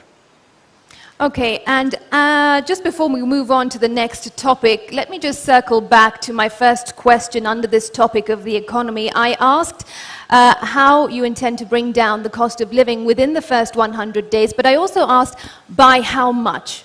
What can Kenyans expect from you? How much do you intend to bring down the cost of living? I think that the most I can talk of is by what I will do. It's by what I will do. So you don't have an answer to that? It's what I will do. I believe as a nation now that even our annual budget should not be 3 trillion. If we did things right, if we preserved our public funds, if we put them to the use they should, our annual budget should be going up to 10, 20 trillions instead of 3 trillion. If we had done things right, we should not be, and we are not unthankful, we are thankful, just rejoicing that we have got 22 kilometers expressway. This nation will be full of expressway, hundreds of miles. So I am really talking of, if I can give an estimate from here, I can't remember what we have said, bringing the cost of living. I tell you what, even if out of my 20, 30 trillion Kenya shillings, which I believe is both out there and wasted, we got 10 trillion. this nation will be flipped upside down. I read something this week in one of the dailies. It was in the Nation newspaper. Let me give credit to an our report. And they say that the current road network, which we understand infrastructure 11,000 kilometers, that's what we built. We built it with 1.5 trillion. Look at what 1.5 trillion can do. What if you have 10? What if you have 15? What if you have 20? Kenyans, I'm asking you to take a journey with me. Visualize, close your eye, and see a nation 59 years, what it should have been. The other nations we talk about, as I look at you, New York, London, Singapore would be looking up to Kenya. Okay. That's what I want to make Kenya to be. Okay, and we can't end this topic before we talk about employment. It's a huge issue in the country right now, and a number of Kenyans are not employed, particularly those leaving school who are looking for jobs, and even the adult population. Some of them even above 40 years are not employed. And it said statistics also show that about 63% of Kenyans tonight will go to bed without a meal on the table. What is your plan for this group of people if you are elected president to create employment to this country? We've had promises of 1 million jobs a year, 800,000 jobs. What is the Agano plan for this? Might I interject and ask also, how will you create more jobs in the formal sector? Yes. We have looked at that issue. It's close to our hearts. I feel you, I feel Kenyans, because things are bad out there. Things are real bad. We have said in our manifesto that we will endeavor to create employment at all levels. With the 2010 Constitution, we went devolvement. And one of the things we have said in our manifesto that when we bring our funds back, when we stop the siphoning, the 2 billion, when we arrest those people who have made it impossible for the government or the president to move forward, we will give from the national office 40% to the devolved units. And we have said out of that, that is far above even but that's above the 35 that BBI was promising. That even beyond that, we want to ensure that 50 million at least goes to the lowest unit of development, which is the village council. And there are people who would say, how would that happen? And what benefit will it have? For us, we devolved money. Unfortunately, we also devolved corruption, but we never devolved decision making. We are interested, we want Kenyans to decide what they want to do from the lowest unit, the mtaa, the village, the nyumba kumi. And why is this important? Because some part of the job creation will come from there. It is there they will decide we need a road to this area, we need to make a cattle dip if there are areas without. Is there they will decide that we need to have this milk processing. And out there, there are so many youth. It is down at that level where they know their needs are. So that is one way that we'll be able to do that. Secondly, we will be injecting money. I think the picture I would like to bring out to all Kenyans and those listening is, I am not just proposing things we'll do, but I am saying in my government we will have money, and that the money is somewhere. If the money we are talking about comes, we have talked about how we should be able even to give to the youth, to give to the workers, not less than 500 billion Kenya shillings. Because assume that money comes back, or even half of it, or even a quarter of it. Look at the wonders it can do. We've also talked about skills as being important. People need skills. We've talked about giving money to young people so that they can do startups. We've talked about getting rid of certain taxations so that Kenyans can be able to move forward. So we've talked again at bringing back cottage industries, and there's a sense in which they are coming back. Because like when I was growing up in my home area, I was born and grew up in Nakuru County, and in a small town known as Turi.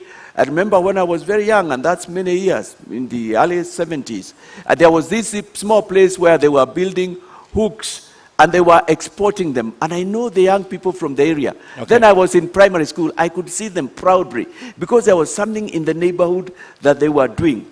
In my hometown also of Molo, we had things and concerns that were going on. We had, these last 20 years, we have had a potato industry. The last I heard about it, it hadn't started off. And I'm saying taking industries. So we have had what we are calling pesa mashinani, madaraka mashinani. Let decisions be made there. So we will inject money. Okay. We will inject goodwill. A potential voter for you has a question for you. Let's take the question.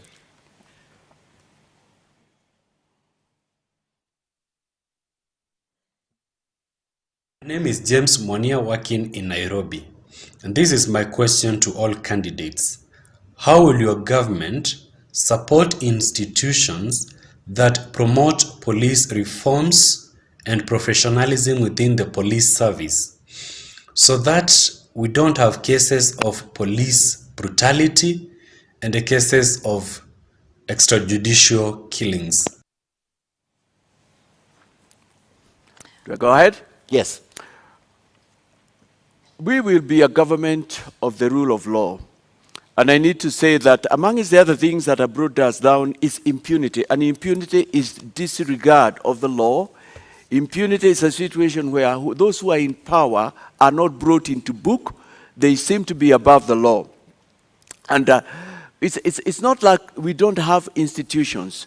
We will strengthen judiciary. We will strengthen our investigative units. We will pay them well. We've talked about that. We have, in our manifesto, we have talked about 12 covenants, and one of them is covenants with men and women in uniform. We will give them modern machinery.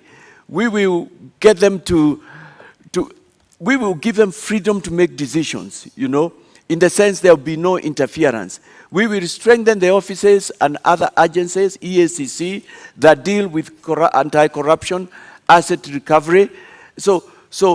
And in matters extrajudicial killing, we'll bring back the rule of law. It's because of impunity. You know, corruption comes with a lot of things. It comes with all those evils and ills.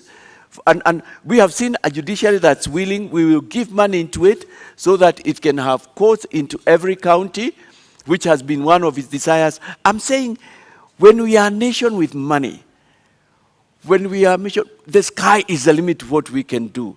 But also when there is goodwill, which is what I'll be bringing from where I am, we should be able to stop all that extrajudicial killing, bring to book, indeed, even revisit those which have not been adjudged to date.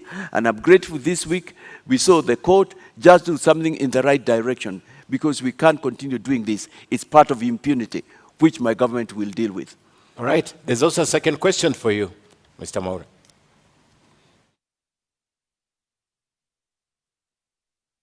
My name is Jacqueline Kagu. I'm a mental health advocate in Kenya. And I want both parties to explain what they have in store for mental health in this country, given that in mental health, Ministry of Health has allocated 0.3% to mental health, which is very little compared to what is in store for in matters mental health. And given that Mental Health Amendment Act 2022 is almost being signed by the President of this country. Sorry, Ken, I missed a little bit of what she said. Issues of mental health. Mental health, yes. Yes.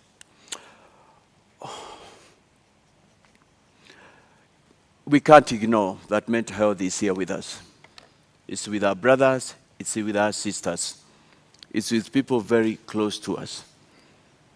And that's why I think the suggestion, one of the reasons, the suggestion to introduce, to rigorize the growing of bang in our nation, that's why I'm opposed to that. And I know you'll be asking more about that question. Mental health is sort of, I personally have had people close to me who have suffered from that. And we need to start tackling that. We need to come up. We have said a lot about in our covenant, Agano na Wakenya kuhusu afya, concerning health. In our hospitals, this is something we will want to give a lot of attention to. Number one, we need to start tracing it from as early as primary school, if not high school, because one of the problems we've had is ignoring that mental health is real and it exists. Number two, we need to come up with what other countries have done. And other countries have come with means and ways and means, where there are even lines where you can call because you feel like taking your life the next 1 minute, and you get a counselor ready waiting for you. We need to come up with places that the government has oversight over. Right now, I'm not sure, I can't say 100% that the government has oversight over rehabilitation. I was checking the other day and it was not clear to me who licenses or how they should be licensed. I mean, and right now it's at very high level with the problems that we have to come. We will give enough money to our health sector. We've talked about at least a 5-level hospital in every county. And in it, we will demand that there be established a Department of Mental Health. How much is enough money? You know what we've been saying? We have 12 covenants with Kenyans.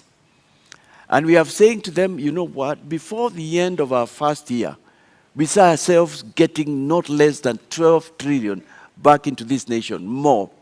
And we have gone as much as saying, we are saying no to corruption, bring our money back, and we have even been had to say 1 trillion for every economic sector in Kenya.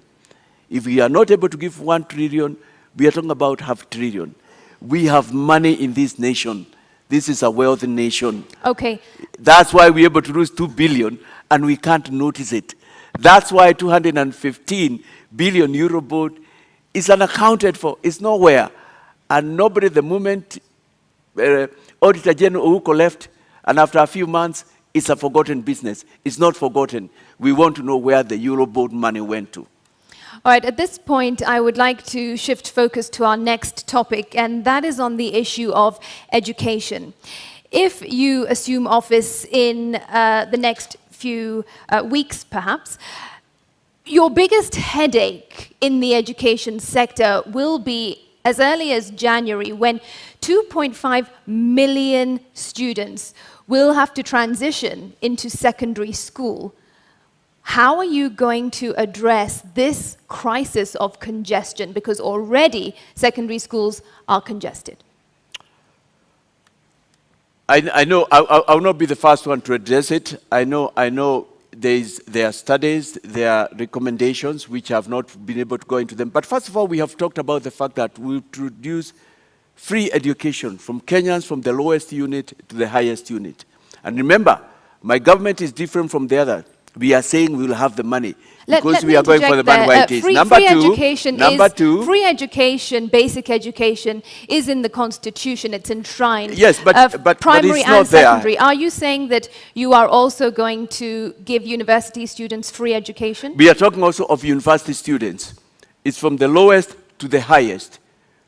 And that's something apparently I have found almost every. How are you going to fund that if already our education sector is in a crisis? I am the only candidate who has a solution to where we'll get money to fund our economic. I am the only one. Look at my proposals. I'm the other one who is going for the juggler. And I'm not just that, I am saying we'll go even for the big fish. It doesn't matter who you are. If we have an abacha in this nation, we'll get money from that abacha. That's what we are saying. We are so serious on this matter. But to come back to your question, education is a problem at many levels. We've talked of free education.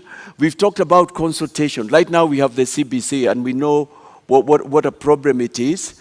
And we will sit down with the stakeholders. We will consult. We will have to find ways, but I think we are going through the first period of the problem is the CBC. Like, but I'm not.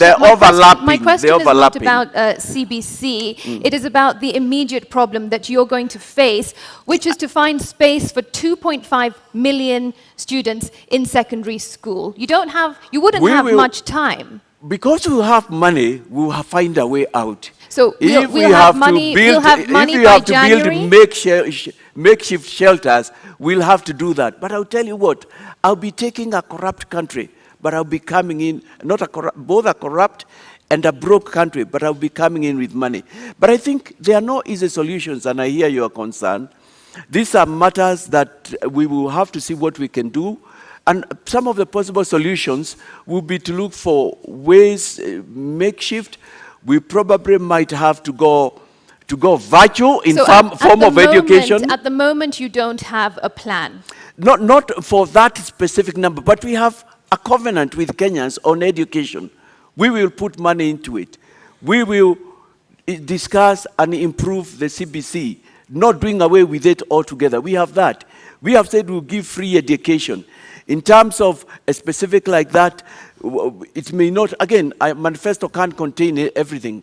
But we'll have to find ways. Everybody must go to school. If we have to do it virtually, we will have to go that way. If we have to turn some government offices, I don't know, I have not thought about it. Every Kenyan must go to school, must get a learning. It's a problem, I agree, but again, it's a problem we have inherited, and we have to find ways. As a president, I will not sit back. But with money, the sky will be the limit. You know what? Even classrooms, through fabricated materials, you can build classrooms in a matter of weeks, if not days. You understand, there will be money in my government. You understand, I want to ask you more about education, but you understand even getting that money to Kenya, the money that you're targeting, must be an issue of legislation, must be an issue of the law. You know, it's at two levels, Ken. I'm talking, first of all, of our money out there, but I'm also talking of wastage from here. Okay. Kenyans showed us in the year 2002 that we can stop corruption. And there was goodwill. Unfortunately, we did not move on and build on that. And when we came back in the current government, we have even gone back to way before the coalition government. Okay. I mean, I know because of the steps we are taking, even by waiving away 50% of pay, Kenyans will sit back. Kenyans love their nation. Kenyans know they have a great nation and say, why are we doing this? It's not right. Okay, let me take you back. An Agano government of Mwaura Wahiga is seeking to improve our lives. He wants to make us a first world. What we are doing is not right. And not only that, we will defend whistleblowers. Kenyans will talk. Kenyans will talk, come to the truth, and the Recovery Commission and tell what is happening. I'd like to take you back now to CBC because you mentioned it in your statement. Most parents are crying out and saying it's not working, it's very expensive for them. Some teachers also, including the Teachers Union, NAT and Kupe, took a stand on CBC earlier on.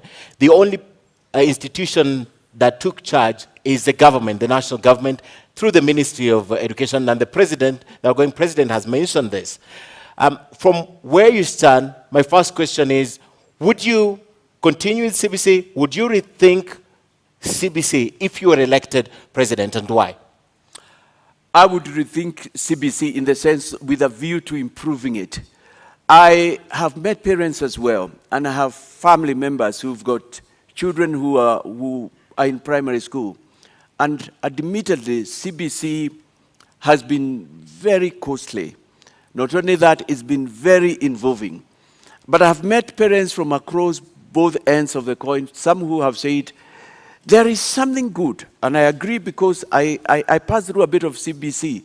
I went to school when we had subjects known as hard work, technical subjects, subjects known as agriculture, where we carried the whole into school. And by the time I was grown up, there are things I could do for myself because I've been exposed to them. We'll sit down with stakeholders and seek to improve it. It can be good for the future, but right now it's expensive, it's demanding. Kenyans don't have money.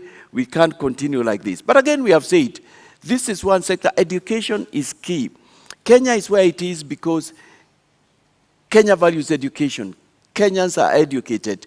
We can't go back on this. Right now, we are into ICT, and we would like Kenya to be the country that's leading in those areas like other countries. Okay. So I have answered your question. We will think with a view to improving. One of the biggest voting bloc that perhaps you're looking at as a presidential candidate is the teachers of this country. And the teachers of this country have had a very bad run, according to them, with the government, the outgoing government. And they're wondering today, would you guarantee their interests if you were elected president? And would you put NAT back, for example, to where it was probably 10 years ago? Oh yeah. We have spoken about education. We've talked about increasing salaries to the men and women in uniform.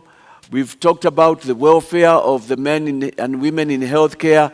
I mean, part of the money that should have gone to meet the needs of these people, and they are very critical.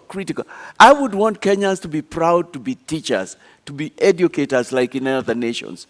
I feel proud when I go home and I meet Mr. Opondo, who is now going to almost 100 years. I haven't seen him in quite a while, who was my primary school teacher, and he is still there. He made me who I am. I feel very proud to walk around and meet policemen who are doing a good day's job, but they are not paid well. They are housing and so on. I am proud with the little security I've granted to meet young men who love their country, who are doing their job, who want to move forward.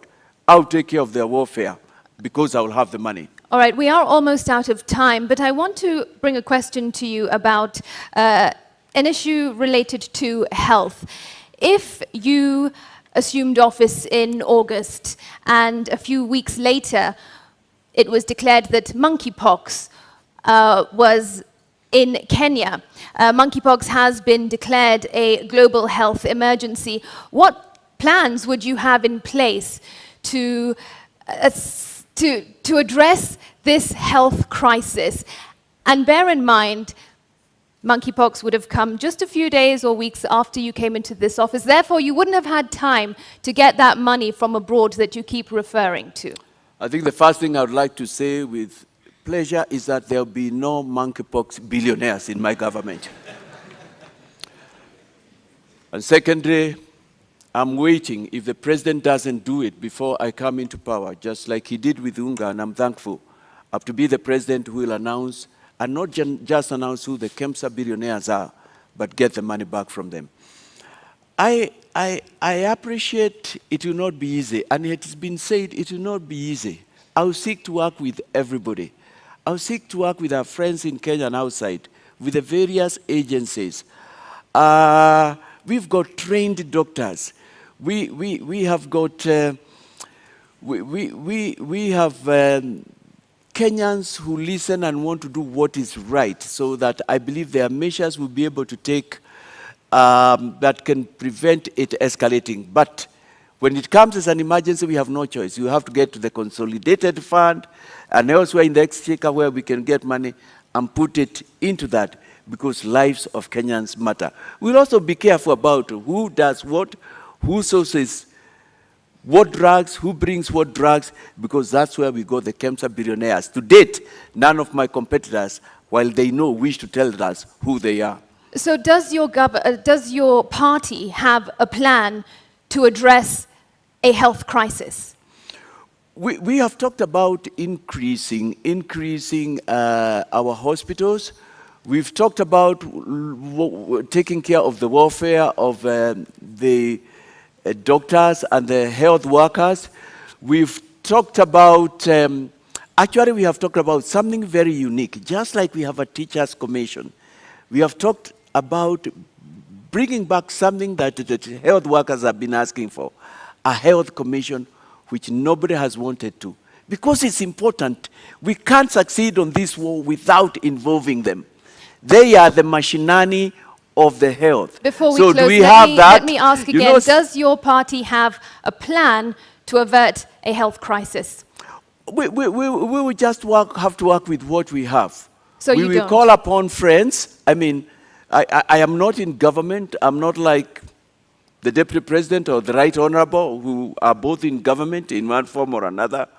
I mean, we'll just have to work with what we are. We will call upon friends, our neighbors. We will call upon all doctors. It will be a crisis. And we will ask Kenyans, this is where we are. We'll be transparent. And the international community we've seen it come to the aid of various nations. Kenya is a friend of many nations. Okay. We will get help. We'll cross that bridge when we get to it. Mr. David Wahiga Mwaure, thank you so much for coming to the debate tonight.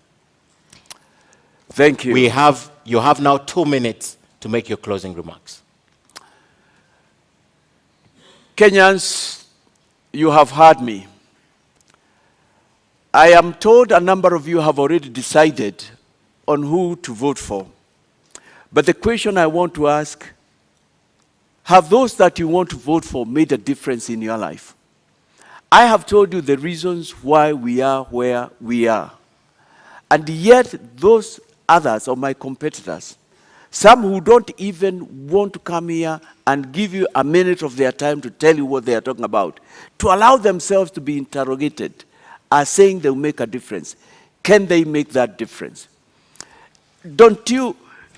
I am saying to you, and don't you feel with me, that we are here because we have recycled leaders, and we are at a point where to move forward, we need to break some glass ceiling. I am telling you, I'm the real deal. There comes a time when hard decisions have to be made. Yes, I'm not part of them, and I've not been part of them. I'll come like the biblical David, of whom, as I said earlier, it's written, he shepherded Israel by the integrity of his heart and the skillfulness of his hands. I want to be that leader. I'm the real deal. Mimi ndiye nitabadilisha Kenya kabisa. Naomba kura zenyu. Thank you very much, Mr. Wahiga.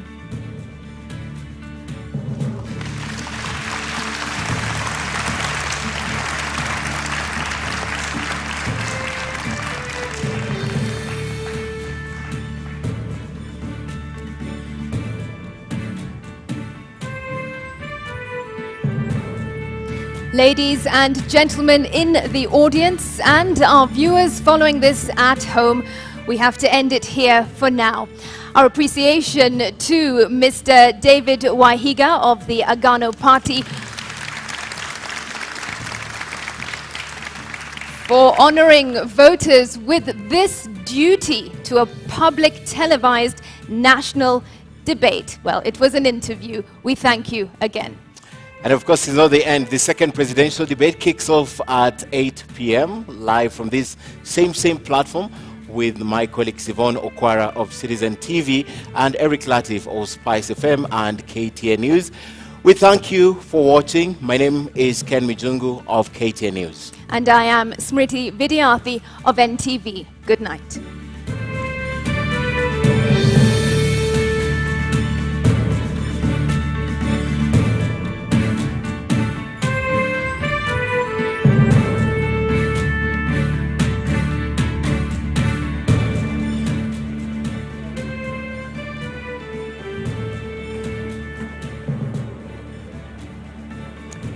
All right, so the 90 minutes are done. David Wahiga Mwaure making his case in front of the Kenyan people. Of course, his opponent, Professor George Wajackoyah, who was expected to take that podium, the empty podium that you saw there, did not come for the debate. He sort of came and left. But here we are. We have listened to the Agano Party presidential candidate for the last 1.5 hours. And here with me, I still have my panel here. None of them has walked out. I need to emphasize because it looks like we've had a dramatic evening here. Dennis Kabara is still with us here, Professor Alex Awiti, Sheila Masinde, Wanjiro Gikonyo, and of course Houghton Irungu. Houghton, I'm a bit scared to give you the platform because the moment you start speaking, someone will arrive. But let's see. Maybe that's a good thing, huh? So give me 2 chances. We'll give you 2 chances and we'll be set for the evening. But I wonder what you picked out from Mwaure's 90-minute in the limelight, as it were. So I picked up two issues. I think the first issue I picked up was really this idea of a redemptive leadership, a leadership that is grounded in faith, not necessarily Christian faith, but values and ethical values at that. And that was something that was really important.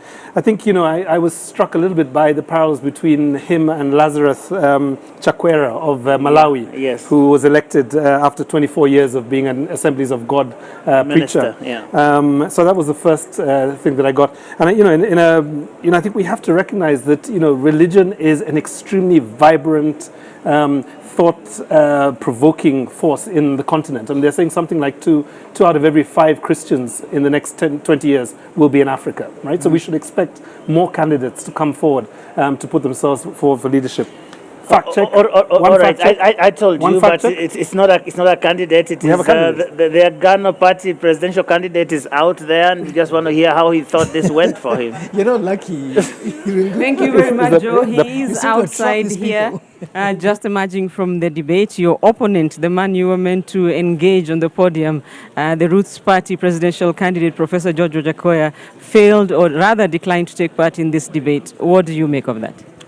Well, I was very disappointed and doubly disappointed because I actually saw him driving, and I can't understand why he should come all the way here to say he will not participate. As leaders, we must allow ourselves to be interrogated. I feel a sense of freedom.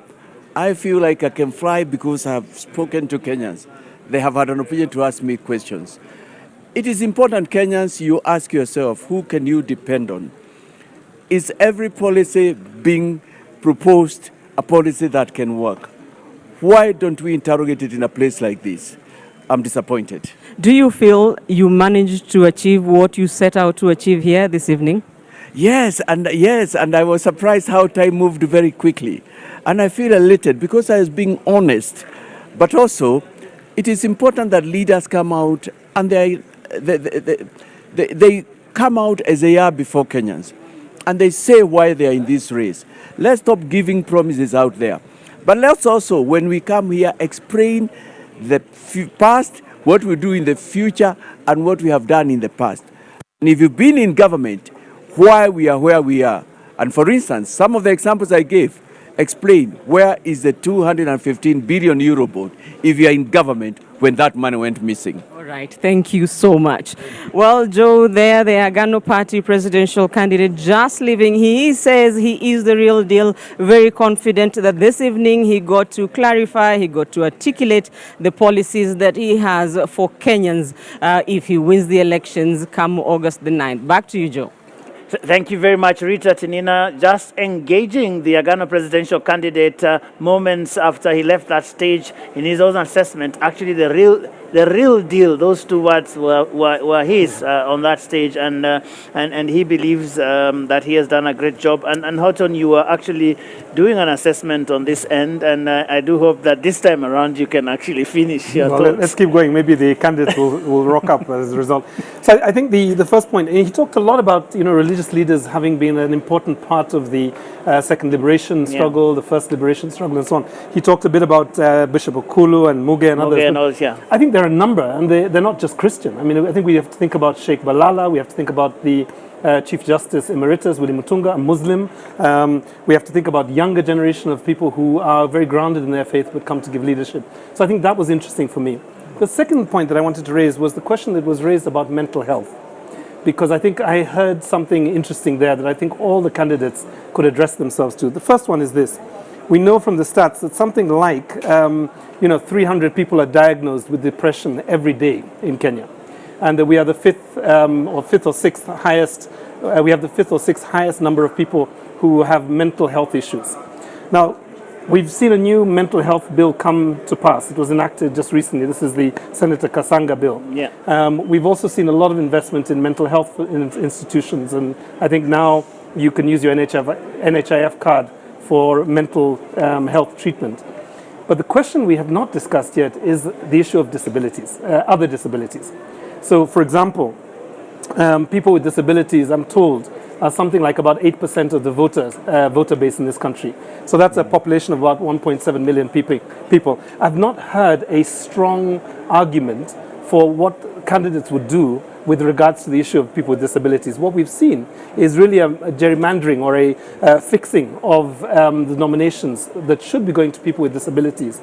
And did we not see something like 79 party lists rejected just recently because people were using spaces for minorities and exclude marginalized communities for others? And I think we need to see more focus on all of the disabilities in the electoral race in the last few weeks of the elections. Thank you. And Professor Awiti, Houghton talks about this contrast that Wahiga Maure was trying to draw between himself and the other three gentlemen who are running for president in the country.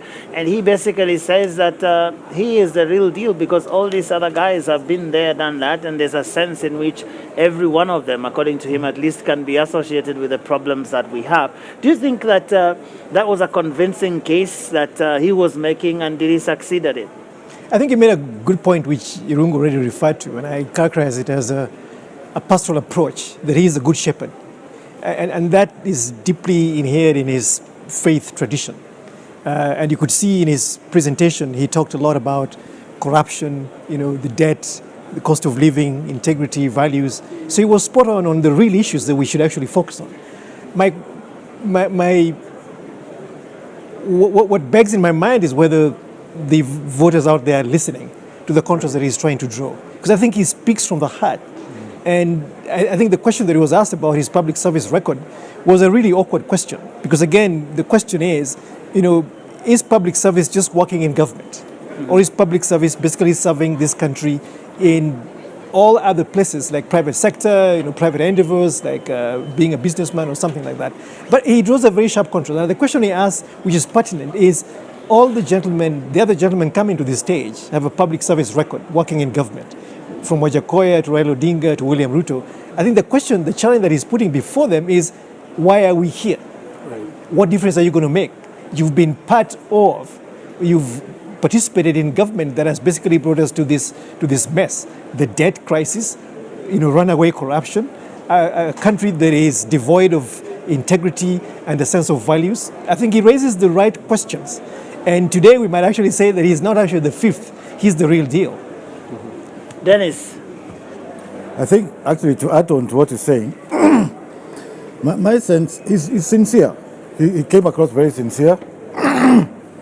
His manifesto, of course, talks about restitution, and he talked a lot about that. My overall sense, it's a bit like the Constitution. It's ahead of its time. He's ahead of his time. If you see what I mean? He talks about things that I'm our curious politics about that. is not... What do you mean he's ahead of time? Where is he and where are we? The things he stands for are ahead of where we are. Let me put it that way. The values that Alex was referring to, that Irungu was referring to, it's not where we are. But I mean, that is interesting because I've heard people say that what we've had in this country is national decline, that we have this regression that has happened in this country, that if you talk to anybody, whether it is about public transport, whether it is health systems and all that, there are people who actually said things used to be better. So I'm wondering whether we have regressed, as people say, or we are yet to get to that place where he is, because I find that a very interesting. My sense is, before the others, I think my sense is we have allowed standards to drop. Yeah. We have accepted falling standards, and he's basically saying this is the standard we should be at. Wow, Sheila. I like that this, do I call it an interview or a debate by himself? Yeah. That it started on the topic around values, ethics, morals. Because that's music to our ears. Oh, music to my ears. Yes, because it's something that we have really talked about for some time since we passed the Constitution. What are the ethical and moral standards that need to be applied for those who are serving in public office?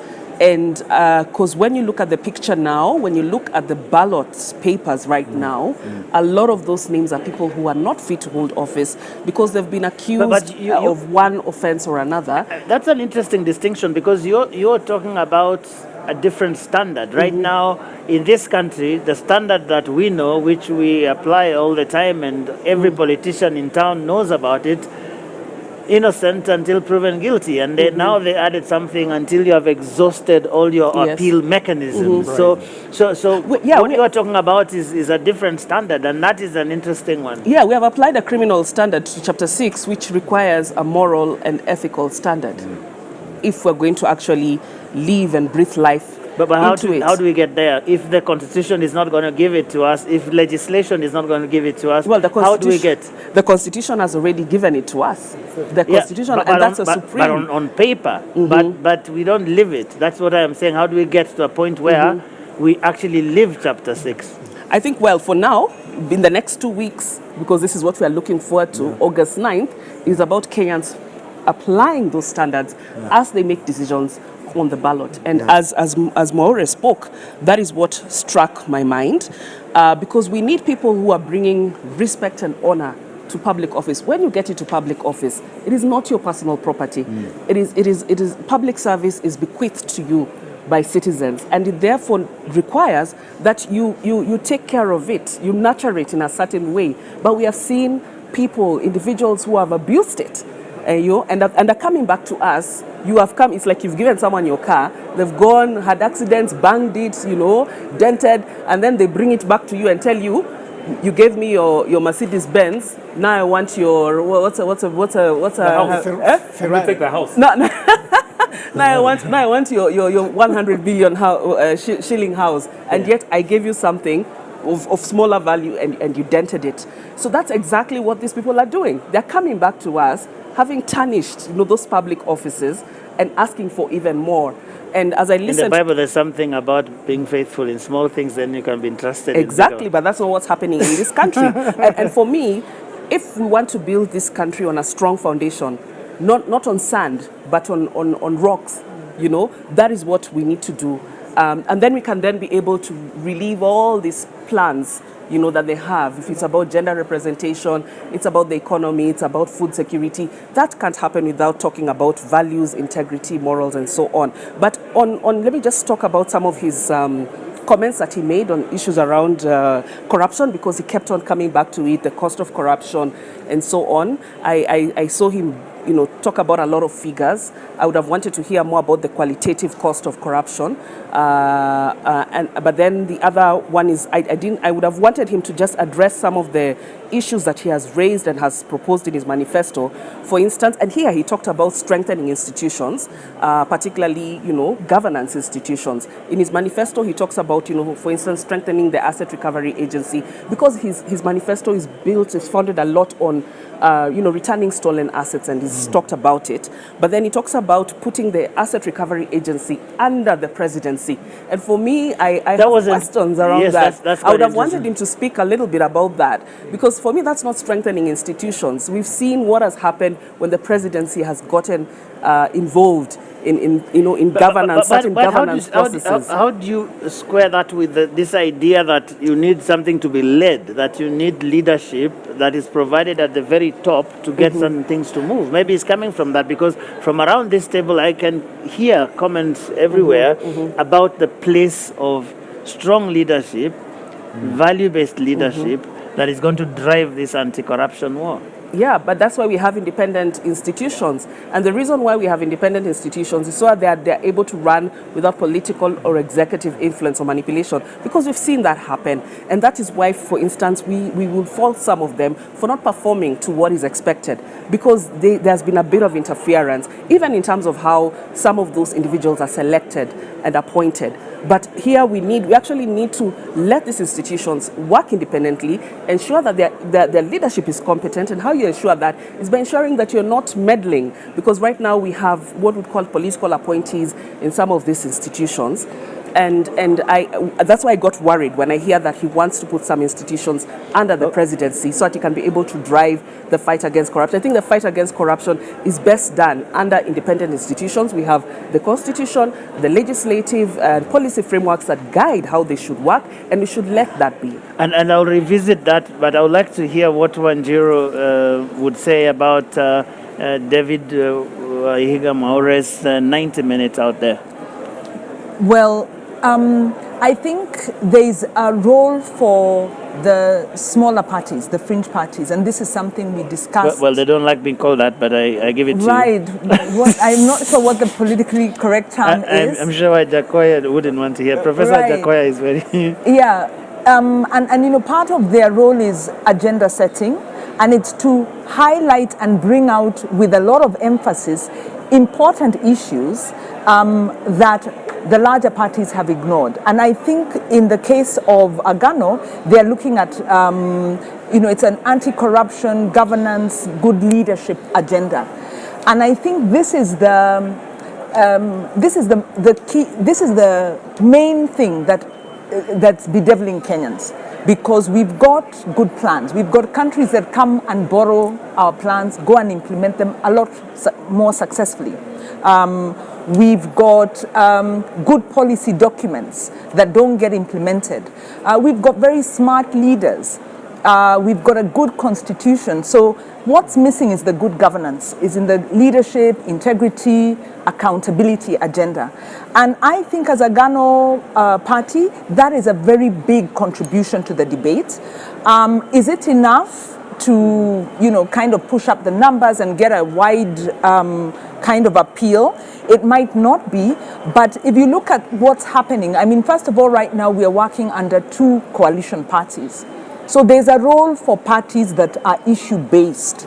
And as long as we are doing coalition building, as long as the party then is also serious in terms of not just showing up around elections, but staying in between, there is a role for parties that are issues-led. And this, I think, is the central party, central issue bedeviling us. It's interesting that you're saying this is the central issue, and it is being championed perhaps more than anyone else by a party that you call fringe, because it is a small party. It's not as big as the behemoths that the coalitions are. Isn't that an interesting paradox in a country that the things that we say are important here don't seem to be pushing the electorate in any one direction? As a matter of fact, there is no evidence as we speak now that corruption, for example, would make people not vote for someone. Yeah, it is a paradox, but maybe we can look at the example of like the green movements, where you've had smaller parties, where you've had what was maybe a bit of a fringe issue, but a very important issue, now come to the center stage. So I really agree with what David is saying. Actually, I agree with all the panelists that it's very important to keep it on the agenda.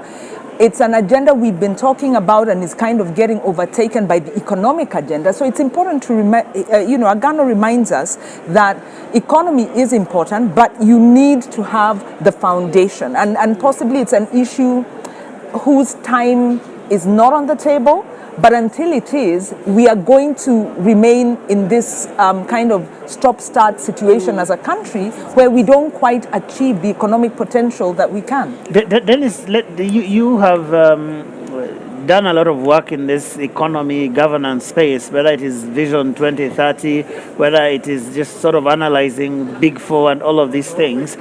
And there's a question that's troubling me here about the nexus between corruption and the economy, because it almost seems to some people that it is either or. And yet, what I'm hearing around this table is that they are inextricably intertwined, that you actually don't talk about the economy in any exhaustive way if you do not talk about the impact corruption is having in terms of impeding economic development. Sure. You can't talk about the economy without talking about corruption. I think the arguments that are being made now, from what I'm seeing from the other parties, is that corruption is not does not have such an effect as it should. I think that's the wrong argument. I think this guy's argument is good because it goes back to basics. For me, corruption is the opposite of policy, if you see what I mean. So that every corrupt act is the negation of a policy act. Yeah? So if you're not doing the policy, which is the good thing, corruption is the bad thing. So you can't fix, and that's how you fix the economy. You fix the economy through policy. So for me, these things are completely related. They are related. I think the only point I'll make is, I don't know where his numbers are coming from, the 12 trillion, 15 trillion. I'm not sure about that. Yeah, even Houghton wanted to fact check him, but let's hear. He makes a good point. A lot of these manifestos that are being thrown at us are all visionary. But there's no one telling us about legacy. And by talking about these things of 12 trillion or 1 trillion or whatever outside, he's telling us fix the legacy thing. But that's one number I want to hear from you. We've been told every day that because the president said there is some 2 billion that is lost every day. I don't know whether you share the view that that is possible, whether that is, because I've heard certain parties, and he also referred to him quite a bit, to that question of 2 billion quite a bit, and it's almost as if all these parties are beginning to even make policy proposals with that as a key assumption. I think that's exaggerated. I think 2 billion is probably the total of misaccounted and unaccounted for money. I don't think it's all theft. I don't think so. Okay. I think 700 billion is high. 700 billion, a third of the budget. 2 billion a day. 2 billion a day is how much annually? That's it's 700 billion. That's a third of the budget. Right. Yes, but in terms of the minister, but didn't the Auditor General talk about a third of the budget the not being Minister of accounted? Finance has said that we lose in terms of tax expenditures, taxes, revenue unaccounted, between 600 billion to 700 billion a year. It's now 300. Pardon? It's now 300. Well, this was in 20. It was in 2020. You have recklessly mishandled, or does it mean that somebody has stolen it? I think The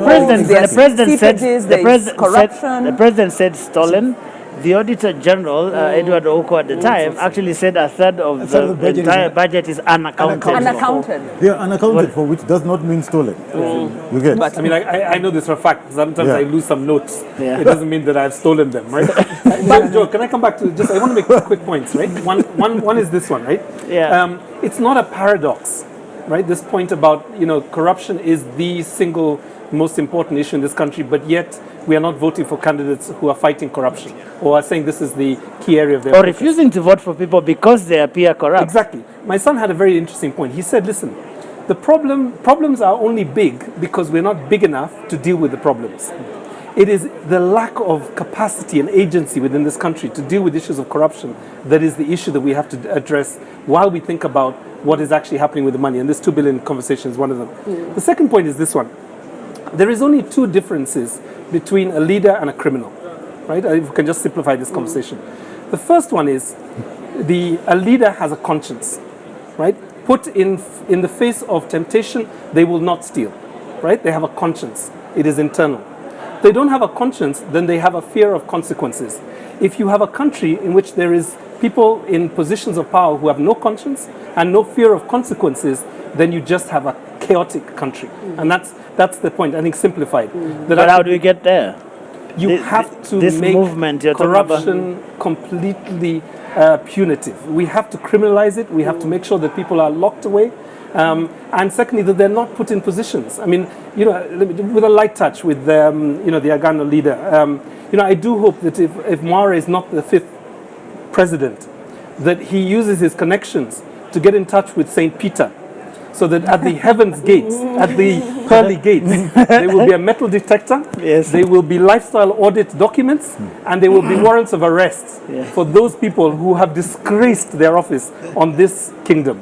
I think that's just another opportunity for Mwaura. You see why I was raising this thing. Look, you were talking about corruption, making it difficult, making it costly and punitive and all of these things. But we saw, like, I think it's Sheila who mentioned someone, the former MP for Sirisia, he was jailed. Now the case is going through some process and whatever, but the guy is on the ballot and who knows, he might get elected. So how do we get to that point where people actually have it in themselves that if you stink of corruption, look like corruption, walk like it, I won't touch you until you sort out your issues? I mean, how does it become question for me is an electoral issue? Transparency International have been doing, really, which is that the ethics, the Electoral Commission should not have allowed them to come before us. Yeah. Because that is my simple because when response. they go to the people, I mean, we've heard in this country somebody says, "Kama ni mwizi, Ni mwizi wetu. Yes, it's a thief maybe, but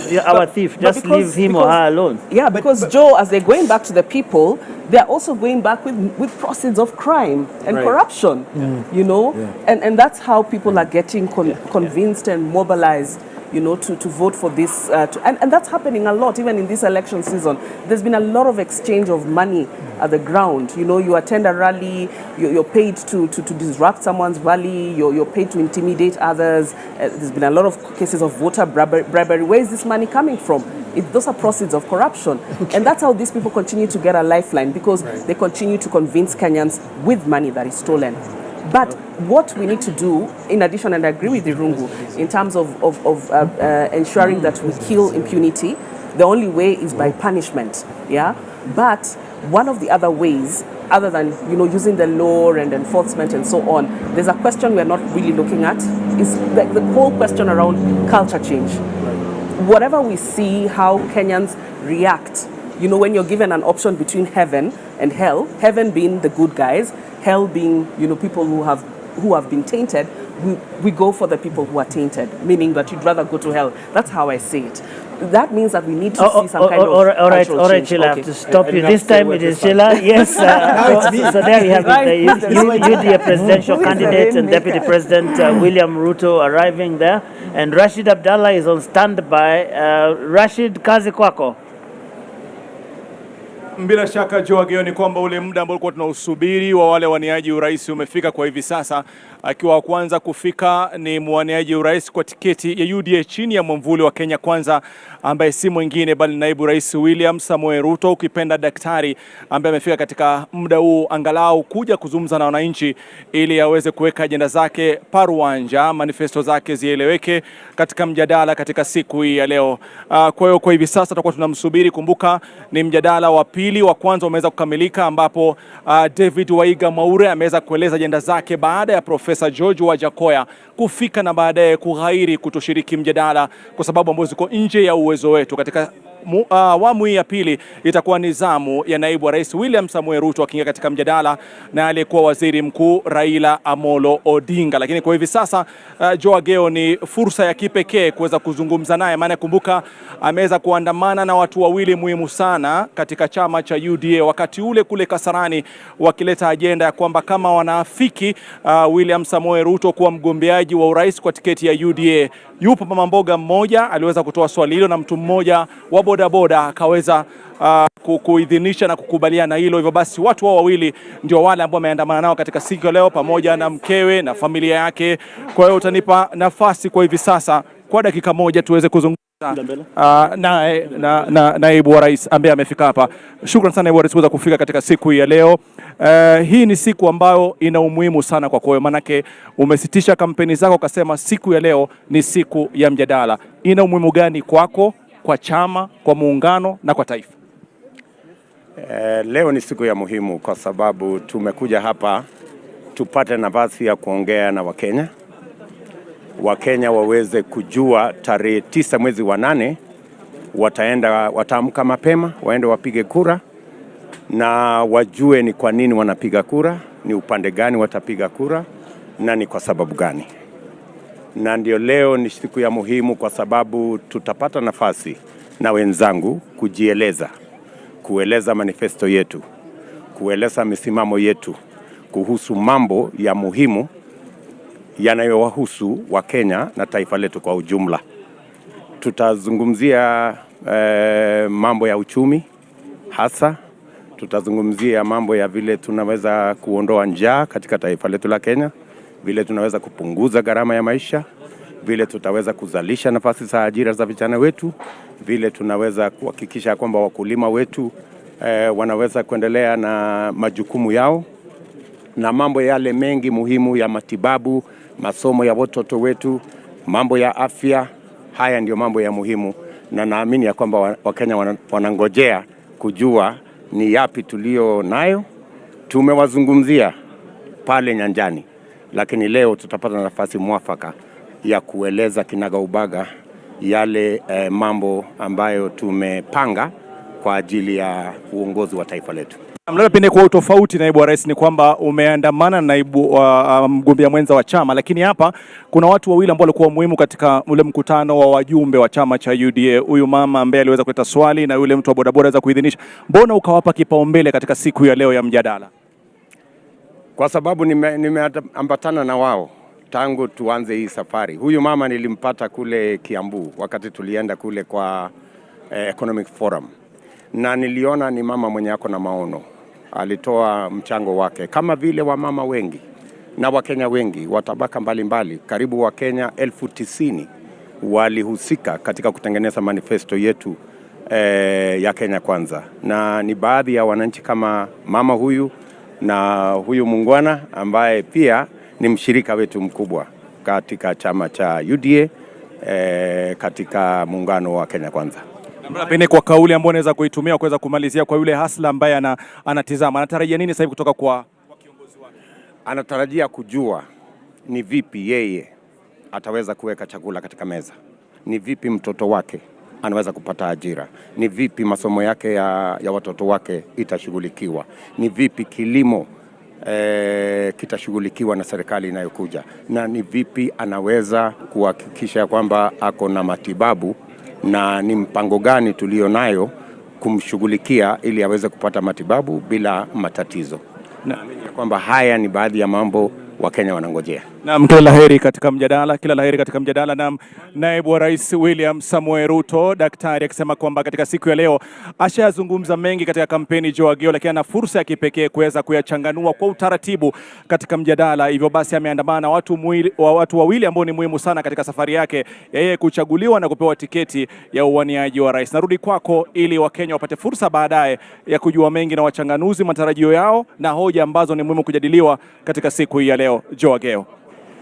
Shukran. Rashid Abdallah there speaking to the Deputy President who is the UDA presidential candidate in the Kenya Kwanza coalition in this election that is now just 13 days away. Dr. Ruto there talking about what he believes is important for the country and sort of giving a glimpse of what he hopes to talk about during this. And interestingly, Professor Witi arriving with his entourage, which includes the two people we saw who endorsed him, Pauline Waithera and Kelvin Okoth, sort of trying to remind us of what he has been saying out there in campaigns. Well, the DP is a master of optics, and I think this is just basically one of those instances where he uses to full effect essential imagery just to construct a narrative that endears him more to the ordinary Kenyans, because those two people are very unlikely participants at this level in this country. We don't see ordinary Kenyans flank presidential candidates. But I was just about to say one thing. The reason why ethics, integrity, and values are subordinate in our political discourse and in political organizing is because the basis for political mobilization is still ethnic. If you look at Raila Odinga, he gets onto this stage because he has a strong support of the Luo community. Look at William Ruto, who has built an interesting coalition between his Kalenjin community and the Kikuyus. Mwaura does not have that luxury. And therefore, when he rides on values, Kenyans are not paying attention, because what brings us to this stage to even then invite these conversations are not the important things. These things come afterwards. And this ethnic political mobilization is a huge problem that we have to deal with. But Ruto has been saying this many times that this election is about the economy and all of these things. And some people say that the ethnic question is not as pronounced in this election as it has been previously. Do you agree? It is still a very strong undertone. It is the bastion that you got to start with. And when you see even your colleagues in the media basically trying to figure out how the electoral process is going to go, you always start with what you call the quote-unquote strongholds. In that entourage of Raila Odinga is Kalonzo Musyoka, okay, bringing in the big Kamba vote. In that entourage is the governor of Kakamega, bringing in the Luhya vote. And so you see this ethnic bifurcation being a very critical point of mobilization. So issues that are substantive to the citizens of this country, such as unemployment. How come we don't see youth mobilizing around the unemployment question? That even Maure today was just deplorable in the way that he handled it. He had no great ideas, and even Deputy President William Ruto and even Raila Odinga, nobody has any clue about how to mobilize the economic resources of this country to then create the traction that leads to jobs. We still imagine that if you're going to give us handouts in terms of grants and loans, that every young people can start a business. They don't want a business. They want jobs like you and I. They want jobs like the one that Ruto is seeking, not the jobs like their MPs. This economy of bringing your own job is not working. It never builds economies. And that's a good place, Wanjiru, to kind of segue into this next debate that we are going to have in about 20 minutes' time, where we actually have two campaigns, markedly different in the platforms on which they are running. Both of them saying that it is the economy is stupid, as one American president said, but approaching this economy from very different directions. I wonder what you have heard and what contrasts or similarities you see in the overall platforms of the two main formations that we are about to receive. Hopefully we get both of them. Right. So from my point of view, I think in terms of economy, there's been, and the manifestos, there's a win for Kenyans because there's a recognition of the importance of economy. Both manifestos bring out, of course, the economic issue as the primary one. The language is different, the way they've structured their manifestos is different, but they prioritize agriculture, where a majority of Kenyans are employed. They then recognize that a majority of Kenyans are also in the informal sector.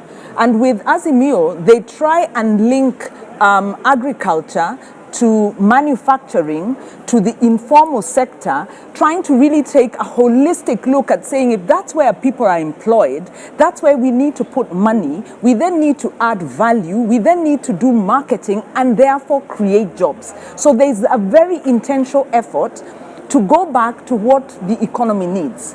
On the UDA side, KK side, they've also done the same. They've also prioritized agriculture. They've also prioritized MSMEs, looking at the informal sector. They've linked that to manufacturing. They also prioritize ICT. So in terms of the priority sectors, you can say they have prioritized both of them and recognize using different language that trickle-down economics is not working, that you really need to engage the majority and be meaningful in that way. So one, in terms of the broad economic priorities, I think they're on the same page.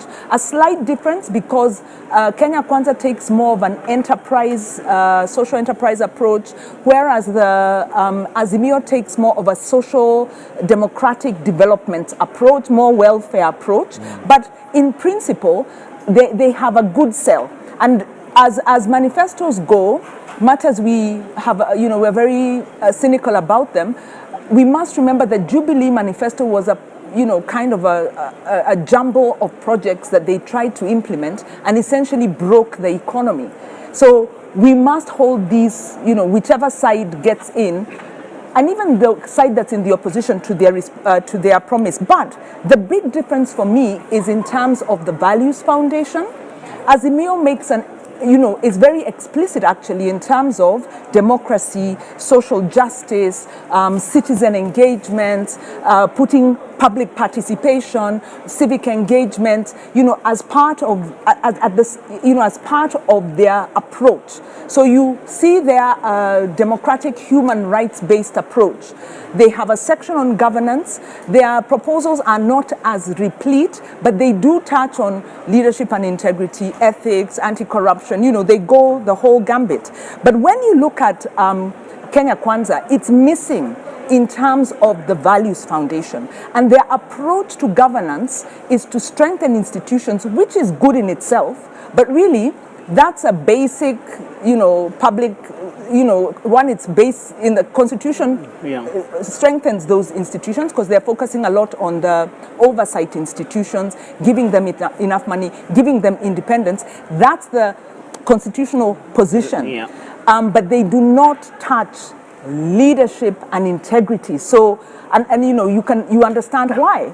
And I want us to discuss that emerging dichotomy, whether that's something that we can look forward to in the coming elections. But Dennis, I wonder what fundamental differences, briefly, do you see between the two platforms that have been presented to us by Azimio and Kenya Kwanza? Do you want us to close the Maure debate? Because I think there's still some issues that we didn't cover. Well, we could go that all night long, but you know we have only 20 minutes for the next debate. So in fact, it is less now. To say something quickly? Yeah, I wanted to say something very quickly. I think either. Dennis, is that you donating your time to him? I'm donating 1 minute to him. 1 minute to me. So 1 minute to him. It's about Wajakoya and facts. He has a very, very strange relationship with facts. And I feel really uncomfortable trusting him at the helm of government. He does not understand, he calls us a wealthy nation. Our revenue yield in 2020-2021 was just 1.6 trillion. In 2021-2022, by June, July to June this year, we're at 2.03. Our budget estimates at 3 trillion. I don't understand where he gets this notion that we're a very wealthy nation. We're really struggling with a huge debt overhang. His proposals about agriculture are really fantastic in an imaginary way. He has got a very agrarian fixation with agriculture. He has no idea about how pastoralism works. His whole fixation about agriculture is throw fertilizer in the soil. So I think this very flippant relationship with facts really undermines the credibility of his candidacy, especially when you want to trust him at an executive level to actually run a state bureaucracy. And probably that would have been great to ask him had he showed up or had he stayed back and you make a great point. But Dennis, you were talking about Thanks, Dennis, for the donation. These two formations, and I don't know how many of your minutes are left, but just in general terms, I think I get the sense Azimio comes across as more looking at the production side, whereas Kenya Kwanza is looking at the market side. They talk about value chains. I think they built their whole manifesto around value chains. Kenya Kwanza. There was a very good differentiation someone made about the two. Azimio is more towards welfare society, whereas KK is towards fair society. So there's a kind of fairness. For me, and then I think Azimio's is very much, there's a social charter. There's a social charter, social contract. I think that's what Wanjiru was saying. KK is very much empowerment. So it's about empowering people. And of course, the detail is different. I think there's some innovative things. I think KK has gone much deeper into things of public finance, talking about securitizing pending bills, an infrastructure bank. You know, they've gone into much more detail on the public finance side. So they're a bit specific on that. But I take Wanjiru's point, by the way. I think there's an important point on the governance. They've instrumentalized it. So there's no underpinning philosophy. Yeah. It's about instruments. Governance is an instrument, right? There are no underpinning values. I think that's a very important point, especially since, in fact, I wanted to make this point. In the foreword to the manifesto, the Deputy President says he wants to do three things. Defend the Constitution, institutionalize our politics, and create jobs. It would be very interesting to see what that means. Okay, Sheila, you haven't said anything. I don't know what you see in front of us if any of these two people were to get to power. What distinctions do you see, especially from where you sit? Well, first, I just want to, if I reflect back on the Jubilee Manifesto and why there were some, can I call them, some promises were dead on arrival, was because they really didn't look at the legislative and policy institutional framework. What is the current framework? That's something that I feel a lot of them are not looking at even as they make certain promises, and that is where a lot of them will struggle. So all the promises, when you look at Kenya Kwanza, Azimio, Agano, some for Wajakoya, I don't agree with many of them, but they're good. They're good. I mean, if they're good in an ideal world, but then the practicalities of what is the current framework, both institutional policy and and legislative for our country that they're not looking at. Particularly when I look at, can I go back to my pet topic on corruption? Yes, yeah. And I, like, for instance, like the DP is talking about giving financial and operational independence to institutions like, those responsible for fighting corruption, the judiciary, and so on, which is good, and which, as we have said, has been a problem, that most of these don't have the resources and even the independence, the muscle to be able to operate. But then there are certain challenges that we've seen, and I've not heard them talk about how they will address some of these challenges to their institutional, functional, financial independence of these institutions. Yeah. But for me, primarily as well, I think that when it comes to the issues around corruption, I still feel like they've looked so much on the issues around enforcement, but we are not looking at prevention. And for as long as we are not looking at fighting corruption from a prevention lens, we'll always be fighting. Okay. Yeah, and chasing after the money. So I'd like to hear a little bit more about how they will actually prevent. And one classic way of starting to prevent corruption is by ensuring that people who have been accused, there I go with my song, people who have been accused of corruption don't get anywhere near public office. So Hudson, you have only 1 minute within which we hope someone will arrive. But you have the last word on this one before we take the break to go to the maybe allow me to keep speaking until somebody shows up, right? No, you have exactly 1 minute. Yeah, I think what folks have said is, I would agree with much of what everybody said. I think, 6 months ago there was no galvanizing idea in the political space. I think we now have some ideas that are fairly cogent, they're clear, they're inspirational, they're aspirational. Of course, we're waiting to see budgets and schedules and the first 100 days, first 180 days and so on. But I think the harder questions will be, for example, what do we do with the parastatals that continue to drain the coffers? What are we going to do with the fact that we have huge recurrent expenditure bills in terms of staffing? Okay. What are we going to do with this pension that Jubilee had, which was to create infrastructure everywhere? And I think so these are some of the challenges. And we can only get some of those questions, hopefully, inside the hall, because we want to take that break right now. And when we come back in the next couple of minutes, we'll be inside the auditorium to hear what the candidate who's arrived has for us, hoping that the other one will arrive at some point. But here we are, taking that break for the second and final debate of the night.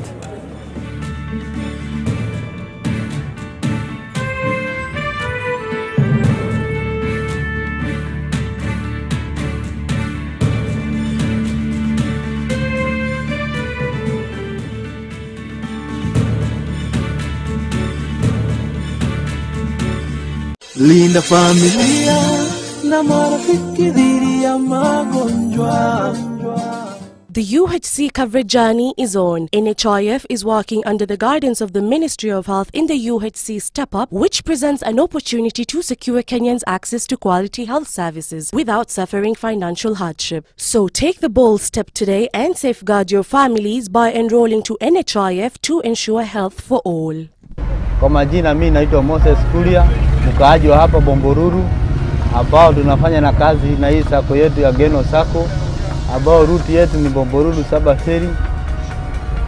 Kwa hii kadi ya bima nilichukua 2013, ambapo imeshanisaidia 2018, ambapo bibi yangu alikuwa anajifungua, tulienda hospitali tukatibiwa, tukahudumiwa vizuri, alafu wakati wa kutoka hatukuitishwa kitu.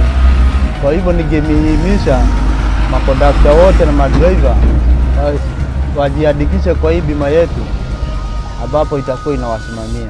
Linda familia na marafiki dhidi ya magonjwa. What is a secondary school in Kenya? It ranges from 106 high-cost national schools educating 3% of the learners, where you find ultra-modern libraries and laboratories, the most experienced principals and teachers, and the best teacher-student ratios. To 7,019, some barely established, understaffed, lacking basic facilities, sub-county schools, educating over 60% of learners. Given that KCSE is the most consequential examination in our education system, isn't it fair that we level the ground for all learners to excel by narrowing the capacity gaps between the worst and best schools to deliver quality education? Usawa Agenda calls for a sub-county schools upgrading program and a change from the capitation model to enable small schools to grow. Without these, SDG 4 is a false promise to most Kenyan children.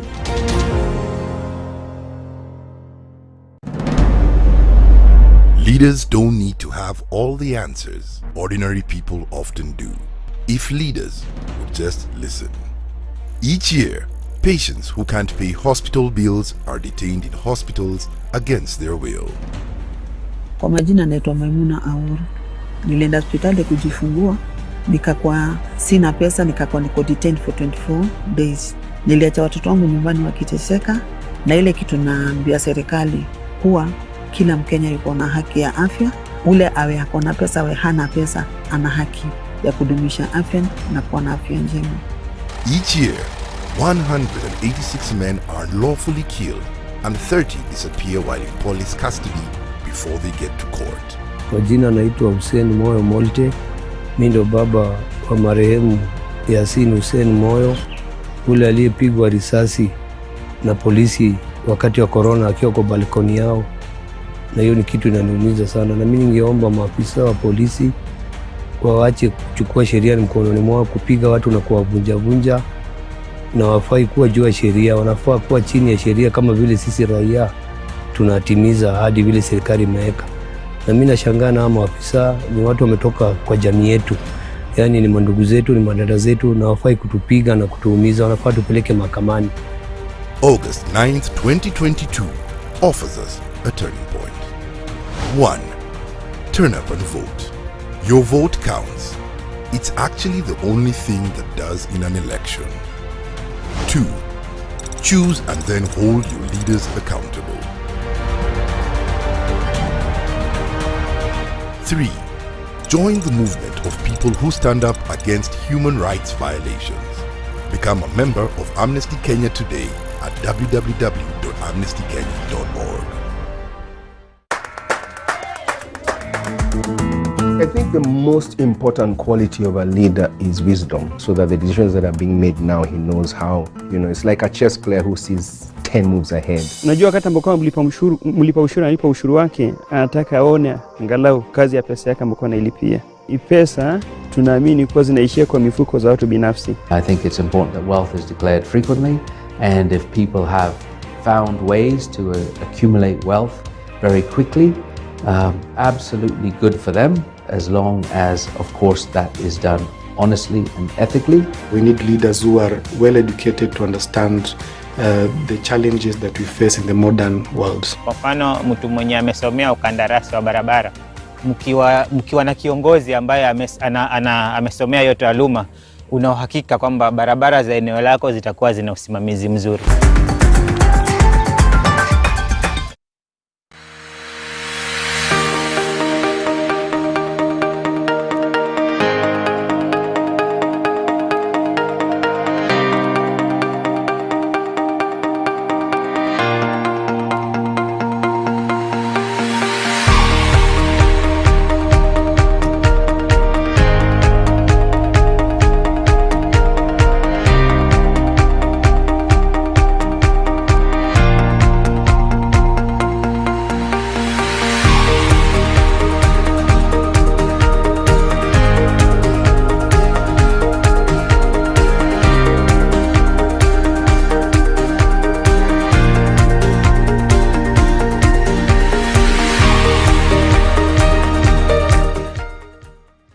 Check it.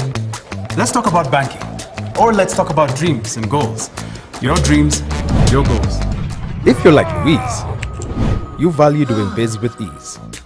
Or maybe you're like Dan, a family man with a plan. At Diamond Trust Bank, it starts with one dream, one goal, one deposit, and one transaction. Pamoja, let's make it happen. So don't just bank with us, bank on us. My core experience can be summarized in a nutshell as one of transformation. I think once I joined this campus, I didn't have a vision of where I wanted to be. I didn't know who I was and what I wanted to do with my life. And I feel like the environment and the people who've mentored me along the way have enabled me to find out who I am and have helped me figure out where I want to go in this life. They have a good quality education, which I 100% vouch for. Enroll at Catholic University of Eastern Africa for courses in nursing, law, business, economics, computer science, education, community health and development, actuarial science, international relations, counseling psychology, regional integration and theology. September intake ongoing at Langata and Eldoret campuses. Email admissions@quer.edu or visit quer.edu. Quer for innovative, marketable graduates. Karibu Cam. By offering market linkages, networking opportunities, and technical assistance, Kenya Association of Manufacturers assists its members to grow and scale up their businesses. Join us and let us work together to grow the manufacturing sector.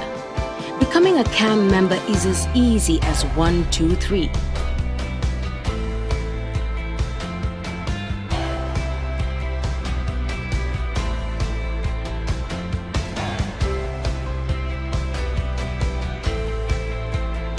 Kenya Association of Manufacturers, driving global competitiveness.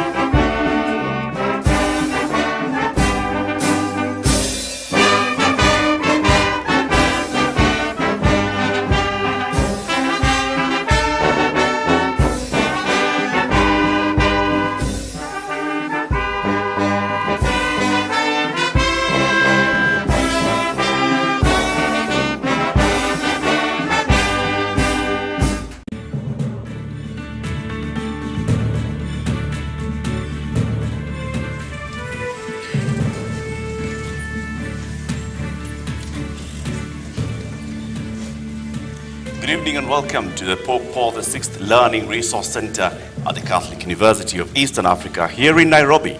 My name is Eric Latif of Spice FM and KTN News. And I'm Yvonne Okwara of Citizen Television.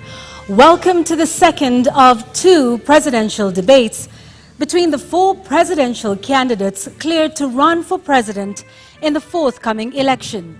This is the last of 6 national televised debates organized through a joint media presidential debates initiative, bringing together literally the entire Kenyan media fraternity. The candidates participating in the debate tonight have agreed to the rules and guidelines requiring them to conduct themselves with utmost decorum, address each other with respect, and extend honor to viewers watching this debate live across all of Kenya's broadcast media platforms. The candidates in the debate have also agreed to observe the highest standards of ethics in their conduct on the debate platform. The candidates are not permitted to carry or refer to their mobile phones or to wear any listening devices, including earphones. Medically recommended hearing aids are exempt from this rule. But luckily, we have confirmed that none of the candidates is on a hearing aid. Ethics and guidelines also remind the candidates that they shall not carry to the debate platform any written material, whether books or journals, manifestos, or any articles, including even handwritten notes. Each candidate will have 2 minutes to make an opening statement, 2 minutes to answer a question, and 60 seconds for a rebuttal. The topics have been carefully selected after a thorough assessment of the state of our nation and the sentiments of the Kenyan voters in various parts of the country. In line with the debate rules and best practice, the questions we shall be asking tonight have not been shared with any of the campaign teams, neither were they discussed or formulated in conjunction with anyone. The questions we shall be asking tonight are entirely our own. An invited audience seated here in the auditorium has also agreed to the debate rules.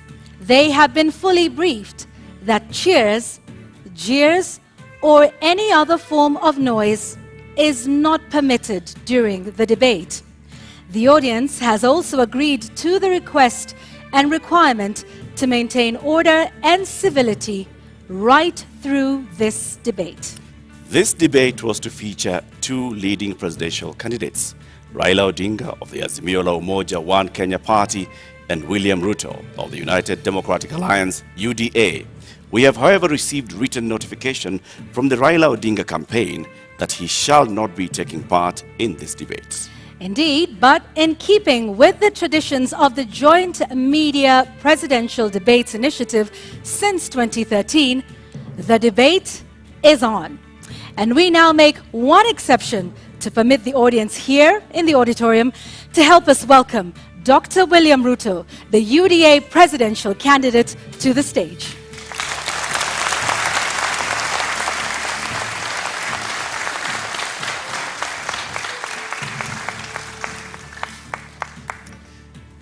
Your Excellency Deputy President, Honorable Ruto, thank you very much for honoring Kenyans with this appearance. We shall conduct a series of question and answer, and whose topics have already been shared with you. We'll give you 2 minutes to begin with your opening statement before we go to the main thrust of the questions tonight. Thank you very much. William Ruto, a husband, to my dear wife Rachel, who is in this audience, a father, to my children who are also joining me this evening in this debate, the sitting Deputy President of Kenya, a presidential candidate in this election, and I have come here to participate in this debate because I have presented myself as a presidential candidate, knowing very well where our country is. We are a country that is faced with mounting challenges. We have a huge track record of what we have achieved, but there is tremendous opportunity out there for more to be achieved. I believe that this is a Mama Mboga moment. We have 5 million young people who are not working. We have 15 million Kenyans who today are blacklisted in CRB. We have 10 million citizens who have no access to credit in the micro and small enterprise sector.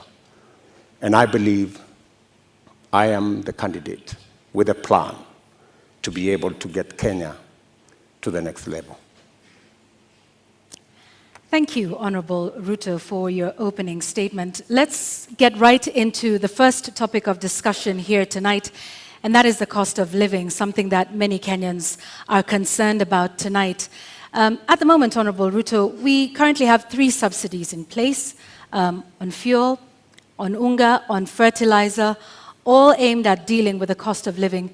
Do you believe that subsidies are the way to go and are the right approach at this moment to deal with this issue? I believe that subsidies can alleviate the problem to an extent.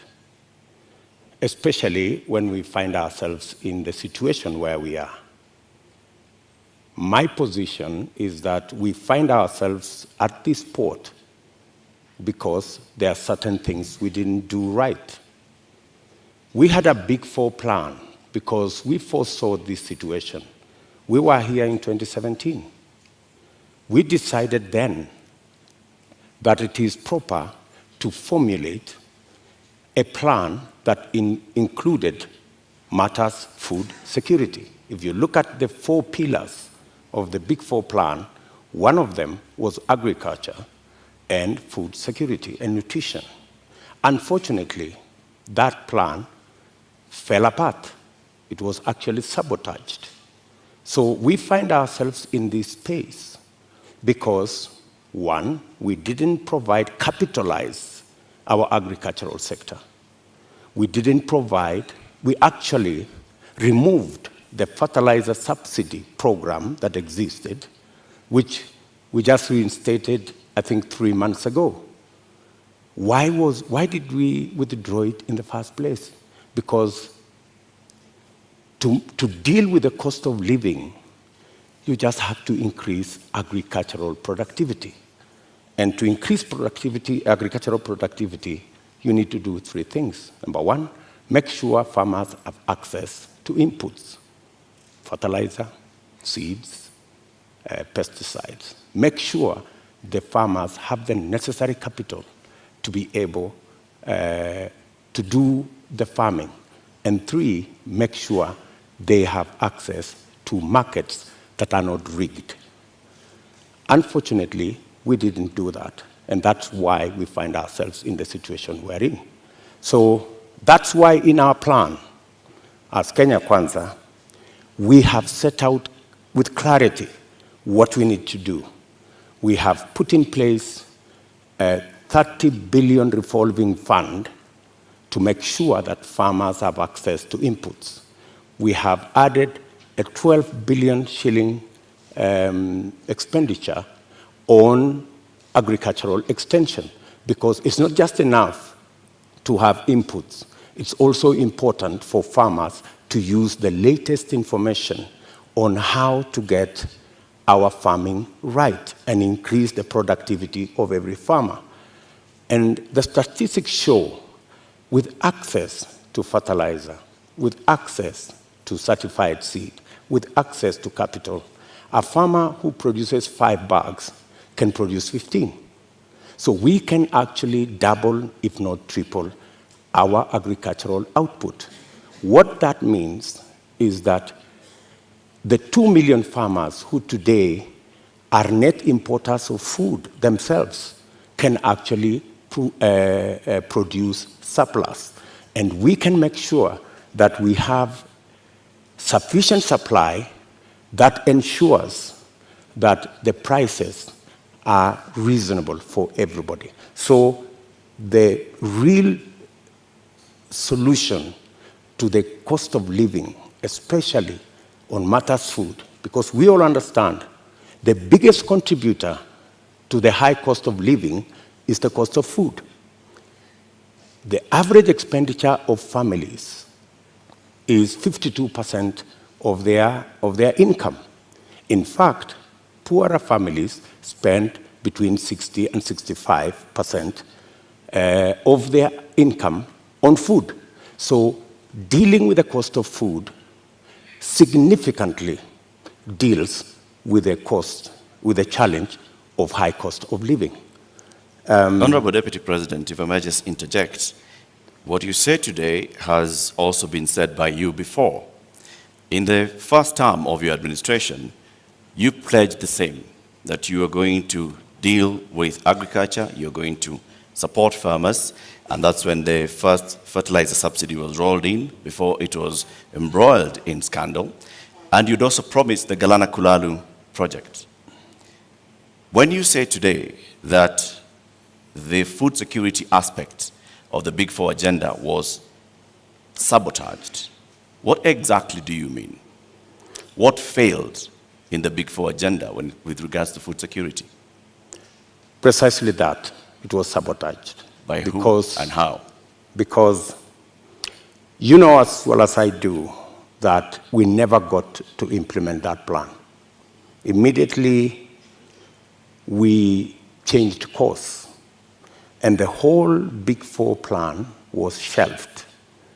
And we went on a tangent because of the handshake equation. We went to handshake, to BBI, and the rest is history. We didn't get the time to do what we had promised the people of Kenya to do.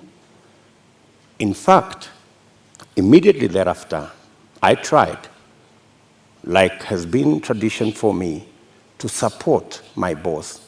And many times, I tried to push the Big Four plan to the extent that my boss, the president, asked me that he wanted to do things differently. And he requested that he wanted to assemble a different group of people to help him deliver on what he wanted to be the legacy of the fourth president. And unfortunately, the Big Four suffered a big blow because the whole of that program did not take place. Galana Kulalu project, Honorable Deputy President, was launched during the first term. What happened? What went wrong? Why did it fail? The Galana Kulalu project was conceived. In fact, what happened is the first 10,000, the pilot on the first 10,000 program took place. In fact, the first harvest of maize in that program came into being. And the recommendations from the trial on that project was we needed to build a dam because the water from the river was not sufficient to do the Galana Kulalu project. We needed to scale up now and do the dam so that the water that was available, because the soils research and the trials showed that the soils could actually support the production of maize and other cereals. Unfortunately, it didn't move from there because we didn't get the dam sorted. And you know that the whole, we had actually 57 dams that we would have wanted to do. Unfortunately, they didn't happen. They suffered. So why didn't you do the dams, Honorable Deputy President? And the former ambassador of Israel to Kenya also said that they were facing frustration in supporting the Kenyan government on this. Why did you not do the dams? Why did you not go ahead with the implementation of the Galana Kulalu project? The Galana Kulalu project, as I have told you, was part of a wider plan to make sure that we move our agricultural productivity from rain-fed to irrigation. And it was not just about Galana Kulalu, it was a series of other dams, including what we call the High Grand Fall dams that was supposed to feed into the lower part of the Tana. It was Lowat Dam in Turkana. It was Radat Dam in Baringo. There was a big plan around that was now supposed to roll into place with now our targeted, because our second term was targeted at agricultural productivity and food security. And we had now made it the deliverable for our second term. And as I have told you, our second term program ran into headwinds. Honorable Ruto, just to continue to understand Galana Kulalu, because that was a big project that, had it have succeeded, might have solved quite a few of the issues we have with respect to food security. The Auditor General conducted a report and cited weaknesses in the contracting of it. First, that there was single sourcing, and that even the manner in which the contract itself was done, in terms of payments that were tied to the contractor. And so raising a number of issues around the manner in which the contract itself was put together.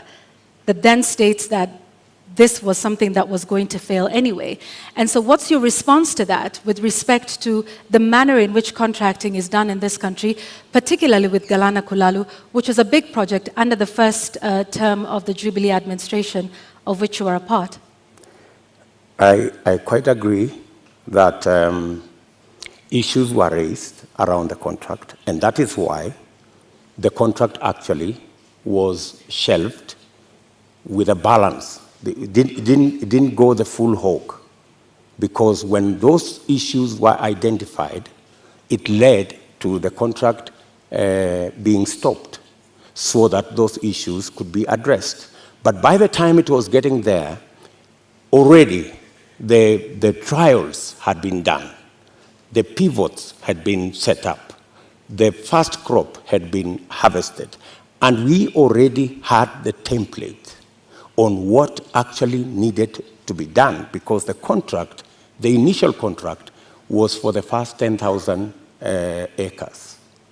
The real contract was for the 1 million acres, which was really the target for food production. But as I have told you, that is not the only project we were looking at for food production. And let me also say that even without the implementation of the Galana Kulalu, supporting the farmers as they are today would still guarantee us a situation where we would not be in the situation we are in. Today, for the first time in Kenya, the price of unga has gone to 230 in some cases. It's never been that bad.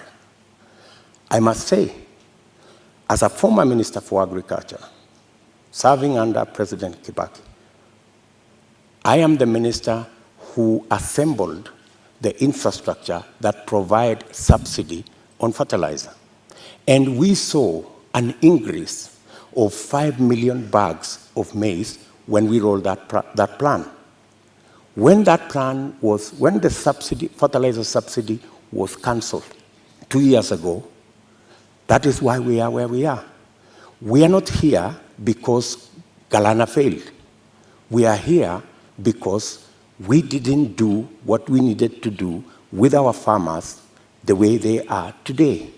What Galana Kulalu was supposed to give us is actually that extra production that would even make it possible for Kenya to export.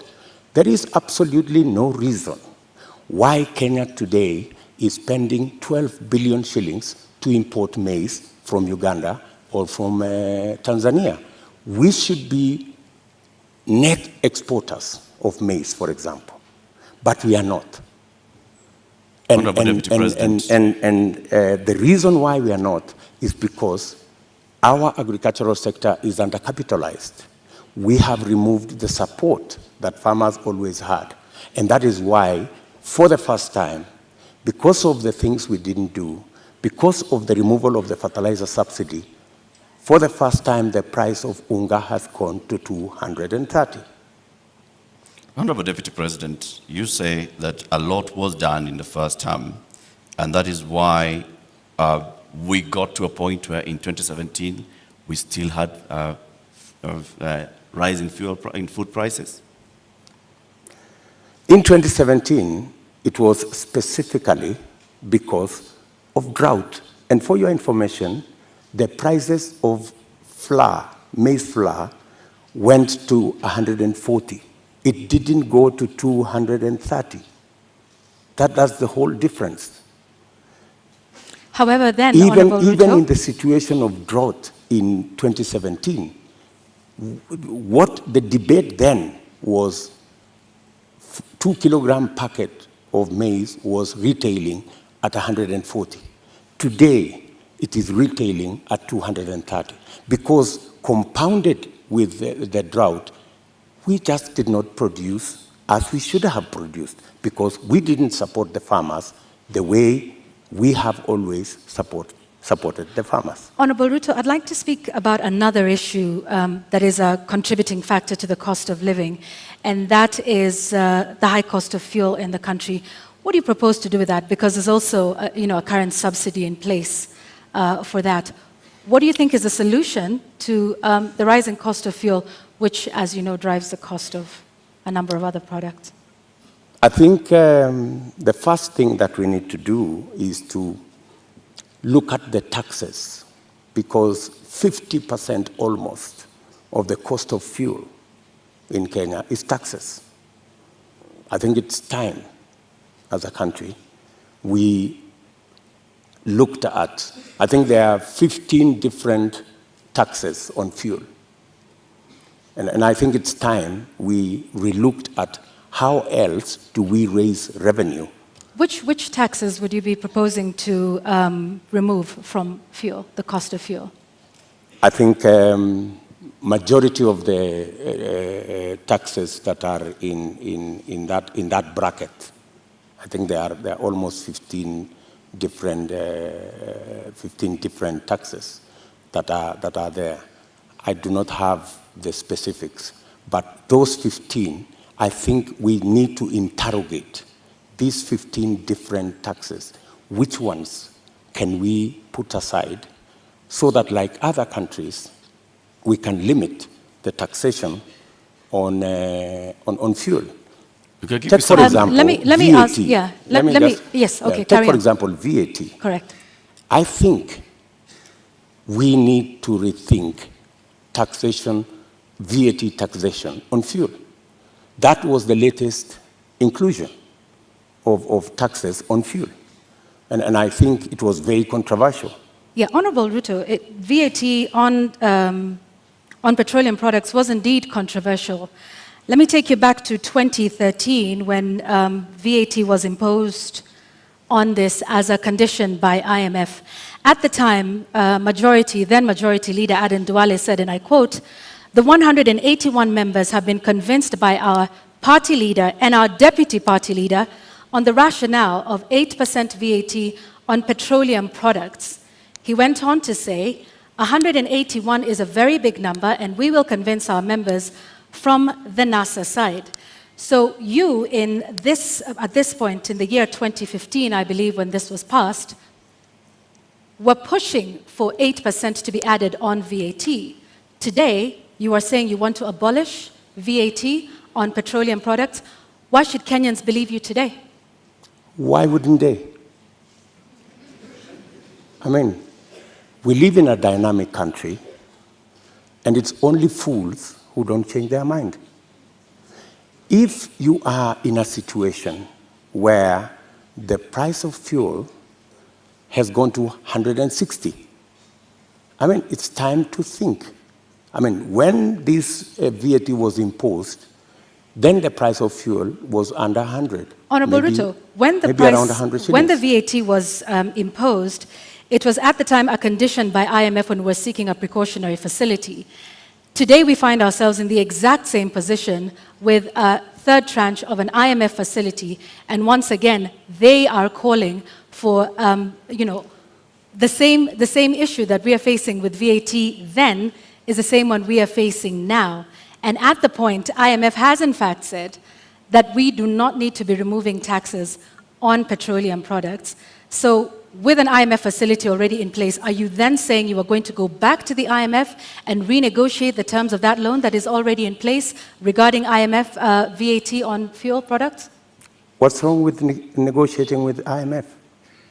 I think any reasonable government, looking at the situation where we are, looking at the cost of living, and how many Kenyans are every day sinking below the poverty line, I think it takes a courageous government to sit down with our development partners, and they are fairly reasonable people, and have a discussion. And I think they are, if not 8%, we need to renegotiate on some of the items that are outstanding. And apart from looking at that, there are other instruments that we can deploy. For example, we have the fuel subsidy fund. We need to think about how that fund is being used, how we are deploying it. Are we deploying it correctly? Is it giving us value? And what changes can be made? We need an open and frank conversation with our development partners who support us. And to the best of my knowledge, they are not unreasonable.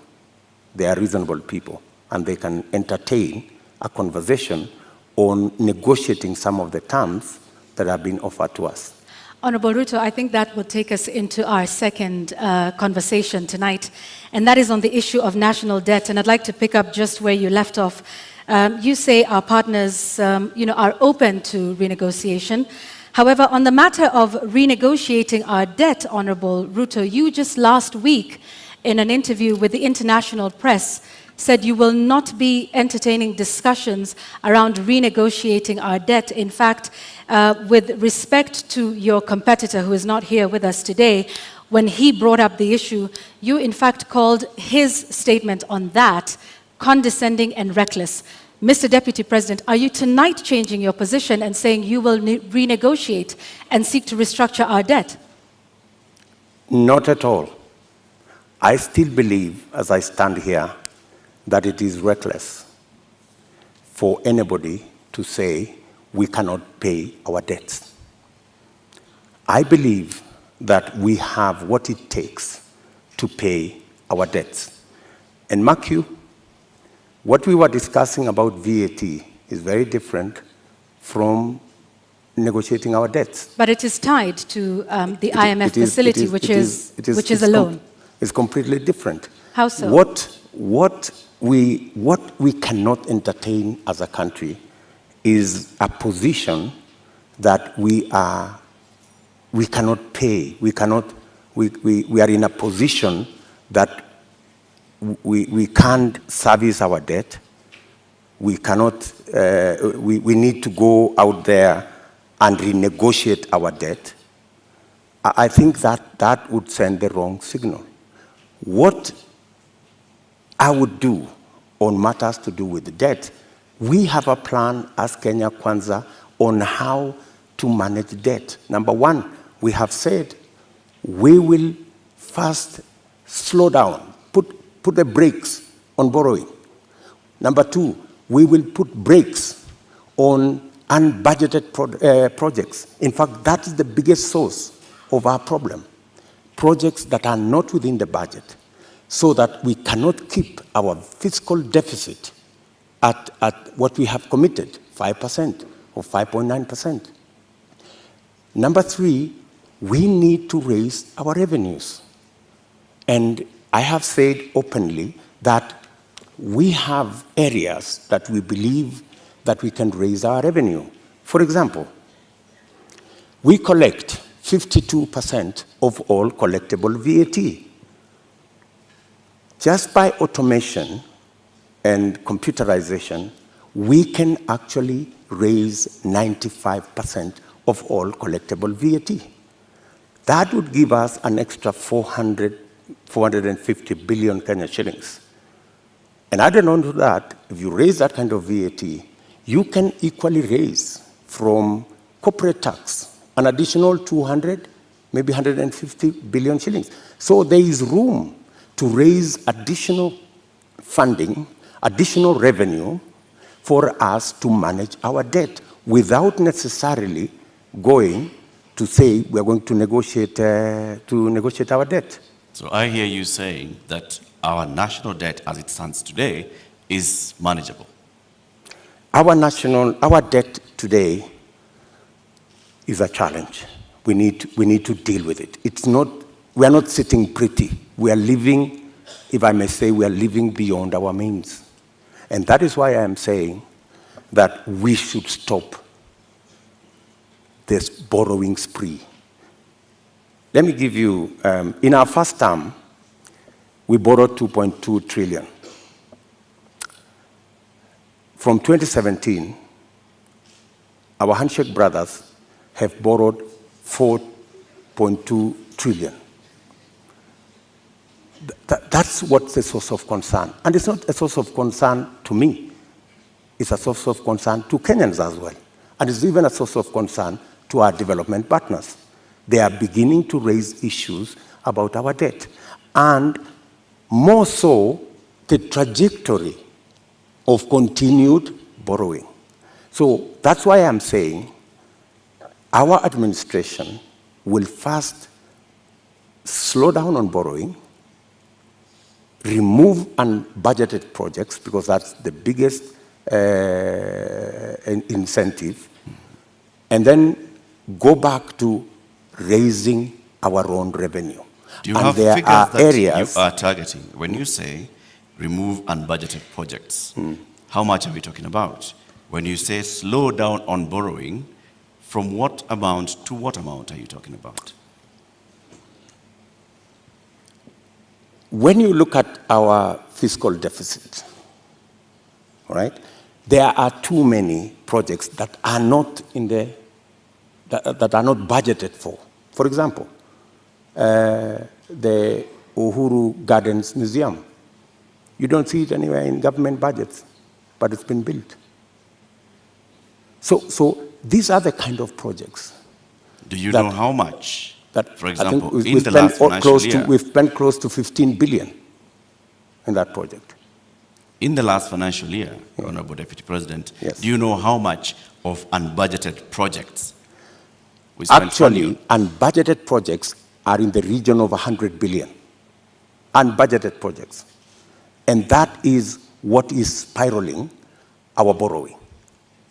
And I'm saying that our first, and that's why, if you go today to the website of the Ministry of Finance, you will hardly find any paperwork there. You will hardly find any, because there are too many projects that cannot be accounted for, that are being done without a budget line. If you look at the expenditure on contingency fund, which is supposed to spend only up to 5% of the budget, sometimes it goes to 50% of the budget. So that is where we need to apply the brakes. And we are saying clearly, we not only have a plan on slowing down on borrowing, we also have a plan on raising revenue in targeted areas. Areas that would give us much more resources to run our budget, number one, and two, to also manage our repayment. And in that particular instance, you may want to know that almost 80% of all our borrowing is actually domestic, which means we are also hurting our own enterprises locally. Access to credit becomes a big challenge. We must think of how we must slow down on borrowing locally and see how we can externalize government borrowing. And it doesn't have to be borrowing. Some of the programs, we must get the stock exchange to take up some of the areas of raising revenue. The stock exchange is a wonderful instrument. We saw it when we were selling the shares of Safaricom. Safaricom was looking for 50 billion. They got 250 billion. It tells you there is a lot of money out there. If we used different instruments, how do we use the different instruments of raising capital for long-term investment using the instruments we have, revenue, and using the stock exchange? So these are avenues that are available for us to be able to take our development forward and minimize on borrowing. Honorable Ruto, while we stay on the issue of national debt for a moment, for decades, the Treasury has refused to make public contracts that have been signed with some of our lenders like the Exim Bank of China or the China Development Bank. You've been part of a government that has refused to make this information public. Why? Those contracts and agreements, in accordance with the Constitution, are public documents. And the public have a right to know and to have access to that information. The fact that that information is not being made public is against the Constitution. So, under but yet, the Kenya Mr. Deputy Kwanza President, administration, you have not. This is something that you could do. You are the Deputy President of this republic. Is this not something you could do or make happen? when you are Deputy President, I'm sorry you've not been one, you would understand to what extent you can do things. And let me give you an example. Many people did not see the mettle of Mwai Kibaki until he was president. When he became president, he made a sterling job of being president. All along, everybody thought he was a lackluster performer. I am undertaking to the people of Kenya that given a chance to be president, things will be different in Kenya. So let me ask this just one more time. You are the sitting deputy president of this. You say this should have happened constitutionally, but it did not. Was this not something that came up in cabinet meetings? That at least we've not seen you protest about this particular matter, because debt transparency and debt, what we owe and who we are paying is something that taxpayers should know. So if you are saying this is something that should have happened but didn't, why would Kenyans believe you when you say that this is something you will do if elected president? Because I have never been president before. This is the first time I am vying to be president. And this is the first time I will occupy the high office of president. This is when the buck will stop with me.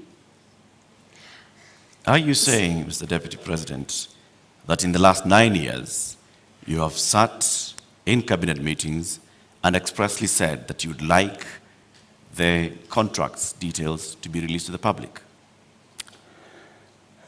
I will not tell you whatever discussions took place in cabinet, because we are seeking to understand, Your Excellency, because is what role you played it is not in my making place. sure that the government that you serve is actually adhering to the Constitution and several court orders. Whenever it was available for me to take a position, I have always taken a position. And I have taken many positions. Sometimes that did not look very popular, if you may. And I have taken very firm positions in cabinet. And I have taken very firm positions in the public. And I think people of Kenya know me not as a coward. They know that I take what I believe in, and I take positions. I am saying here that every contract signed by the government of Kenya is a public document, and it should be available to the public. The question of the SGR contract was raised even in the first term of your administration. It has never been made public. Mr. Deputy President, you don't have any record, any public record of you saying that these contracts should be made public. Why? You see, as Deputy President, there is so much that you can do. In fact, my role, my oath of office has 4 functions. Number 1, I swear allegiance to the people of Kenya and to the Republic, to discharge every responsibility given to me by the Constitution and the law. And number 3, to advise whenever required. That's the language of the Constitution. Whenever required, the President on matters that he requires advice. And number 4 is to serve people equally and fairly. So I have discharged that responsibility to the best of my ability. And I have made my position in regard to the contracts very well known to the right officers. It is not a matter I would have wanted to take it in public for purposes of making sure that government is functional. All right, I have just one last question on this before we move to our next topic of discussion, because you've informed us about, from what I understand, and you can correct me, Honorable Ruto, about the limited sort of powers of the Deputy President. Is that what you're saying in respect to making these contracts public? You said, and I quote, "I can only do so much as a Deputy President." Absolutely. Okay. However, in previous television interviews, you have stated that you and the President remain accountable for everything that has been done for this. So which is it, Mr. Deputy President? Are you responsible for not making these contracts public? Because you in the past have said that you and the President remain accountable and should be asked about everything that happens in this country. Precisely, that's why you're asking me, and I have answered you. I have said clearly that to the extent that my duty as Deputy President is concerned, I have discharged my responsibility. I have given advice to my boss on many issues, including that particular issue. So I have given him my advice, enumerating very well that it is the constitutional position that every contract is made public. I have given that advice to the President as is required of me.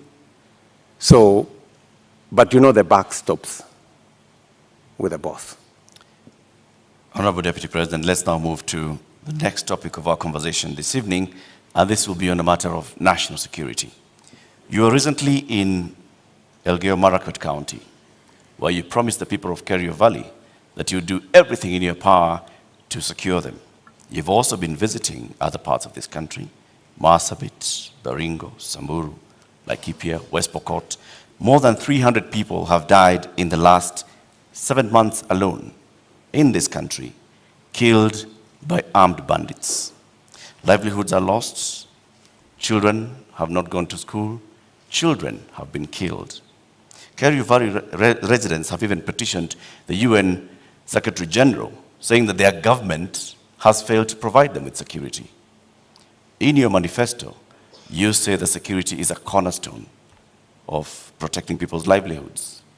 Why has the government of Kenya, in which you've served as an assistant minister, as a minister, as a deputy president, been unable to secure the people of these counties?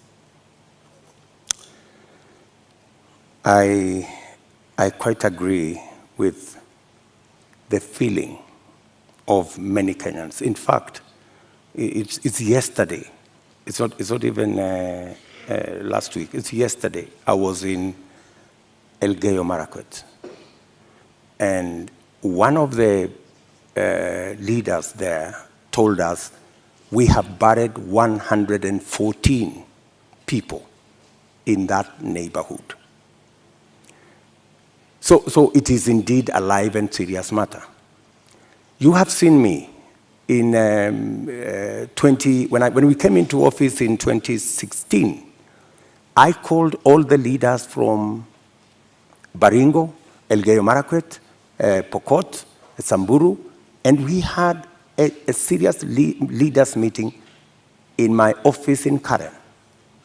And because of that meeting, for about 3 years, we went round, we mobilized all the governors, and we provided National Police Reserve in all those areas. And the situation was under control. But when we came into the handshake arrangement, a false narrative very unfortunate false narrative was rolled out that, oh, all these National Police reservists in Elgeyo Marakwet, in Baringo, in West Pokot, were actually a militia that William Ruto would use at some point. And all the National Police Reserve were withdrawn. A very reckless act. And with the withdrawal of the National Police Reserve, the situation went south. And that is why I was saying yesterday in Elgeyo Marakwet that we will do whatever it takes. And today, there is a program to build security outposts. And I'm saying, whatever it takes, even if it means bringing the military and military installations to support the police in some of these areas. In fact, you just reminded me, yesterday I overflew a huge tract of land where 3 years ago I was standing there and it was all maize. Yesterday, they haven't planted there for the last 3 years because of insecurity. So insecurity is not only causing our children not to be in school, it is causing starvation, it is causing death. Yet, people want to treat it casually. But Honorable let me Deputy tell you, President, let me just allow in me the to- last 3 years, Mr. Deputy President, you have not spoken out about the issue in Kerio Valley. You have not said anything about the killings that have been taking place, like they told you, 150 people buried this year. You spoke about it only yesterday. Where have you been in the last 7 I have months? always been there. In fact, if you go and ask those people in those regions, I have always been present. We have buried many of those people with our own money. We've taken many of those people to hospital with our own money. I have deployed my personal resources to deal with that situation because I know it was a political a political agenda. You know, the withdrawal of the National Police Reserve was really an unfortunate act. But because it was intended to punish William Ruto, you know, never mind that many people lost their lives, is a real tragedy. But that is the nature of our politics in Kenya. Honorable Ruto, Unfortunately. Honorable Ruto, you're saying that was done to punish you? What other explanation would you have? You go withdraw security personnel in the whole of that whole region, you know, you subject people to... How would that punish you, Honorable Ruto? Because I am the one who had led the whole, in fact, I am the one who had taken charge. In fact, I was there every 2 weeks in that region. I was there every 2 weeks. I am the one who mobilized the resources. I am the one who mobilized the security men, the identification of the National Police Service. And so it looked like it was Honorable Ruto, it was help about me me. understand. It was never about me. Did you mobilize those resources on a personal basis or as Deputy President? As Deputy President. So why would your government punish the Deputy President? You live in Kenya, my good friends. And I am failing to understand it, sir. And you know... Are you telling the people of Kerio Valley that 150 of them have been buried this year alone just because a government is punishing the Deputy President? Not just that. The Kimwarer and the Aror dams were cancelled intentionally to punish my supporters. That's it. We will come to that, sir. You, as the Deputy President, consume intelligence reports. Tell us, over the last 30 years, what is it that has led to this continuous cycle of violence in Kerio Valley, in Baringo, in Samburu, in West Pokot, even going as far as Marsabit County? What causes this, and what will you do, knowing the intelligence that you have? The biggest contributor to the situation we have in those regions is competition for resources, competition for water, competition for pasture, general matters of education, and precisely the reason why we had a plan on Radat Dam to provide the water for the whole of that belt. Aror, Kimwarer, Lowat. These are dams that my thinking was, if we provide water in these areas, we can sufficiently roll out irrigation. For your information, that whole Kerio belt where people are fighting, it is a granary. We have the best mangoes from that region. We have very good soya that can be grown in that region. The only impediment is water, access to water. And there are enough rivers to be tapped. My solution to the whole of that region is twofold. Let us provide water for livestock. Let us provide water for irrigation. And let us get schools developed, as well as making sure that we provide road infrastructure. That's why we rolled out the road from Parbelo, cutting across that region, to come out on the other side in a place called Marich Pass, through Tot, through Chesongoch, and now there was also the road that was supposed to connect Kapedo from the other side of Turkana coming to Nakuru. Opening up that area is the solution. Opening up that area in terms of infrastructure and opening up that area in terms of water infrastructure will provide the solution. Unfortunately, there are people who don't see it that way. So you say that the Aror Kimorel Dam, you've recently said that you are going to complete it should you be elected president. Yes. Why did it fail? I will. Yes, I will. It didn't fail. It was made to fail. I mean, let me tell you. As the deputy president, sorry, sir, to just interject. As a deputy president, and like I started by saying, you've been minister before, you've been an assistant minister, we are talking about violence that has been taking place for decades, not just in the term that you've been deputy president. So this is not about you being punished now, unless you're telling us that for a long time, there are people that have been scheming to punish William Ruto by killing the people of Kerio Valley. That's not what I'm saying. I am saying we had a solution. We had close to 5,000 National Police Reserve. In fact, we'd even moved a step forward to provide armored vehicles to make sure that we can follow whoever these criminals are, right? We had a plan. Unfortunately, that plan was frustrated. And you know, the plan was, let's provide a National Police Reserve. Then, let us construct the roads. Then, let's provide water infrastructure. And then, let's provide school infrastructure. That way, you ease out people from that situation where they are today to a new environment where they appreciate education, they have food to eat, their animals have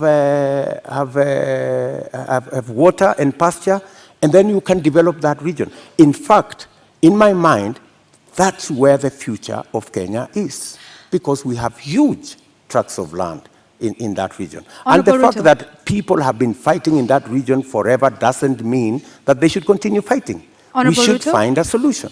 Honorable Ruto, let's go back to the issue of water, and you've mentioned the Kimorer and Aror dams. And you say that as well was cancelled to punish you? That was cancelled for political reasons. For political reasons.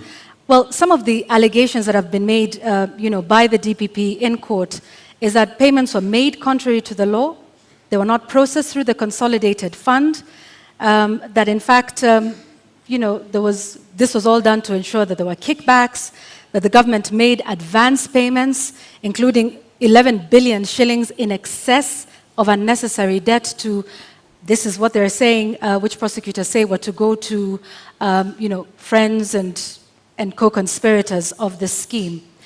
If this is what you allege, are you alleging tonight, Honorable Ruto, that there is a big conspiracy between the DPP, between the courts, and also politically with respect to the Aror and Kimwarer dams that are now in court?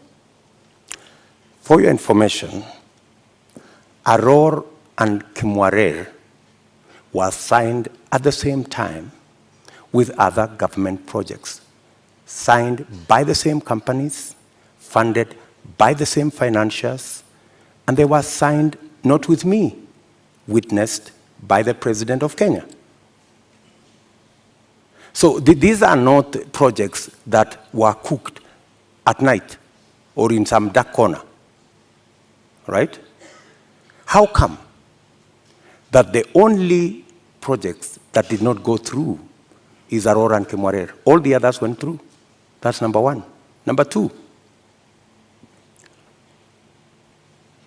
today, the government of Kenya is in court because the contractor, with all those allegations that have been made, the contractor has gone to court to demand payment of another 12 billion shillings.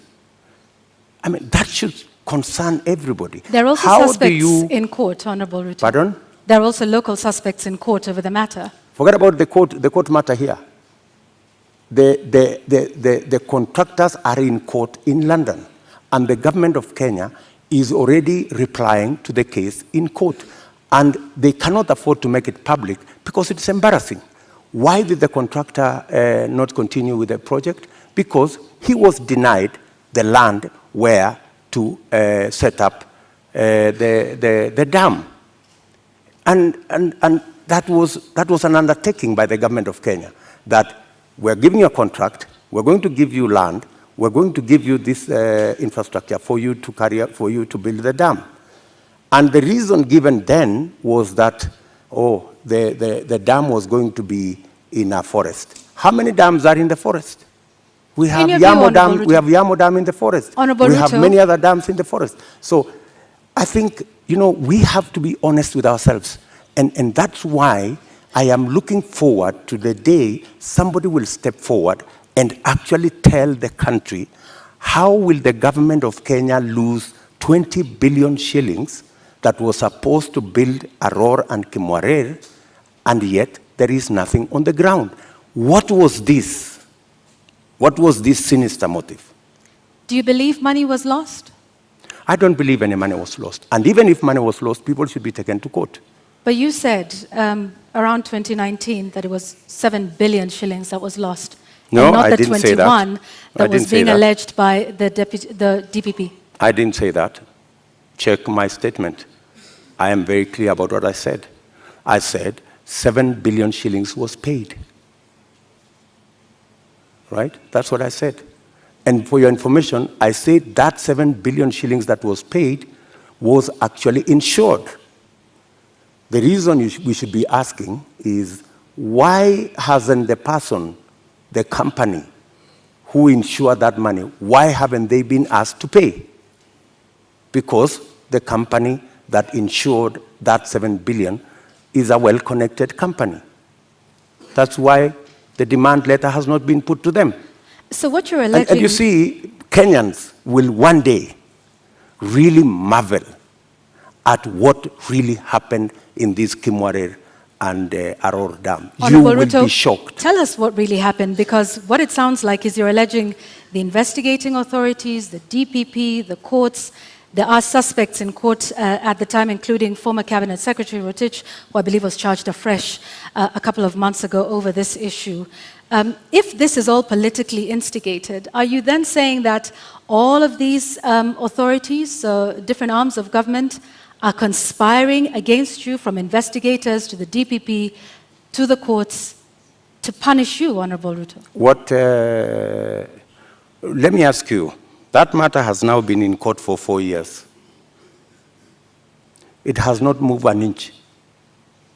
It's been dancing. This person, today you're being charged, tomorrow no, remove this person, the next day, remove this person, the next day, change the charges, because somebody is actually waiting for another government to come and carry the shit, unfortunately. And that's what's going to happen. That's why that case has never moved an inch. Mention after story after story. I mean, surely, how can we lose 7 billion, another 12 billion that is going to be incurred by this government? And it's an act of political convenience. You just said we didn't lose 7 billion. No, I'm just saying eventually we will. I mean, if it is not sorted out. And that's why I'm saying when I come into office, I will make sure that the money is not lost. And I will make sure that the impediment imposed on this project, we will provide the land. The contractor will build the dam, and we will move ahead. To conclude the matter of national security, I think we'll also touch on constitution implementation here. Over the last 9 years, Deputy President, you have been chairing the Intergovernmental Budget and Economic Council. The Constitution establishes, under Article 204, the Equalization Fund, which was meant to fast-track development in some of these marginalized areas, the ones we've been talking about, and many others, to help them with water, roads, health, education projects. Why has this fund never been operationalized? Two things. My chairmanship of the Intergovernmental Budget and Economic Council extends to a limit. The issue you have raised about Equalization Fund is actually in the ambit of the summit, which is chaired by somebody else, right? As chairman of the Intergovernmental Economic and Budget Council, in fact, governors listening to me today, they know that we did a perfect job, especially when it came to transfer of functions, a function that was supposed to take 3 years. We made sure that we worked day and night because we wanted to get devolution rooted and moving. We completed that exercise in a record 1 year instead of 3 years.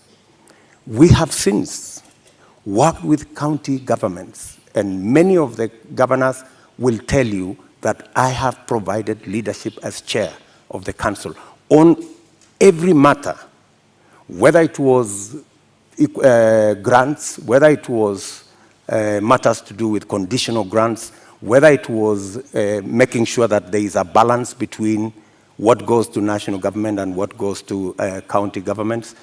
The whole of that trajectory, whether the issues to do with settling matters with the former local government authorities, assets, liabilities, I have been working on that with many governors, and we have made tremendous progress, including the final one that we concluded the other day, where counties now, as entities, can borrow money.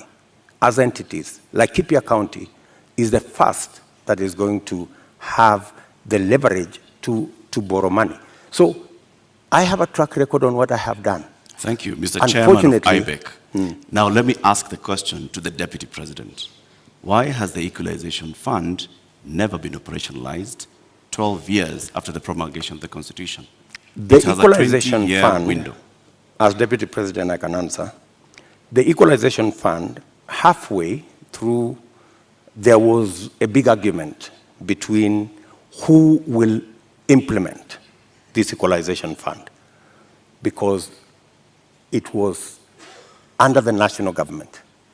The counties argued that because there are 14 listed counties to benefit from this fund, why don't we give this money to the counties?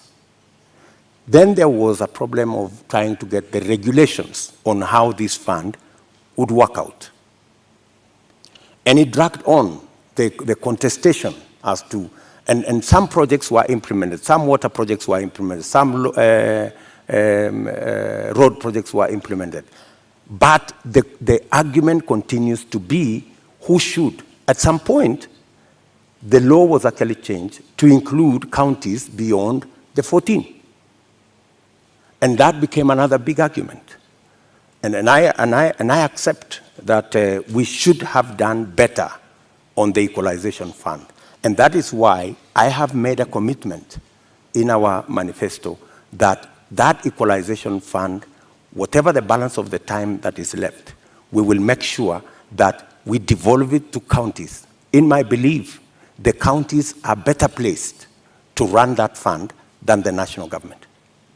Thank you, Honorable Ruto. I'd like us to move to the next topic of discussion here tonight, and that is constitution and governance. 13 years since the adoption of the Constitution of Kenya 2010, citizens continue to complain about non-effective implementation and a weak culture of constitutionalism. Honorable Ruto, which part of the Constitution of Kenya do you think has not been implemented with fidelity, and why? I think we should sort out the two-third gender rule. I think we owe it to the people of Kenya, and especially to the women of Kenya, that this part of the Constitution is implemented. I believe that we need to sort out certain matters to do with devolution, like the one I have said, the equalization fund. I think it was wrongly put under national government. It should go to the counties. I also believe that there are functions that should not have been made contingent or shared functions between the national government and the county government. Regional authorities, for example. Mm-hmm. Those are functions that we should either agree to be managed by counties jointly or to be subsumed into county governments. If it is Kerio Valley, how do we split it so that the counties in the Kerio Valley we have a Kerio Valley Development Authority. Should that be managed by the national government? I don't think so. I think it should be managed by the counties in the Kerio Valley. So these are some of the functions that I think we need to clarify. We need to complete the implementation of the Constitution. I have raised, for example, the matter of the Judiciary Fund. I think we have wasted too much time in implementing the Judiciary Fund. After I pushed so hard, this year, 1st of July, the Judiciary Fund was operationalized because I have been talking about it for the last year and a half. So these are some of the sections that I believe that we should be able to conclude the implementation of the Constitution. Let's go back to the two-thirds gender principle. In your view, why did we fail in terms of getting this since 2010? I think, speaking for myself, I have made a commitment, and I know it's doable, to make sure the two-thirds gender rule is realized. There are different proposals. There are proposals that require constitutional change. There are some that do not require constitutional change. And I have assembled a team of very competent constitutional lawyers to look at how we can have a framework in 90 days of our government, and within 1 year, make sure it is implemented. And it's not necessarily for purposes of the women of Kenya. It is for the benefit of everybody. The fact that we do not have as many women leaders is actually a negative for us. There is something we are losing. The women leadership component that is not in our arithmetic is actually taking away from us. I believe that having women leaders would actually enrich our governance and our leadership as a nation. And that's why, for example, when these matters came up in the BBI discussion, I vehemently opposed the fact that women were being removed from the National Assembly, where the substantive financial issues are being decided, and they were being relegated to the Senate. So I was wondering how a right that had been given to the women of Kenya in the National Assembly could be withdrawn, and they are hoarded into the Senate. So that is my commitment to the women of Kenya. Also, on the Judiciary Fund that you've mentioned, you said you will operationalize it. But the judiciary is, by dint of the Constitution of Kenya, independent. So what is this exactly that you will do that operationalizes this fund? You see, independence can be undermined by financial resources. The reason why the judiciary has been raising this issue over and over is because, much as they have their independence, their financial requirements are still subject to other pieces of legislation, which is against the Constitution. The Judiciary Fund is supposed to draw resources directly from the Consolidated Fund. Once approved by Parliament, that should be it. And in fact, because of the push that I have had on the Judiciary Fund for the last 1.5 years, it was actually operationalized in June. So you do have some influence, Honorable Ruto, within this government. If you look at, I have been pushing in the public, because that's what I said. When I said I'm going to set up the Judiciary Fund, I think somebody decided to say, this fellow is pushing too hard. Let us implement this Judiciary Fund so that he loses this card. He cannot take it to the people of Kenya. I so don't you mind do that. have some influence. We have achieved it anyway. So you have some influence, Honorable Ruto? Because previously, in this conversation... Of course I have influence. But in this conversation previously, you have said there's limits to what the Deputy President can do. I have influence nationally on pushing agendas. I may not have... Such as disclosure of SGR as Deputy President. I didn't push the Judiciary Fund as Deputy President. I pushed it as a leader. Why couldn't you do that then for a number of the other issues that we have discussed here tonight that you have said you did not have influence over? I have pushed back, for example, on the issue of the BBI. I pushed back heavily. And I deployed a lot of influence. And actually, by God's grace, we managed to stall it. Our competitors are saying they are going to go back to it immediately after the election. But I think it was a complete waste of resources, and it was actually not made in good faith, because a constitutional change that seeks to undermine the independence of the judiciary is a dangerous constitutional change. A constitutional change that seeks to subsume the executive and the legislature and take us back to where we were in the Nyayo days is actually taking us back, not taking us forward. And that is why I made my position very clear in the public domain. Honorable Ruto, do you believe in the independence of the judiciary? Pardon? Do you believe in the independence of the judiciary? I don't know how to answer you. In fact, if there is one person who has fought for the independence of the judiciary, it is William Ruto. I am the only person with a few of my friends who stood up to the so-called ombudsman that was supposed to be injected into the judiciary, appointed by the executive to supervise the judiciary, something I totally disagree with. You talk about you being the biggest defender. However, the administration which you have served since 2013 has been cited several times for disobeying court orders. Let me give you one example, or a few. Former Air Force commander waiting for 6 years to be restored to his rank and given 71 million shillings compensation. NYS service official injured in the line of duty, yet to receive 3.6 million shillings by the courts. There is a number of those, including the matter involving the swearing in of judges. This is an administration in which you sit. In fact, former Chief Justice David Maraga has often lamented the executive's disregard of court orders.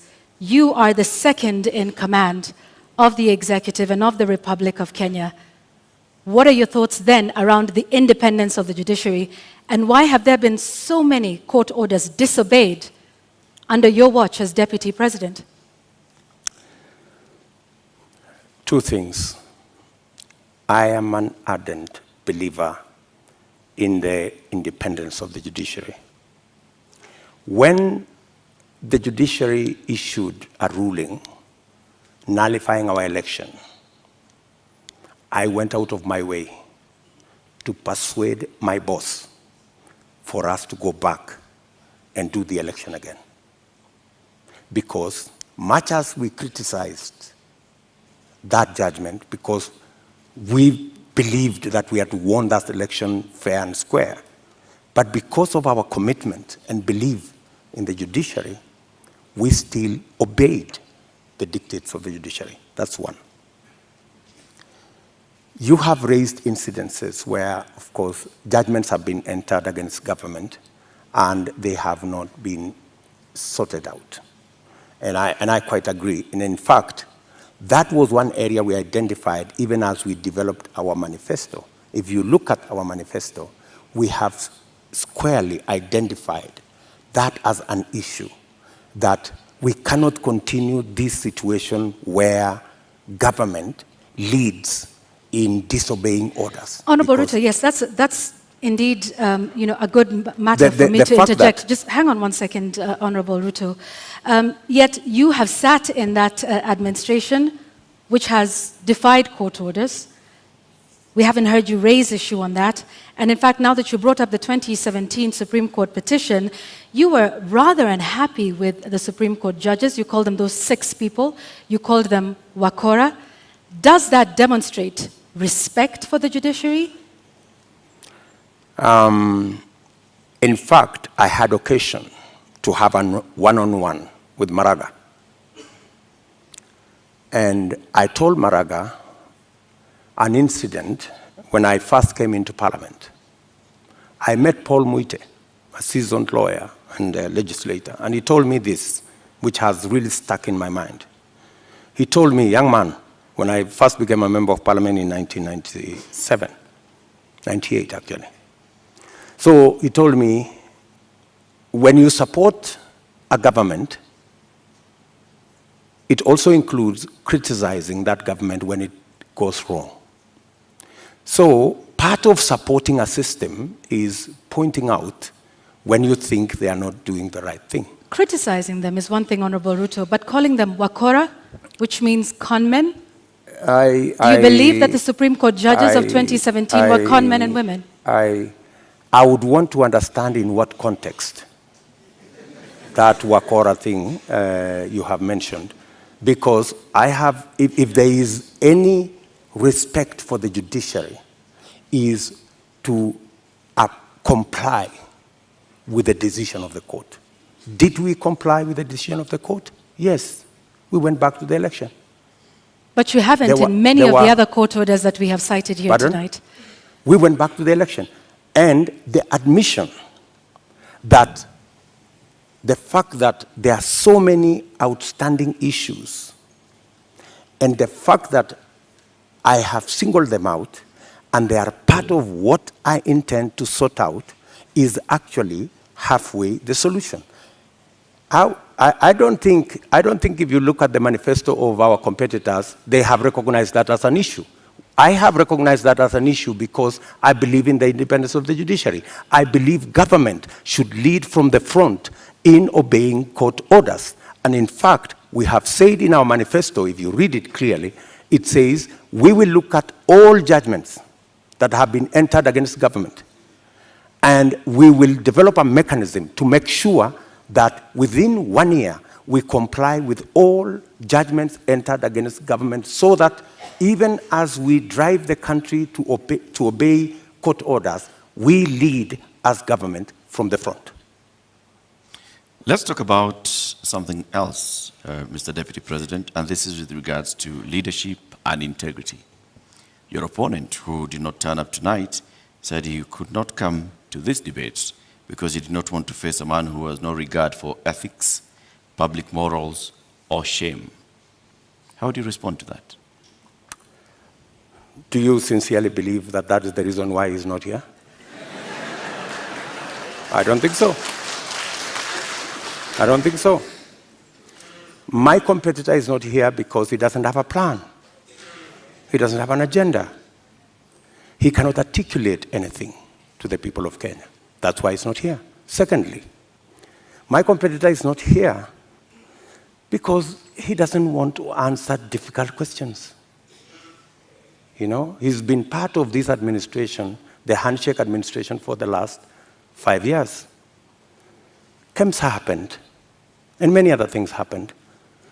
In fact, my competitor could not come here because he's not the real candidate.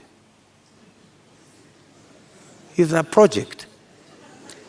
At this moment, Honorable Ruto, just one moment, just to remind our members of the audience that they agreed to abide by the rules of the debate, and that involves no cheers, no jeers, no noise. Honorable Ruto, I'm sorry I interrupted you. Please carry on. Sorry. So, I mean, that's the reason. So these are just scapegoats. You know, he's dodging difficult questions. He doesn't want to answer. His allies, the handshake allies, Mr. Deputy President, there are expectations that are laid out in the Constitution and in law with regards to the character and the values that a leader should have. Do you think when you go out in public campaigns and you use terms to describe your fellow leaders, that demonstrates you as somebody with great values, fit for leadership? I have tremendous respect for all Kenyans and all Kenyan leaders. I have not in any way undermined the public standing of any leader or any person or any Kenyan for that matter. I have not called anybody washenzi. I have not called anybody takataka. I'm just a... Kitendawili? Huh? Kitendawili? I mean, is kitendawili an insult? Ganga? Huh? I think we have all come to understand what kitendawili means.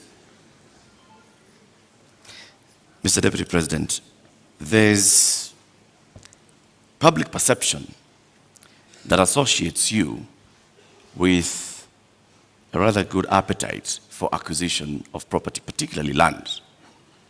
And this has been mentioned many times.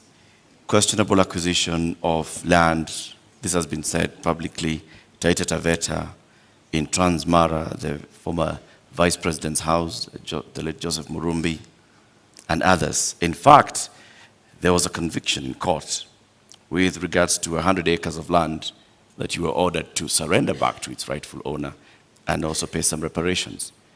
Does this public perception affect you? For your information, that's why I am proposing in our manifesto to deal firmly and squarely, institutionally, with a fight against corruption. Because allegations are made, left, right, and center. Any piece of land that I have is legally acquired. In fact, I think we need to discuss the Muteshi land. You've talked about the 100 acres. I was a victim of fraudulent sellers of that land. What the court ordered me to do was to pay for the 3 years I had occupied the land. And they calculated and said the income from this land would be approximately 5 million shillings for 3 years. And that's what I paid. The people who sold the land to me were taken to court for fraudulently selling the piece of land to me. Those people are in court. The Mr. Deputy President, my question was, all these allegations. Taveta land issue. There was that, there's a Taveta, there's Western Hotel, there's Transmara. As a person, yes. As a person, what does this make you feel when you hear that there's all this public perception about you and irregular acquisition of land? You see, acquisition of property is a legitimate endeavor. How you acquire it, if it is legitimate, you've paid value for it, and I want to tell you, I have paid value for any property that I have.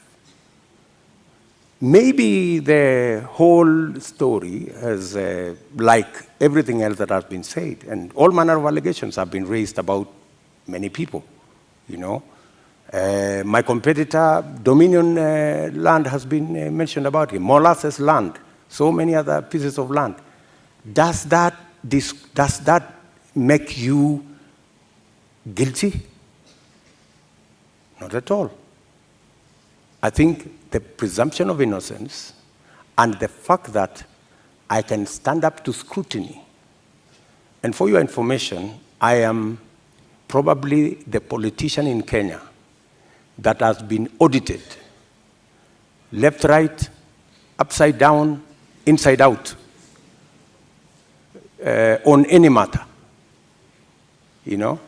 And maybe because I have raised my head beyond what many people think I should. If I was a quiet business person, I am sure I wouldn't attract the same kind of labeling that I've been subjected to. How much is enough? Enough is enough.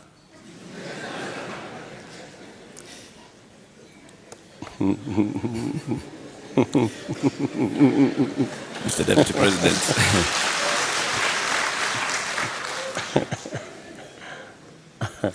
Mr. Deputy President, we'd like to conclude this conversation with the election preparation. We're just 2 weeks away to the August 9th general election. You've previously said that, yes, you are willing and ready to accept the outcome of the election. Are there any circumstances under which you will not accept the outcome of the election? For a minute. Accepting the outcome of the election includes going to court if you have an issue with the results. That's accepting the outcome of the election. Okay, you say my competitor has won. I have a doubt, and I will go to court. Why I made that deliberate statement is because we have had a situation in Kenya where every other election we foment a crisis around refusing to accept the outcome of election. And it has cost us lives, property, and many other things. And I needed to be on record, and which I am, that I will accept the outcome of this election. I know that the people of Kenya will make a choice. If it is me, I will prepare to govern the country on day one. If it is not me, I will accept that my competitor has won. If I have any issue, I will go to court and accept the outcome of the court. Honorable Ruto, we've come to the end of this conversation tonight. We would like to give you 2 minutes to give us your closing statement tonight.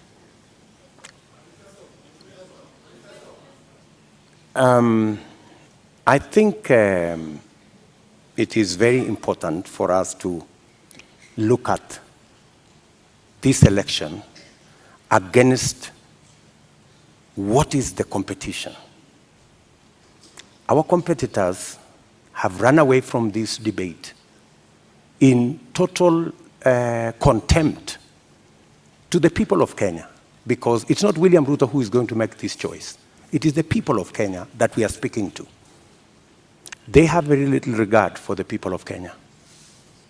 They think the deep state is going to make the decision. They think that the system is going to make the decision.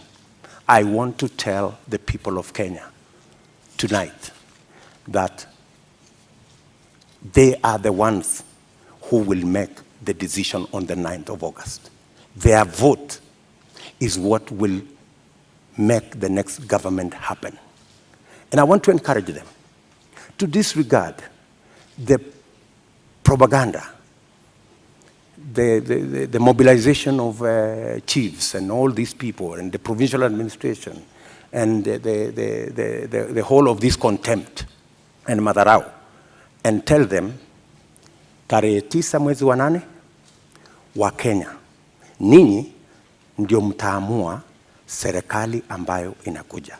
Na mimi nawaambia, serikali ya Kenya Kwanza itapunguza gharama ya maisha. Tutahakikisha kwamba watoto wetu milioni 5 wako na ajira. Tutahakikisha kwamba kila mmoja wetu anaweza kwenda hospitali na kuwe na bima ya afya, na tunaweza pia tutahakikisha kwamba kuna maji na watoto wetu wanasoma. Tuko na mpango. Tarehe 9 mwezi wa 8 waamuke, wapige kura, watengeneze serikali, tuende mbele pamoja. Shukran sana, Mr. Deputy President. Honorable Dr. William Ruto, thank you for making the time for us tonight. Thank you very much. That's right.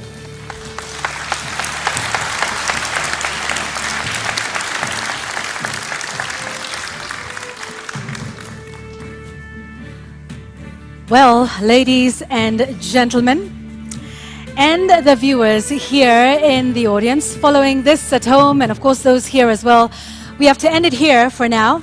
Our appreciation to Dr. William Ruto of the United Democratic Alliance for honoring voters with this duty to a public televised national debate. We thank you again. And indeed, that marks the end of the 2022 Joint Media Presidential Debate Series. The next presidential debate shall come to you without fail, and inshallah, in July 2027, at a date to be announced by the Joint Media Presidential Debate Secretariat. We thank you for watching.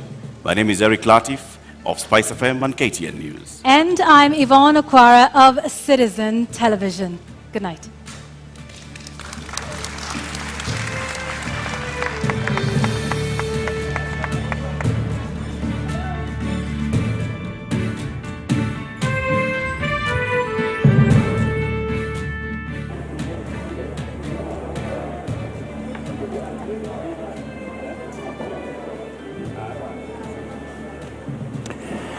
All right, the 90 minutes have gone, and my panel here saying they have flown by because we have seen an engaging session. I mean, it wasn't a debate that we had expected, but no less engaging. How to on very quickly in this post-debate analysis, we don't have that much time, but just some key points that you saw in this debate. How did it go for the Deputy President?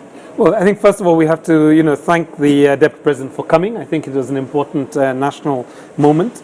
I think I agree with him. The people will decide at the polls, and that is the nature of our democratic process.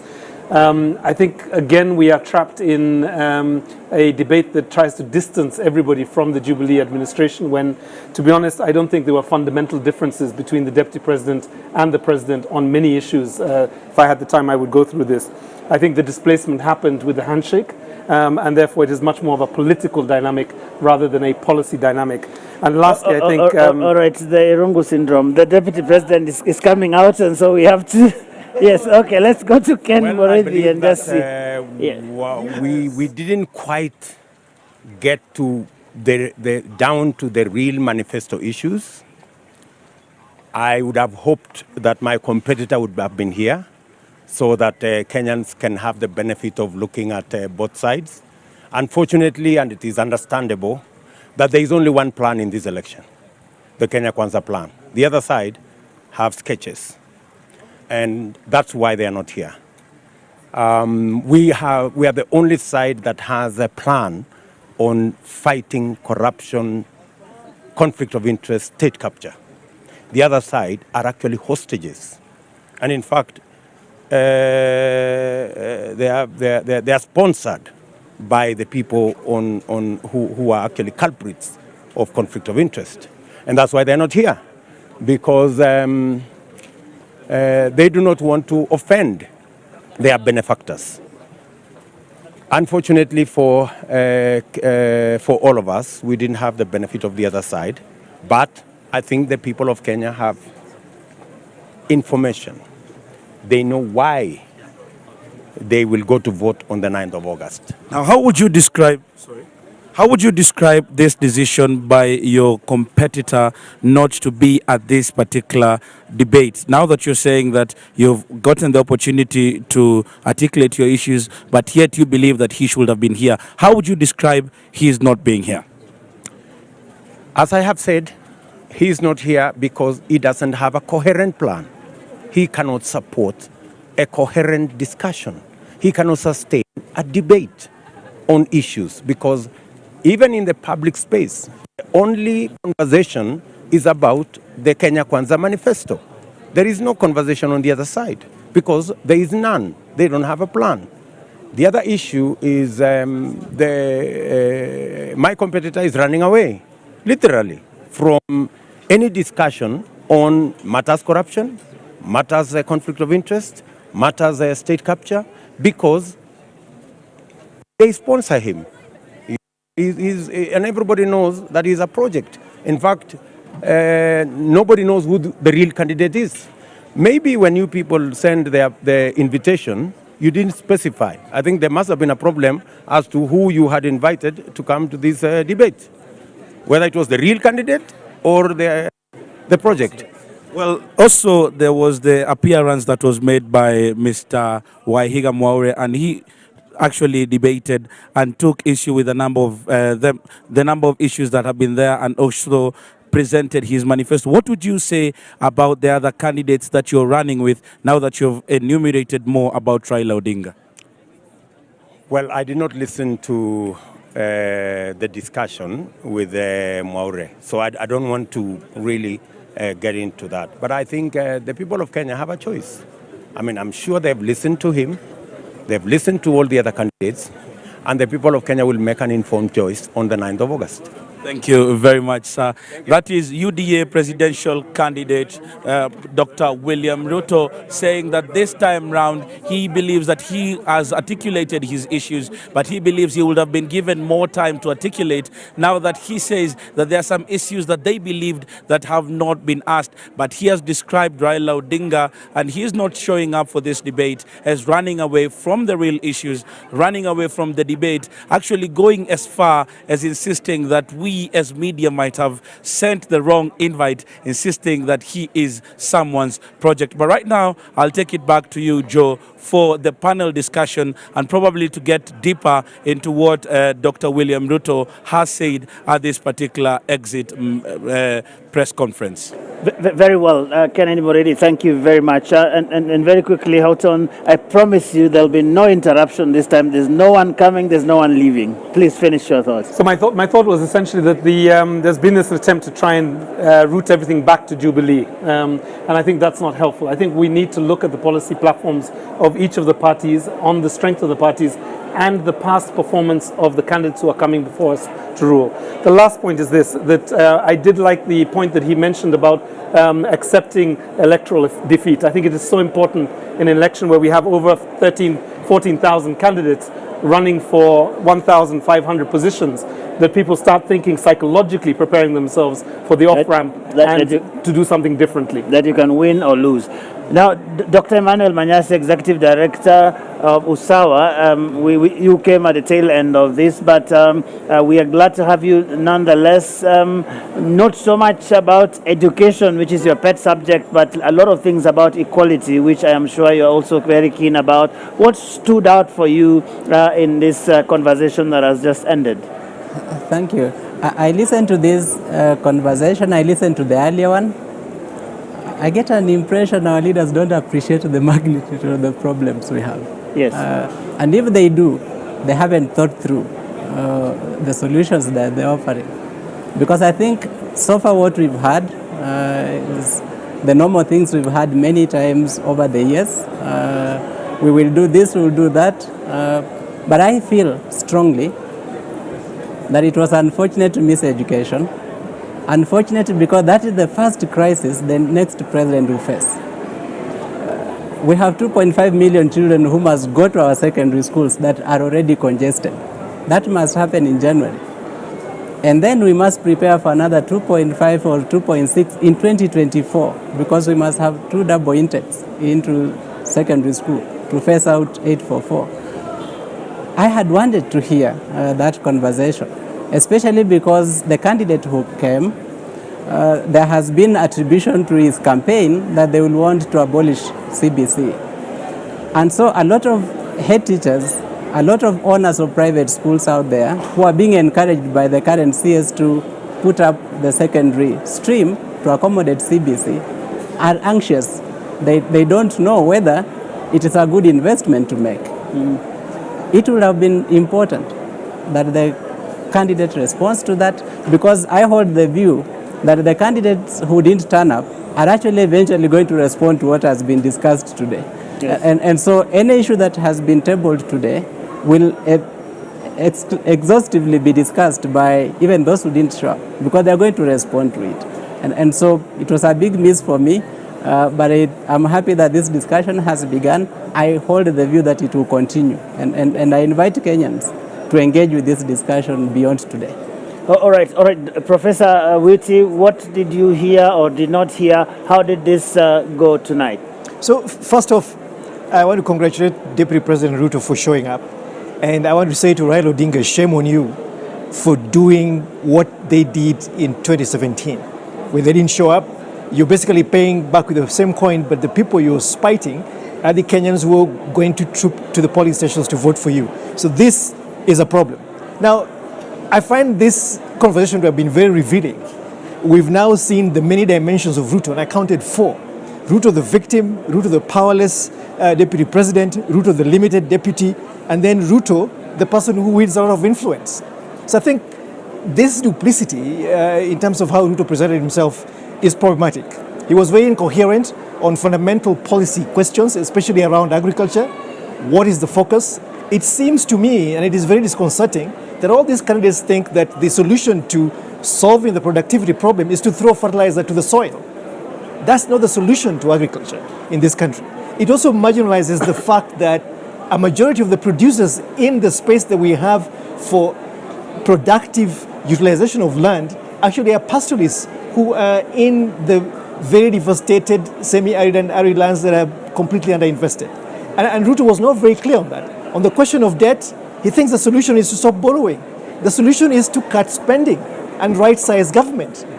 There's a revenue cliff as well that he also doesn't talk about.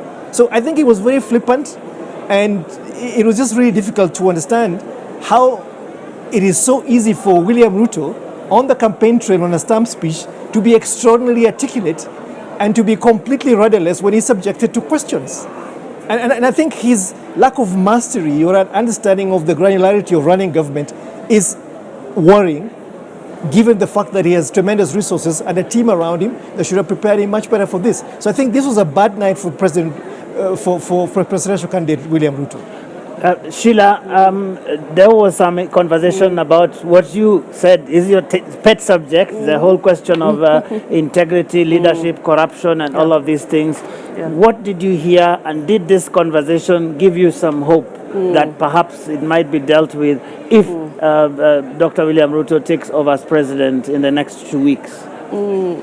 On leadership and integrity, he talks about, in terms of the approach to fighting corruption, he says is to institutionalize the fight against corruption.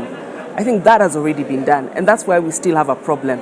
We focus so much on legislation, on policy, on building institutions, but we're not looking at the real meat of it, which is ethics and what we're talking about earlier. And both sides, I feel, I've heard Azimio speak about this as well.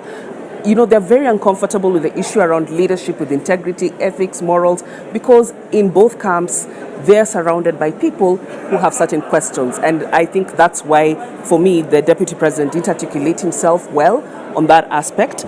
But on the questions around his acquisition of property, what I would have wanted to hear from him is a commitment that he will subject himself to a lifestyle audit. I think these are valid questions that people have had in terms of how he has acquired property, and not just for him, but even for any other presidential candidate. We wouldn't expect less also from Raila Odinga, that they should actually promise that they will subject themselves to a lifestyle audit.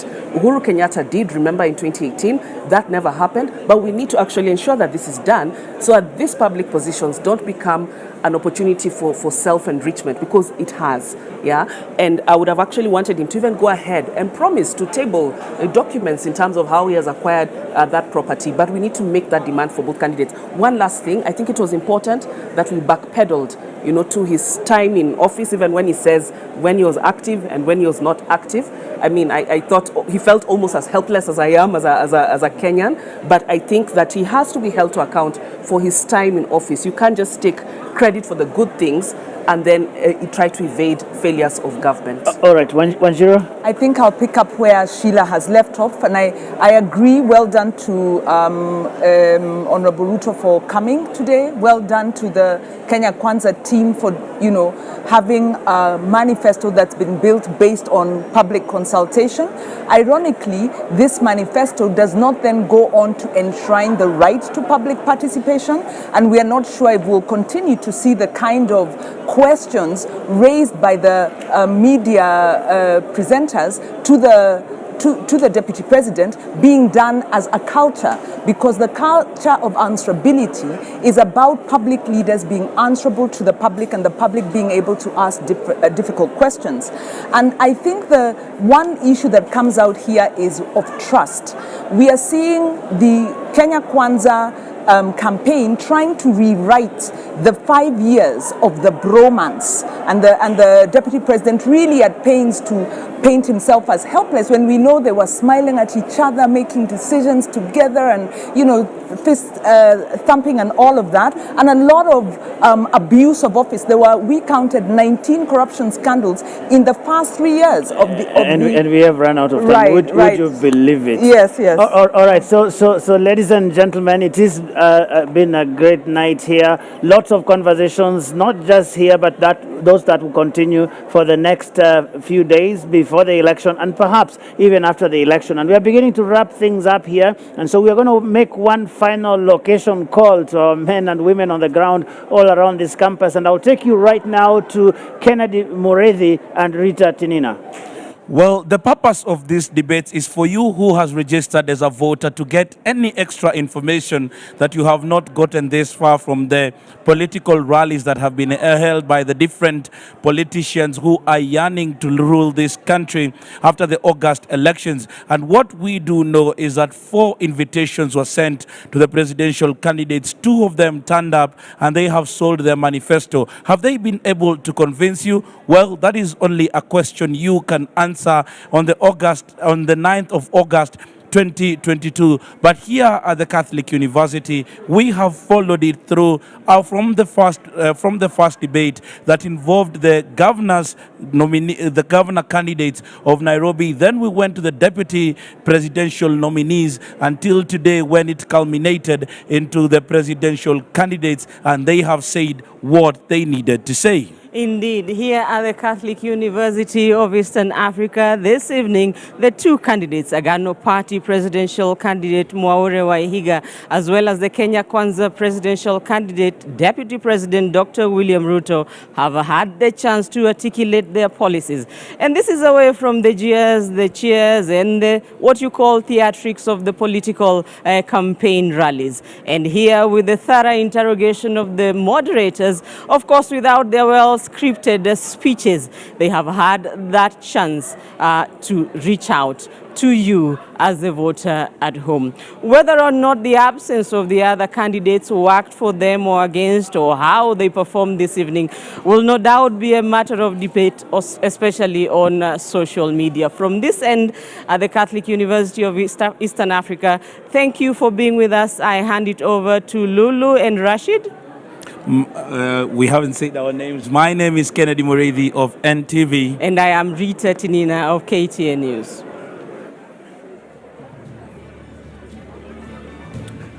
Na mtazamaji, ili kuweza kufanikisha na kuweza kuwajibikia sura ya 12 ya katiba sehemu ya kwanza na sehemu ya pili, ilibidi mwamvuli wa wanahabari wawaalike wote wawaniaji urais hapa nchini Kenya. Wakaalikwa, wakaalikika, wawili wakaghairi, wawili wakafika, wakapokelewa. Wameingia moja kwa moja katika chumba cha mjadala. Maswali wakauliza, wakajibu, wakajaribu kuchachawizwa, wakasimama imara, wakajieleza. Kwa kweli itakuwa sisi ni watovu wa nidhamu na shukrani tusiposema asante kwa waliofika, manake wametendea haki mamilioni ya Wakenya walikuwa wamekaa kusikiliza kwa redio na kutizama kwa runinga. Na mama, kwa hakika Rashid, wengi wanajiuliza siku hii ya leo, nani amefanya vyema, nani ameuza sera zake vyema, nani amebana kidogo. Lakini la hasha mtazamaji, hilo halikuwa kusudio letu. Kusudio letu ilikuwa ni kukunyoshea wewe mtazamaji barabara iliyo safi, barabara iliyonyoka, barabara ya tarehe 9 mwezi wa 8 mwaka 2022, ya wewe mtazamaji kuweza kufanya maamuzi yaliyo bora, maamuzi sahihi. Kwa hivyo mtazamaji, tumekupeleka saluni kunyoa au kusonga, hiyo ni hiari yako. Naam kabisa, hiyo ni uamuzi wako. Ikumbuka kwamba hili alikuweza kufanikishwa bila ushirikiano wa kudumu kutoka na watu tofauti kutoka vyombo vya habari tofauti. Kuwataja mmoja baada ya mwingine nikimkosea itakuwa dhambi, lakini nasema asante kwa wote waliohakikisha kwamba unapata mjadala kwa mpigo, kuanzia mjadala wa waniaji ugavana kaunti ya Nairobi, mjadala ule wa waniaji wenza wa urais, na siku hii ya leo ukapata fursa ya kujua mengi kuhusiana na sera na ajenda za waniaji urais. Sisi hapa, mimi Rashid Abdalla na mwenzangu Lulu Hassan, tulikuwa tunapeperusha bendera ya Citizen TV. Hivi sasa kuna bendera moja pale ya NTV ambayo inapepea ikizungumza na wachanganuzi. Turudi kwake Joageo, alikunje busati hili kwa heshima, hadhi na taadhima. All right, thank you very much, Rashid Abdalla and Lulu Hassan, wrapping things up there. Out there, and we are just about to do that here, so I'll get some quick thoughts around this table before we finish, and I'll start with you, Dr. Manyasa. What are your final thoughts 13 days to the election? 1 minute each. I was frustrated that people are saying after that this debate will mean nothing, meaning that the illiterate Kenyans and the literate make their political decisions the same way. I am hoping that this conversation has made an impact on the voter, and that the discussion that ensues from here to August 9th makes an impact on how people vote. Thank you very much, Sheila. We have various challenges as a country, and so obviously the next government is going to inherit a lot of problems. And I would have actually wanted to hear more about what's their plan for their first 100 days in office, just to be sure that we'll have a good transition, looking at all the challenges that we have now. But that aside, I think we have just 2 weeks shy of the election. What I'd urge citizens who are watching is that it all depends on you. All these challenges that we have can only be brought about by solutions brought about by leaders with integrity. Houghton, your final thoughts? 14 days from now, Kenyans go to the polls. I hope all of you who have registered, you will actually go to the polls and you will choose carefully your leadership, not just at the national level, but at all of the levels, county and constituency as well. I think the other point is that look for candidates that are committed to creating equality under the law, the right to health, the right to education, the right to housing, and freedom from extrajudicial killings, and also freedom from forced evictions. I think that's the future we have to lean into, and that's the future we must vote for on August the 9th. Professor Awiti? I think this, like many people have said, is a defining election. In many ways, the country needs transformative solutions. It is very interesting to read the specifications in the manifestos. It is also very enlightening to listen to the politicians and how much of their manifestos they really understand and can articulate. There's a worrying disconnect there. listening to Mwaure and listening to Ruto. And it begs the question, to what extent can we really hold them to the specifications of these manifestos if they don't really understand and internalize and are able to articulate them to a wider public? So let's go out there. There is still time for us to go through those manifestos. I think there will still be political opportunities for Kenyans to engage. But I think we need to be wise to really understand the consequences of our electoral decisions in 2022. All right, Wanjiru, you get to have the last word on this. Right, I think, thanks Joe, and this is a difficult election and I am left with questions and maybe other Kenyans out there as well. And one of the questions for me is, by staying away from this debate, has Raila Odinga been able to distance himself enough from the worst excesses of the Jubilee administration? I'm also asking myself, if we are looking at William Ruto as a candidate, can we trust him with, the instruments of power, given the obvious shift of his positions and, really a lot of prevarication around his role in government? And then the final question is one that he raised, around, can we trust the deep state or the state to deliver a credible, free and fair election for Kenyans? Yeah, so those are the questions. All right, I think that's a good place to end it. So the candidates have been here, all four of them for the presidential candidate, and the rest that have been coming here since we started this series of debates on the 11th of July. They have come, they have spoken, you have listened. We over here in the media, we have discharged our responsibilities. Now the responsibility is turned over to you, the voter, because in the next 13 days, you will have to make that choice either way, both at the national level and at the county level in various positions for which people are contesting.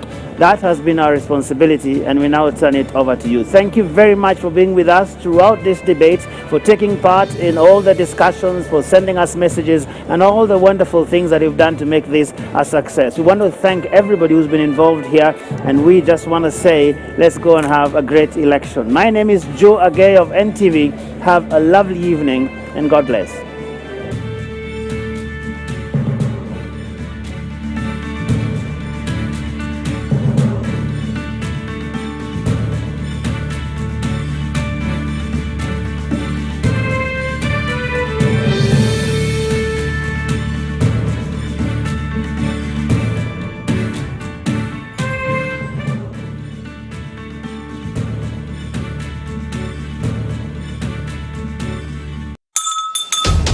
What is a secondary school in Kenya?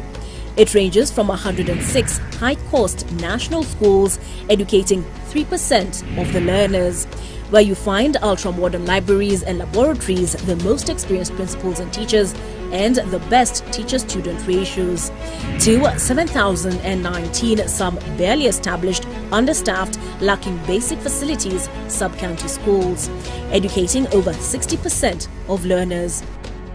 Given that KCSE is the most consequential examination in our education system, isn't it fair that we level the ground for all learners to excel by narrowing the capacity gaps between the worst and best schools to deliver quality education? Usawa Agenda calls upon the 5th President to institute a sub-county schools upgrading program and change the capitation model to enable small schools to close the gap. Without these, SDG 4 is a false promise to most Kenyan children.